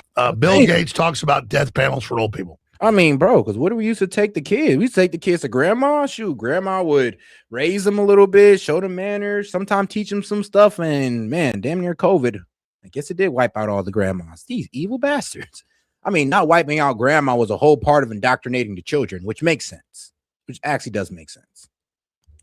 The old generation did have a lot more common sense. Let's talk about Bill Gates real quick because, Bill Gates did everything he could to, let's get him a refill, by the way. I'm good. I got good. Oh, you sure? Okay. But I want some pizza. Okay, we'll order some right now. I was telling them pizza. They said, don't forget your sushi. Yeah, I don't mind sushi. Actually, there's a good pizza spot I know right down the street that we can order. I know exactly. What do you want in pizza? What do you want it? Whatever you guys want. Garlic, pepperoni. You know what? Eventually, there was some part in this interview where this man pulled out the Henny. I was crying, bro. It's like, you having a little bit too much fun, or you just chilling with the guys when you just pulling out the Henny. Game kind of the gist of it with Bill Gates, just using him to donate money to school so he can get technology, or was there something else there too? No, that's basically completely right, but it's worse than that. Okay. Bill Gates spends at least $10 million a year underwriting ABC News, CNN, the Wall Street Journal, the New York Times. He spent hundreds of billions of dollars because he has a tax-free foundation, so he makes money off it. Okay. Buying up all the major vaccine regulation systems in the world. Oh. But when he needs to go blackmail a scientist or somebody, or get control of MIT or John Hopkins or whatever it is, he went to Epstein to use him to set people up and blackmail them. Then, so it was more than fair. He was like, do this for me. But exactly. But going back at least 10 years ago, this has come out in the emails, Epstein double crosses him and starts supplying him with women and stuff. He starts blackmailing him. So yeah, Gates is a master. I mean, he controls like the main UN, the main private, all the regulations for vaccines. He controls the global social. Yeah, that's true though, because they let that man Gates do whatever he wants when it came to assigning vaccines to the world, doing vaccine tests on the world. Yo, who the fuck lets us test vaccines on like random people in Africa? Who the fuck allows that bullshit? I just had to wonder, because you look it up now, it's still going on. Who allows that? Why is Bill Gates allowed to do that? Why is Bill Gates allowed to sit there and say that Africa's overpopulated, they need to be cold? Like, who gives this man this much power over the world? And he's celebrated as this, I ain't gonna lie, as a guy who's just looking out for the world. He's a philanthropist. Oh my goodness, we just worship Bill Gates. But this man is literally like using people in Africa as guinea pigs for vaccines. Like, come on now. Like, now it makes sense why he had so much pull. Because I'm like, who is allowing this man to do this? Why is he able to do this? Credit score system.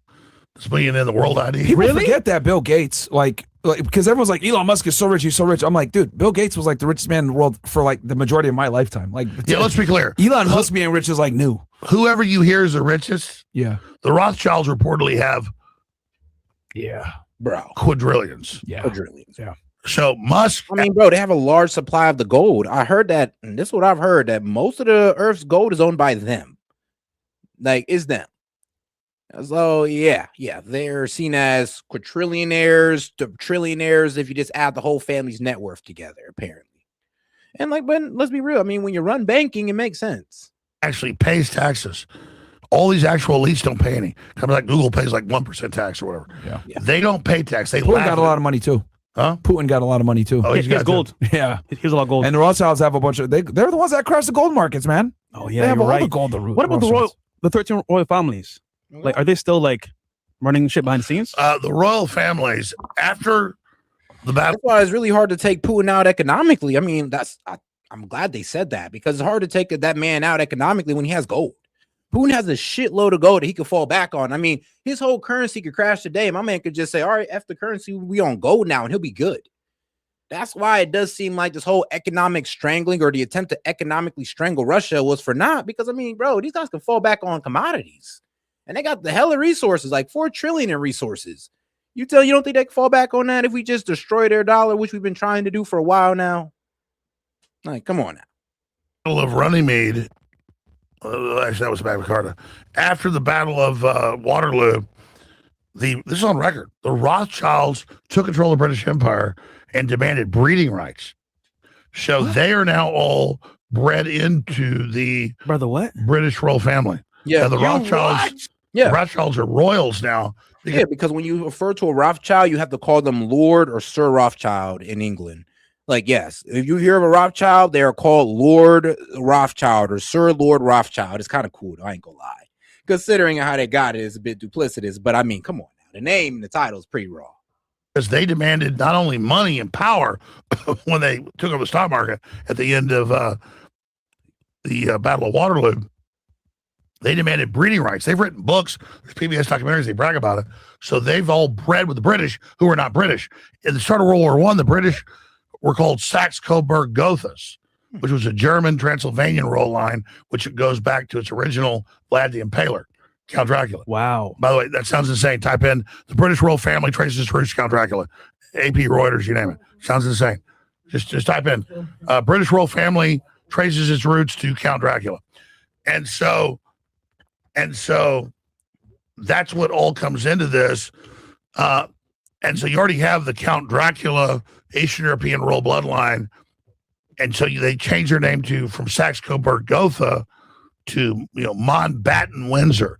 So that's now the prince is Mr. Mountbatten Windsor. It's interesting too, because, if of the Windsor family. Oh yeah, that's how like a lot of these royals are set up, through their last name and that family, and they hold this much amount of land, this much amount of wealth. And I mean, the Rothschilds are highly regarded amongst them, the royals or the nobles, because they still exist in Europe.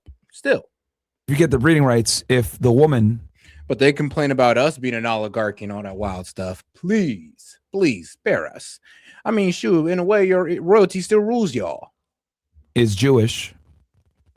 Well, then the kids are Jewish. Where does, I guess, but guys, type that in. I want you to see this. Yeah, we'll pull it up. Just type in British royal family. Type in Prince Charles Count Dracula. Folks, I'm not making this up. It doesn't sound real. No. We're delivering the blood of the kids for you in the emails. No, but Vlad the Impaler was a real person. No, that's they admit an official British royal bloodline website. Yeah, they say Prince Charles. You can pull up and saying, my original ancestors, Vlad the Impaler. He lives like half the year in Transylvania in Count Dracula's castle. And he's the patron saint of the orphanage, and the children live with him in the castle. Well, the guy that just died, one of the Rothschilds, he looked like a ghoul, dude. Yeah, like the guy looked crazy. Look at that. Count Dracula. Yeah. No, I think now I remember this story. I know Count Dracula was meant from some guy who was pretty brutal. The Impaler. Vlad the Impaler. That's what it was. It was Vlad the Impaler. That's who Count Dracula was off. I believe he was a prince. Let me double check that though. Let me look it up.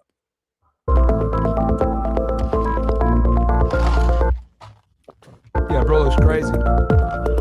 There's PBS documentaries like, I love Vlad the Impaler. So yeah, Vlad Dracula. Okay, so this guy here, the fictional Count Dracula was inspired by a real person, Vlad III, Vlad the Impaler, who was a 15th century royal, specifically the Prince of Wallachia or Vulachia. Man, look, man, I ain't even gonna try Wallachia. Let's see. He was a feared ruler known for his brutal, harsh tactics against enemies. While not a vampire, he was a real historical figure and a ruling prince.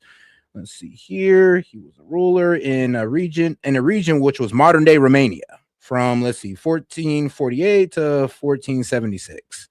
His name origin father was part of the Order of the Dragons, leading to the surname Dracula or Dragon. Vlad III was called Draculae, meaning son of the dragon. Which what the fuck are they? The dragon? I mean, bro, the last time I heard people being referenced to a dragon was Satan in the Bible. I don't think that's something y'all really want to talk about. I mean, I guess in Chinese cultures, dragons are seen as good luck. But yeah, that's what we're talking about, though. This guy here apparently comes. Wow, his father was part of the Order of the Dragon. Now I really need to look this guy up. What the hell does that even mean? Order of the Dragon? There was an Order of the Dragon, and we ain't talking about Chinese people. Hello, I live in Dracula's castle. Let me show you the orphans.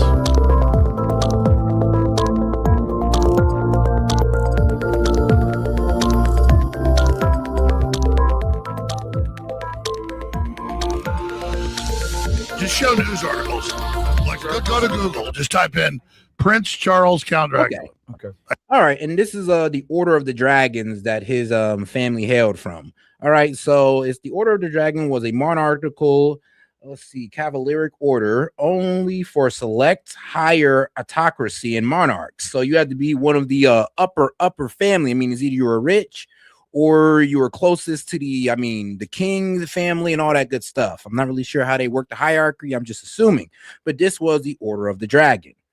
Let's see here. It was founded in 1408 by Sigmund of Luxembourg, who was then king of Hungary and Croatia, and also Holy Roman Empire. Oh shit. Oh, okay. So it goes back to the Holy Roman Empire. I mean, all the way. That's how far this reaches back. The Order of the Dragon. Like, whoa. Okay. And shout out to my man Jerry Johnson. This is the Laughing Disco for 250 jewels. Appreciate the support, my man. Yeah, guys, just viewers, just listen to me. I'm not making any of this up. You can't make this up. Meanwhile, they're draining children of their blood. Well, if you're right about a lot of stuff, man, people thought you were crazy at the beginning. They said he's going bat nuts crazy, but you've been shown to improve him to be right. No. I mean, dead ass. Look at this shit. This is crazy. It's like, what? Order of the Dragon. Oh, there was a monarch autocracy and a military cavalier order formed in December 12, 1408 by Sigmund of Luxembourg, then king of Hungary and later Holy Roman Emperor, along with his wife Barbara of Chile. See, modeled after the Order of St. George, his purpose was to defend Christian European. Wow, okay, that's not the name I would use to defend the Christians, but okay. All right, though. Okay, so his purpose was to defend Christian Europe against the encroaching Ottoman Turks, serving as a bastion of the church. This was who Count Dracula was a part of. Well, his family was a part of this order right here. Well, I mean, you just can't throw the whole order away. I mean, I guess it was doing something good if you're a Christian. But all right, though, let's go ahead and get back to our man Alex Jones. Now that we done took a little bit of detour to figure out what the hell he was talking about with Count Dracula and him being a part of the Order of the Dragons and all this crazy stuff.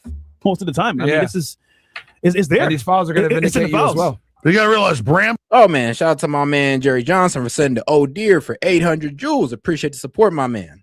Stoker and people had to write these books as fiction because they get arrested if they did as reality.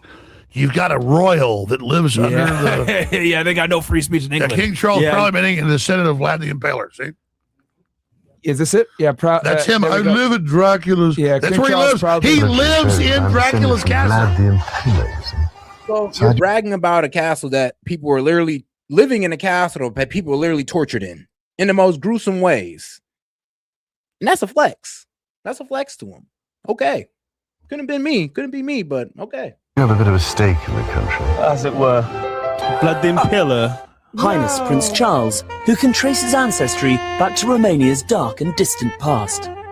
The genealogy shows that I'm descended from Vlad the Impaler.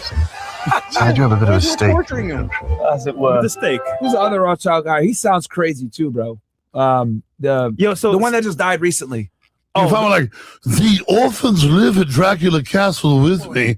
He's like little boys in his lab. Oh, this little boy. Wait, Alex, were they like black vampires too? Every culture is dude, that one live right, bro. I'm just curious, man. I'm curious. I'm thinking to see Blade. Every culture does devil worship. Really? Don't worry, you're still part of it. Okay.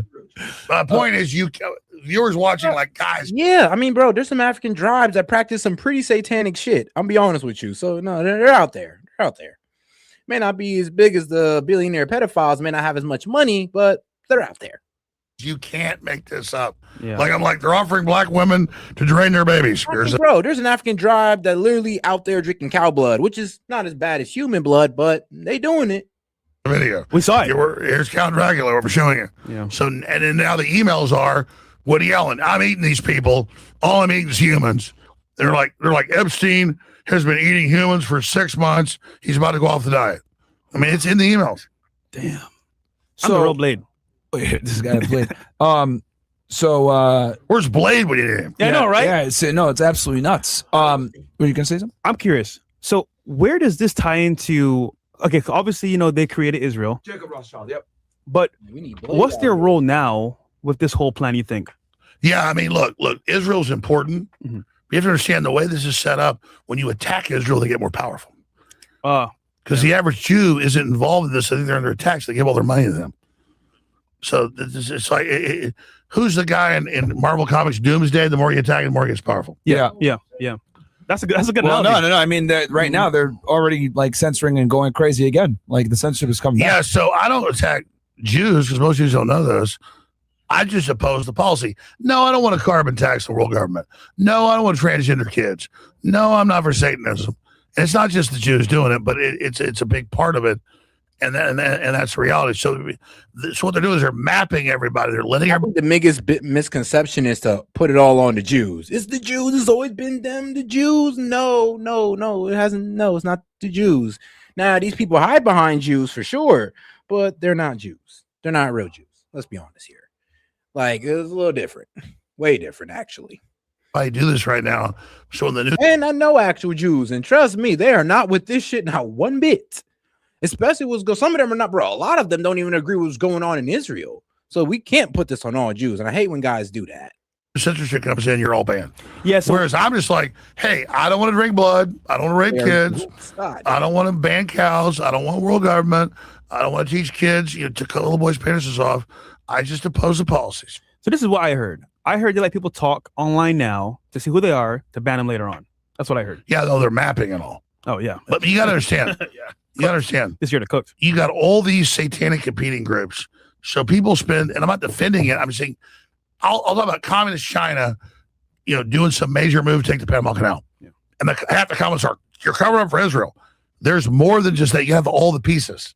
Mm-hmm. So, I mean, people go like, we love the old Alex shows and expose the USS Liberty.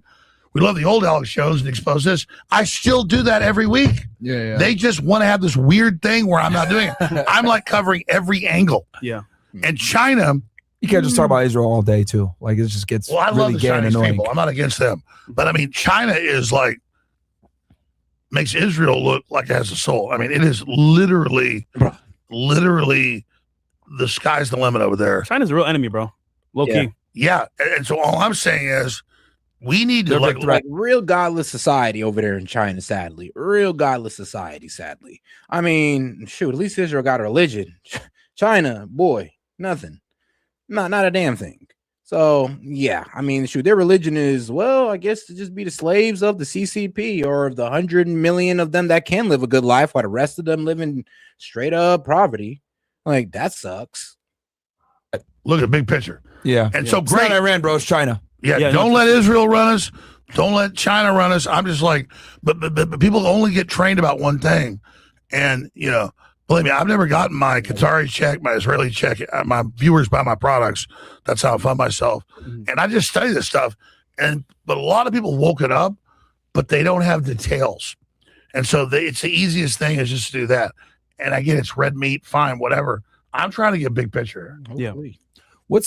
So Jacob Rothschild, this is the guy I was talking about right here. This guy looks like Yeah, he died recently. Yeah, he died 2 years ago. And this is the guy I was remembering. What was his relationship with Jeffrey Epstein, if anything? I mean, bro, this is how all Rothschilds are mentioned. Like Jacob Rothschild, fourth Baron Rothschild. It's like, no damn. He was out of their family. Investment banker. Like, bro, it's like out there. It's like investment banker and a member of Rothschild's banking family. It's like that goes back a while now. A while. Let's see. He was the eldest son of Victor Rothschild, third Baron Rothschild. I'm like, crazy. 70% of the world's wealth is under Orthodox Judaism. They own BlackRock, State Street, Vanguard, all of it. And this is why they do say it's the Jews, because I ain't gonna lie, though, the Rothschilds, they are Jewish. They just so happen to be Jewish. The problem is as it goes on, they get more and more inbred retarded. No, that is also true too. The Rothschilds did practice inbreeding inside their own family because they didn't want the wealth to go nowhere. It was a complete desperation to make sure that their wealth never left their family because they seen that's how other royal families destroyed their purity, as they would call it. They gotta have Epstein's kind of running it for them. But yeah, I mean that's I mean they're in deep trouble, and they admit they're in deep trouble, and so yeah, that's who he is. Yo, he's gonna burn in hell, bro. Yo, this nigga's gonna burn in hell for real though. Like all the shit that he did, bro, and his family. No, this nigger's gonna burn in hell. Yeah, I love that. Woo, let's go. He definitely will, bro. I mean, the devil's got a pitchfork shoved up his ass right now. Yep. Yeah. Oh, no, I don't take pleasure in that, but I'm telling you guys, I've studied this 6 ways from Sunday. This is bad, bad, bad, bad. And everybody better get on the right side of this. There you go. Oh, look, I'm a vampire. Yeah, that's crazy. Nigga, hold on. I'm not that black, though. That's too black, bro. Come on, man. We can read some chats as well. I know people are probably gonna have some guys. If you guys, Black and blue. But you are pretty black, so let me tell you, Epstein would love to drink your blood, buddy. Oh my goodness, bro. Hell nah. Bro, I can't imagine being we can read some of these chats. Yeah, some chats. Yeah, because I know these are piling up. People probably boy, the one time your blackness will work against you is when the pedophiles want to decide who bloods to drink. Oh man. Well, they're picking ours, guys. If you're black, look at your skin real quick and be like, yep, I'm a blood sacrifice, son of a bitch. W Alex in the chat. W Alex, there you go. Love. And I think we have minimums on it. So yeah, Alex, is Bohemian Grove the spiritual initiation and the Epstein network the physical blackmail used to lock in the globalist puppets? Are they two sides of the same coin? That question. I go off the books written by Bohemian Grove members.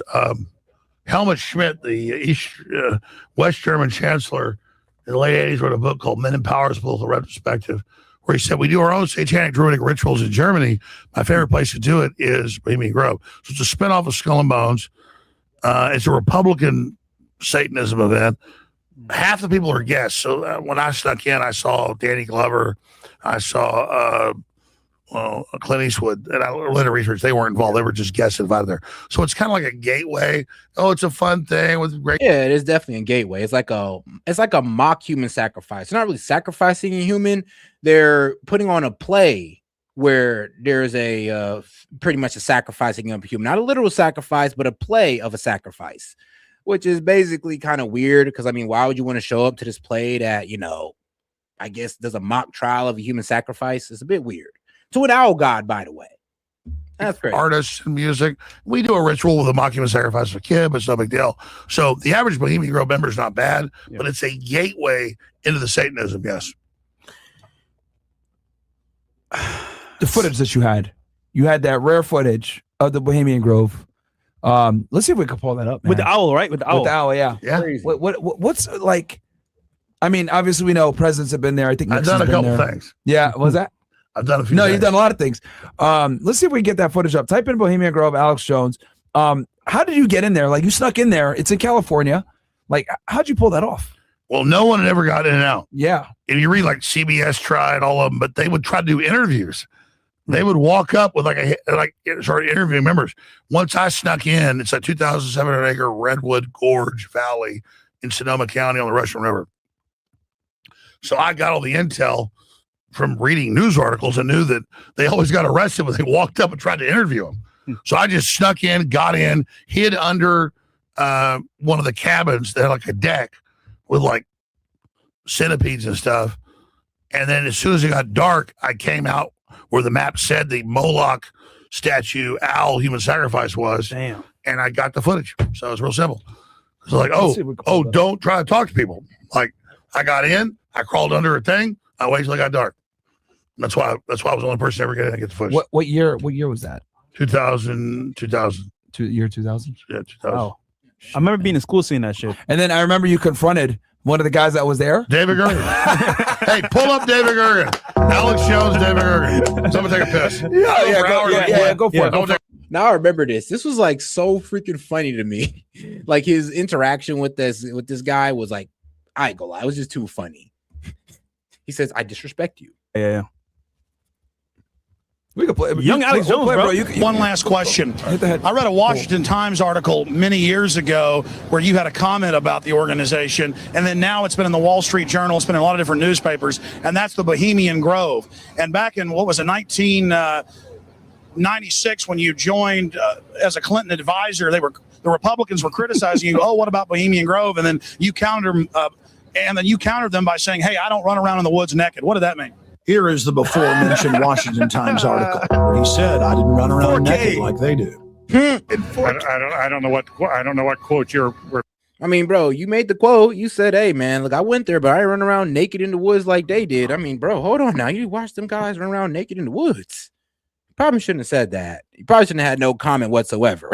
But okay. Referring to, I'm not aware of any quote like that. Listen, I am a happy member of the Bohemian Grove. I like the folks who come there, and it's really inappropriate for me to talk about the group beyond that. Thank you. Have you been there for the ceremony with the cremation of care? Frankly, I don't think that's something I need to talk to you about. Yeah, there you go. Yeah. Wow. He said it more than me, bro. Just crazy, bro. That messed Have you been there for the ceremony with the cremation of care? Frankly, I don't think that's something I need to talk to you about. Really? That's right. Well, I'm Alex Jones, and I snuck in there in 2000. I'm the guy that blew it wide open and got the video. It's been on national TV. Well, I disrespect you for that. I do. There's a lot of big public officials going in there. Don't we deserve to know? You took it. I don't know anything about you, and I don't know anything about your film. Pause if you real go quick. in there with an understanding. Yo, I've never heard someone use the term disrespect as a verb. I disrespect you for that. Nigga said it worse than me, nigga. What the fuck? He said, "I disrespect you for that." I'm like, wait, what? Like, wait, what? Yeah, oh God, that was like the first time I ever heard disrespect be used as a verb. I disrespect you for that. Like, bro, he looks like Homer Simpson. No, what's that nigga? Simpsons with the long nose. Okay. Shit, and their New World Order is burning the fuck down. Oh shit! Here's the fucking the New World Order. Yeah. You motherfuckers thought you'd stop me? You're losing your ass right now, bitch. He's the real Alex Fuck Jones. you, Rothschilds. Here we go. Listen, man. No, it's true because they try to ruin their life. Bro. Yeah. Like I know some of you guys might be like, "Whoa, my family." Like, yo, they try to ruin his life. They try to bankrupt him. Yeah. Like, guys, Alex is fighting the good fight. For 32 years to be fighting this fight and to survive this long is impressive. Yeah. Because, dude, most people are either off or financially adept. We're reacting to the clip here laughing. He said, "I disrespect you for that," because he said, like Ryan Dawson It's like that's where you kind of gotta have respect for guys like Alex, because he's been talking about this crazy stuff for a while and been able to keep some type of like financial independence. And like, you know, some of our guys that I wish would have that type of financial independence, like Ryan Dawson, which I'm not really too sure. No, he does complain about money a lot, but he is probably one of the best reporters and journalists I've seen. Again, yeah, put it back. Yeah, Ryan. From the very beginning, nigga. This shit's hilarious. It's better. Yeah, here we go. Legendary This is clip fantastic. Now it's thealexshowstore.com. One last question.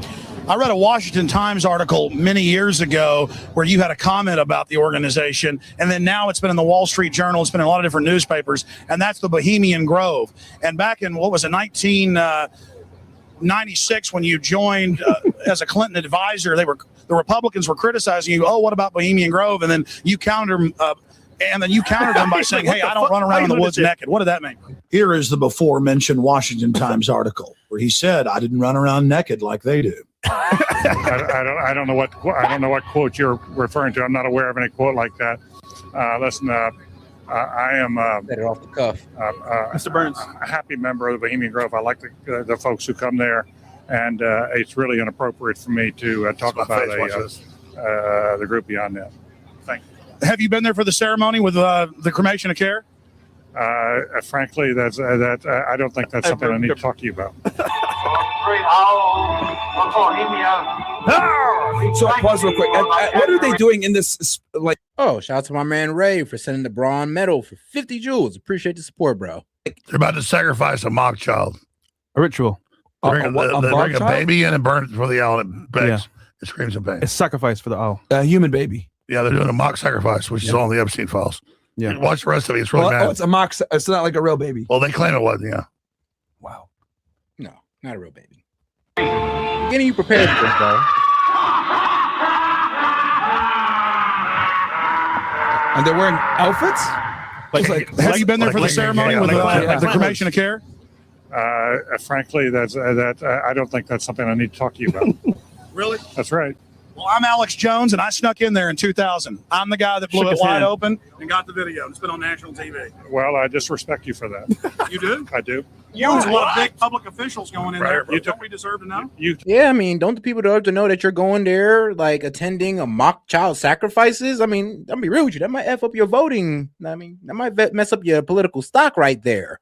I feel like we have a right to know if that my politician is attending child sacrifices or mock child sacrifices. I have a right to know that. And y'all do too. I don't know anything about you, and I don't know anything about your film. But if you go in there with an understanding, you violated that understanding by releasing that film, and I don't respect you for that. Bro. Really? I'm sorry. You took an understanding when you went in there that you would not do that film. And did you have an understanding when you went in there? No. Did you crash it? Yes. Yeah. That's why. No, it's funny. Like, you took an open understanding when you went in there. No, bro, he said he broke into there, okay? Obviously, y'all wasn't going to invite this man in and let us know that you were out there attending a mock or a trial child sacrifice. Like, sorry. Yeah, y'all wasn't giving open invitations to that. So excuse Alex for having to, sneak on there. It has no trespassing signs there too, doesn't it? No, they put them up after. Oh, I'm sorry. Just walked in. I'm sorry, sir. I've been there before. I know what the circumstances are, and I'm sorry you violated the understandings. That was not a gentlemanly thing to do. But what about the ritual? Is the ritual genuine?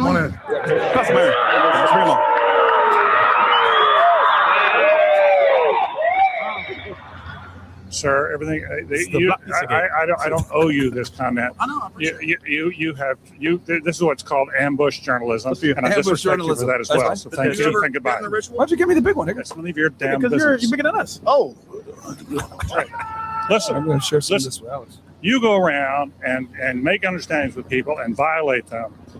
You ambush people on the streets, and that's inappropriate form of journalism. If you wish to practice that, that's fine, but don't ask others to respect you for it. If you want to, you can do. You're free American, like anything you want. If you want to be uncivil and rude and ungentlemanly, that's up to you. But don't expect the rest of us to say, "Oh well, you're there, Mr. Gergen." I'm sorry, nobody sets policy in there. We try to be gentlemen, and obviously, you don't belong there. Weaving spiders come out here. I mean, so, bro, if you're telling me you guys are a bunch of gentlemen attending a mock child sacrifice, I mean, okay, bro, it's not really a good excuse, but okay. Yeah, that is a 3-pointer. Woo. Yo, did you know it was going to be this big after that interview? Did you know it was going to be like that big? It was big. Yeah, this is huge, bro. That's right when the internet was getting big. He was in Barbados watching this shit. Because he didn't deny it. He didn't deny it or anything. He just sat there and tried to, get mad at Alex for exposing it. And it's kind of just like, all right, bro, well, you can't deny it. And you didn't deny it. You just sat there and condemned him for exposing it. So, yeah, that was a slam dunk for Alex at that moment. Damn, pretty young Alex Jones, too. Look at the man. You know what? Since the man lost weight, he did gain a little bit of youth back in his face. So, shout out to Alex Jones for losing weight. Like, looking at the Illuminati, the elite, he blew the whole whistle. Because it was always talked about in Hollywood. Bohemian Grove, sacrifice for kids. They were like, oh, it can't be real. But he actually made it a real thing because we saw live in color. The mock ritual, at least. Damn. So, you throw her back. Yeah. Dude. So, I'm just curious, Alex. 32 years of doing this. You've seen some crazy shit. How do you ever process this ending? Because I feel like this is biblical in nature, and there's good and evil. Satan is real. Jesus Christ is real. And at some point, it's going to end. But where are we in this timeline? Are we late in the middle, you think, or at the very end of this timeline? What's the actual you see happening now with the Bible and these evil people? I'm not sure I'm going to do my job and leave it to God. Yeah. But the globals are in trouble. They're not happy about this. Look how he was freaked out right there. I disrespect you. That's like 20-something years ago. Yeah. Bro was pissed. And this is hilarious that we're eating pizza while we're covering Epstein. This is hilarious, by the way. This is the Black Pizzagate. Yeah, it really is. It's funny ass shit. Wait, no, not real. Those it's fake. Wait, you got 3 boxes? Probably one of the best Where's jokes. some more, nigga? Why are you being Jewish? What the fuck? He's pepperoni. Yeah, but fucking. Yeah, plenty of pizza. We're good. We got a bunch of people in here, nigga. Nigga, he's fat. Fuck. I'm crying. Not hype. Like, guys, I've seen thousands of emails we talk about eating kids. They're like, we got one piece of pizza for 7 people. It's glowing, and they're going to pleasure you well. John Podesta, we're delivering the 7, 9, and 11-year-old to your hot tub for your entertainment. It is. They don't get out of this, man. Absolutely fucking nuts. They don't get out of this. So, who would you say are the top 10 offenders? Man, I haven't been able to. It's just from the information from the historical info, what you've read so far. I know there's still 3 million that you got to go through, but as of right now, from what you looked at, who are the top 10 offenders? Or you could go top 5. I gotta say, it's the British royal family. Okay. It's Epstein. It's all these Democrats. I was like, why are you doing this, Trump? It's all Democrats. It's who are the worst Democrat offenders? All the big. I can pull the names, but it's all Democrats. Hoffman, all those guys have been attacking Trump. Oh, yeah. And they're just nonstop. They're like, why are you protecting your enemies, Trump? I'm like, that's why I told Trump a couple weeks ago. I said, I'm done, man. I said, if you don't go after these people, fuck you. Because we've never caught him in any of it. So why are you doing it? Because Pam Bondi said Thursday in Congress, it's going to bring down the stock market. Well, fuck the stock market. We're not going to be held hostage by this anymore. Why did these people never get arrested, man? Because the DOJ is full of a bunch of people that are cowards. And if you do go after them, they come after you. But at a certain point, whenever the public knows, it doesn't matter. So they're losing their power right now. So the fact that this stuff's coming out, the fact that Trump finally went crazy today and said release it all, which I know he did, is a big change. Because he's like, I attacked Trump for this.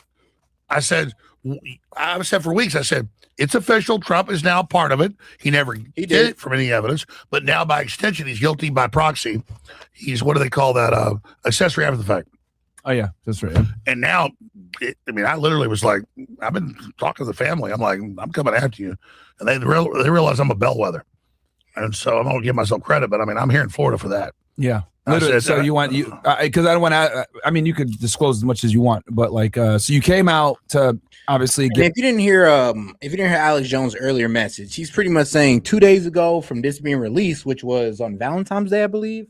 He said that Trump pretty much ordered his administration into his office, and he started yelling at him, saying that if you don't release these Epstein files, all you are effing fired. You were over here telling me all this bad stuff about how it's a hoax. It's all the Democrats done edited to make you look bad and all this good stuff. And that's not true. So just release it. And this is what Alex Jones was saying, that Trump went off because, well, apparently people in his administration was trying to convince him not to release the Epstein files because, it's a Democrats hoax. They put your name all over it. It's just going to make you look bad with no proof. And he's like, all right, cool. Just throw it all away. And he went off the belief that this was the Epstein file was, that it wasn't what we know it to be. Now, once it actually gets forced out, now Trump is just like, hold on here. Y'all were trying to say they smeared me all over, but anything like some of this vindicates me. So no, release the whole thing or you guys are fired. And this is what Alex Jones is saying that happened from his inside sources. You may take that with a grain of salt if you want to, but hey, we'll see how things play out because everything seems to be working in that order. Give them, hey, you got to get this out. It's starting to be bullshit. I'm assuming the hearing made you say, you got to do. Yeah, I was already coming. I was here when the hearing happened. Oh, you were here when they. Okay. I just said I'm not going to watch you destroy yourself and all of us with you. We bet on you, and I said I'm coming to Mar-a-Lago, and I'm going to bullhorn for 3, and then I'm going to the White House, and I'm going to go ape shit, and I'm going to say you're an accomplice if you don't bring this out. And I said, you see him destroying you, release it. So it was just being here. Yeah, and that's what I mean. That's what a lot of people was telling Trump on the outside, but apparently people on the inside was telling him, no, it's this Democrat hoax. Oh, they just rich you all over in it. They're just trying to smear you and all this good stuff. You're gonna spend all your time fighting when you should be focusing on the country. And that's how they sold it to Trump. That's why Trump has always said, oh, we need to focus on the country, not worried about this, because Trump has been sold to believe that this is nothing more than a smear campaign against them, not the actual, exposing of the deep state that it is. It's me, but the point is a lot of the people, all his advisors were telling him, like, you got to do this. Well, I want to just give myself credit, but that's what happened. What had him hesitant, to get all of it out? You saw Bondi in Congress 3 days ago. She said it'll bring down the stock market. Yeah. Which was, I was told over a year, when he first got elected, people were like, hey, look, the trail's cold. We can't prosecute. It's old. Well, you can't trust the files. Mm-hmm. This will bring down America. And I said, you not exposing will bring it down. They finally agreed in the last 48 hours. They said, you're right. I said, so now Trump's flamethrower fucking released the whole list, everything. Anybody involved, my name's in there. They're like, oh God, Jones, you're in trouble. It's all them attacking me. Yeah. So, I mean, this is historic. This is news, national news. Shit, man. So, what's going to happen next, you think? Any arrests at all? Anybody's going to be in trouble? Hey, listen, you're in trouble. You're fired. Remember, everything that I said is what Alex Jones pretty much says his inside sources are saying. And like I said, according to his inside sources, Trump has had enough. He's seen through the deception of, which his own administration has been feeding him. And he's like, yeah, bro, cut the bullshit. It's like, just release all the files and let's get it over with, because apparently this is going to sink us more than it's going to help us. And I mean, yes, if Trump was to sit there and play defense about the Epstein files, bro, that was going to sink his entire administration. But now that he's here, now that he's claiming that, no, he wants them released. They wanted to go full throttle with it. Hey, if that's what we get, more and more Epstein files released, which actually, yes, a new data set was released a couple of days ago. So it does seem like that is ringing to be true. And I mean, we'll see how things progress going on. But so far, so good. You're you already have dozens of European leaders and the heads of major the top banks resigning. And all the Obama officials have resigned. Oh shit! I need to ask about Obama. I got to pull the names up. Yeah. Feel free. All his chief advisors have all resigned. Okay. So I mean, it's going down. How are the Obamas clicked in with Epstein, if anything? Obama has never, from all our research, into kids, but it is in the files like $50-something thousand of hot dogs being delivered to his birthday. That's code for gay prostitutes. Yeah. So Obama. So Obama. Wait. I've heard this rumor. Yeah. So Obama is not into children. Okay, guys. Yeah. When it comes to Obama and the Epstein files, all it really did confirm was that, Obama either had a huge love for hot dogs or young gay prostitutes. Well, male gay prostitutes. Which, I mean, shout out to that guy, Larry St. Clair, who died last year in September. Yes, the guy who came out and said that he smoked crack and had gay sex with Obama. Yeah, that guy died last year. And now the Epstein files are out confirming that either, my man Obama had a love for hot dogs or, male gay prostitutes. Either or. A lot. Me too. That he's a straight up homosexual. Gay. Yeah. Like very. Yeah, so they gay. blackmail him with that. Mm-hmm. That's how Obama's control. That he's gay. Mm-hmm. Why does just come out with it? What's the issue here? He pushed for gay rights. He went to college at Harvard. He has a gay archetype. He's married. His diary's been public for 20 years, and he fantasizes about gay sex. So the guy remember there's a gay guy that said Obama had sex with me. Yeah, some shit like that. Back in the day, and he died right recently. Mm-hmm. Did he die recently? So was he lying? Was he telling the truth? He died. Because Obama's chef died. Gay nigga died. I promise you, everyone that talk shit about Obama, they dying, bro. What the fuck? Yeah. They How's get that clapped. possible? Yeah, they get clapped. Well, he's from Chicago. Nigga don't play, bro. Yeah, he just doesn't. Yo, gay niggas are fierce, bro. Yeah, he's just not like a dumb nigga. Like he doesn't like actually shoot them himself. Like he actually like hires someone and you know. Damn. Yeah. Yeah, no, that's what it is. The Clintons are from there. Hillary. Is Michelle a man? She's got anacondas for arms. Maybe one of the pants. No, Yo, Josie Wallet, bro. One in the pants. One in the chamber. No, I don't know. But the point is, I'm being honest. I never saw Obama pedophile stuff. Okay. All right. They blackmail him with the gay stuff. Okay. He was just cut with the gay stuff. Okay, fair. Was Clinton a pedophile or was he just a pervert? December 14th? Oh, Bill Clinton, was he a pervert or because I've heard from people, some people say no, he's just a really big pervert, sexual degenerate, but the girls are of age. But I've heard other people say no, he's a perv. Sorry, he's a pedo. I've never seen any real case. He settled a bunch of cases for rape. I've never seen any real cases of pedo stuff with Clinton. But all right, if you don't know about our guy Larry St. Clair, he was a guy who pretty much made these unsubstantiated claims against Obama, you know, like I said, saying that he's gay, saying he was smoking crack with him, and, you know, sucking D in the limo, all that wild stuff. But let's see here. It was back in, I think it was St. Clair is convicted of fraud, which alleged, he has a very crazy criminal history too, and he's basically a crackhead as well. But let's see here. It was in a Tucker Carlson interview in 2023. He was interviewed by Tucker Carlson on X, formerly Twitter, for his allegations. And then I remember he had a defamation suit against the Krasteen brothers, and I believe he died that year. Or wait, did he die that year in 2025? I don't know. Let me see here, because I heard 2025, but Larry St. Clair's death. Man, let me see here.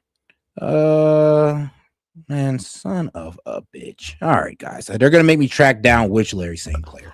He's all part of the same system. Yeah. Hillary, when she got hired, how did they compromise him? Just being a womanizer, I guess. Well, her dad, Hillary's dad, was the deputy of the crime boss that ran Chicago, the Daily Machine. Oh. And her first job was sent to Hot Springs and to Little Rock, which the Chicago Mafia is based there. If you look it up, it's crazy. They actually based there. And so she's on tape saying, yeah, I knew these guys raped this little girl and did all this, but I covered it up. So it all goes back to this to be, you know, the thing. But with the Clintons, they were both for the CIA. They were both operatives of the Bushes. I mean, Arkansas and all the cocaine. So that's their control. So Bill more with the womanizing involved with, you know, the corruption in Arkansas.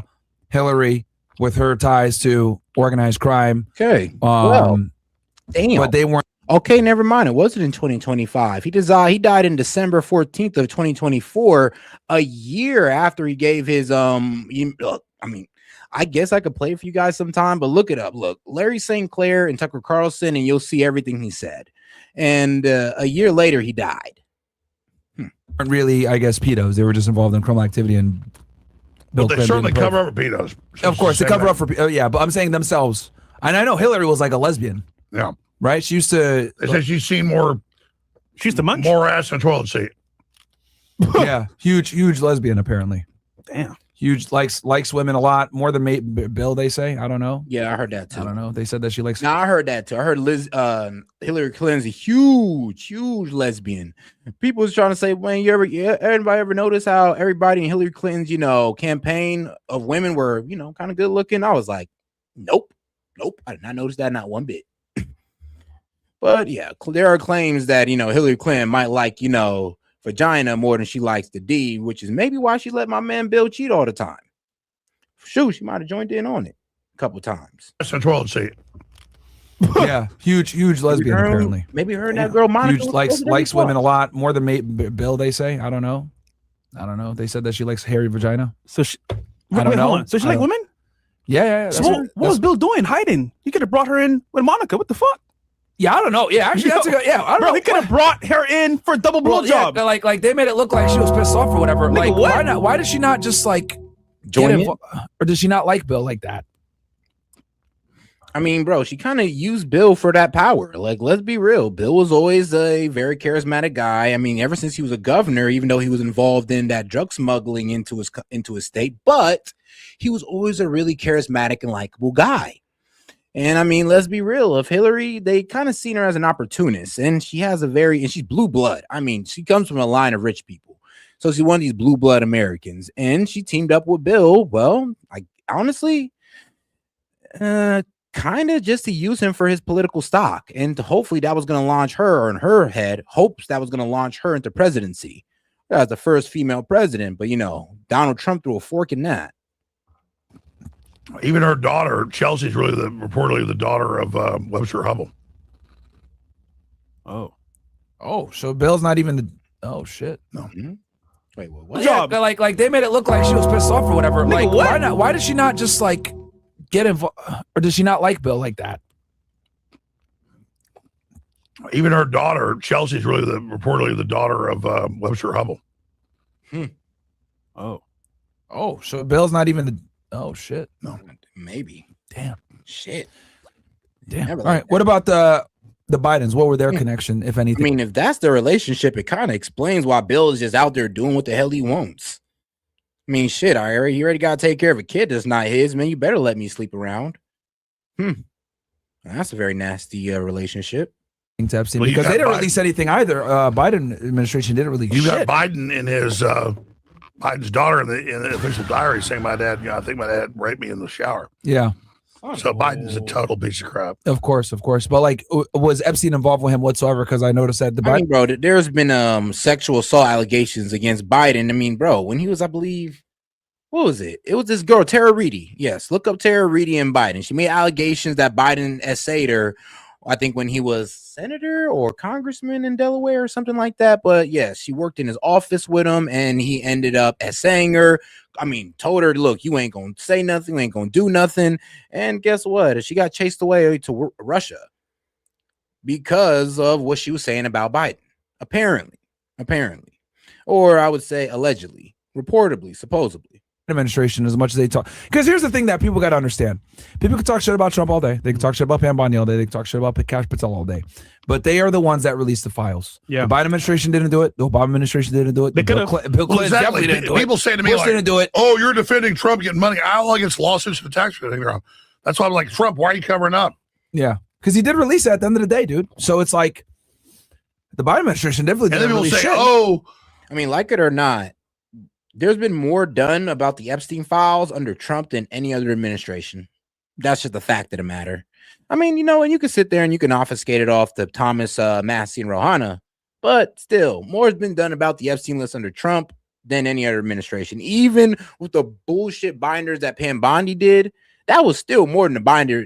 Bro, the binders were still more than the Biden administration, the Obama administration, the Bush, and this goes all the way back to Clinton, maybe further. So I'm gonna be real with you, even with the binders, the pathetic binders, that was done. That was like, I'm be real with you, he could have left with just that, and he'd have done more about the Epstein files than any other president. And that's the sad reality. Well, the names are redacted. Congress has access to that. So they have the victims and others redacted. And I say release it all. Yeah. And it's good that they did. So what? So was Biden or any of his people compromised? Because I know you said a lot of Democrats were in the Epstein list. Well, we talk about Epstein. He was kind of the Rothschild Trilateral Commission, New York, D.C. arm. There's a bunch of other blackmail groups and a bunch of others. Most of it's money, and like we focus on the sex with Epstein. Most of it was straight up money laundering payoffs. It was just the sex thing was an added deal to get certain people. Let me ask you this then. So, because I have my thing with, because I've dived into Epstein quite a bit, but you're the expert on this. So I always like to, whenever I talk to people that are experts on this stuff, I want to tell them this is my theory and I want to please add to it or correct me if I'm wrong. So from what I understood, and you talked about this earlier with Ghislaine Maxwell, with the UN and the ocean thing, to me, it seemed like that was the play to meet really powerful people, right? And from an international perspective, also her dad had quite a bit. All right, guys, I got to go ahead and call it in on this one. Shoot. I got stuff to do today. Shoot, because we're into it's Tuesday. It's Tuesday, so you boys still got to do things. But all right, guys, I'm going to catch you guys on the next one, man. Make sure you guys like and subscribe to the channel, man. You know, I do this every night, so make sure to go ahead and double tap that screen and like the video and all that good stuff. And, I always do say, for you guys that don't like the vertical viewing, you can always go ahead to the horizontal viewing because I do both at the same time. I do hear people complaining about the vertical. Don't worry, you got two options. You chose the vertical option. Remember that, not me. But all right, though, let's go on and end the show. Appreciate you guys for tuning in. Let's not forget to double tap that screen, hit that icon up there with my face on it or a cartoon face on it to subscribe to the channel, guys, and appreciate the support. We're gonna close out on this informational video right here. Peace, guys, and we're out. Wait, why are we even debating the SAVE Act when no Democrat in the Senate will vote for it? Don't Republicans need 60 votes because of the filibuster? In normal circumstances, yes, but Republican senators are discussing possibly bringing back the talking filibuster to try and pass the SAVE Act. What's that?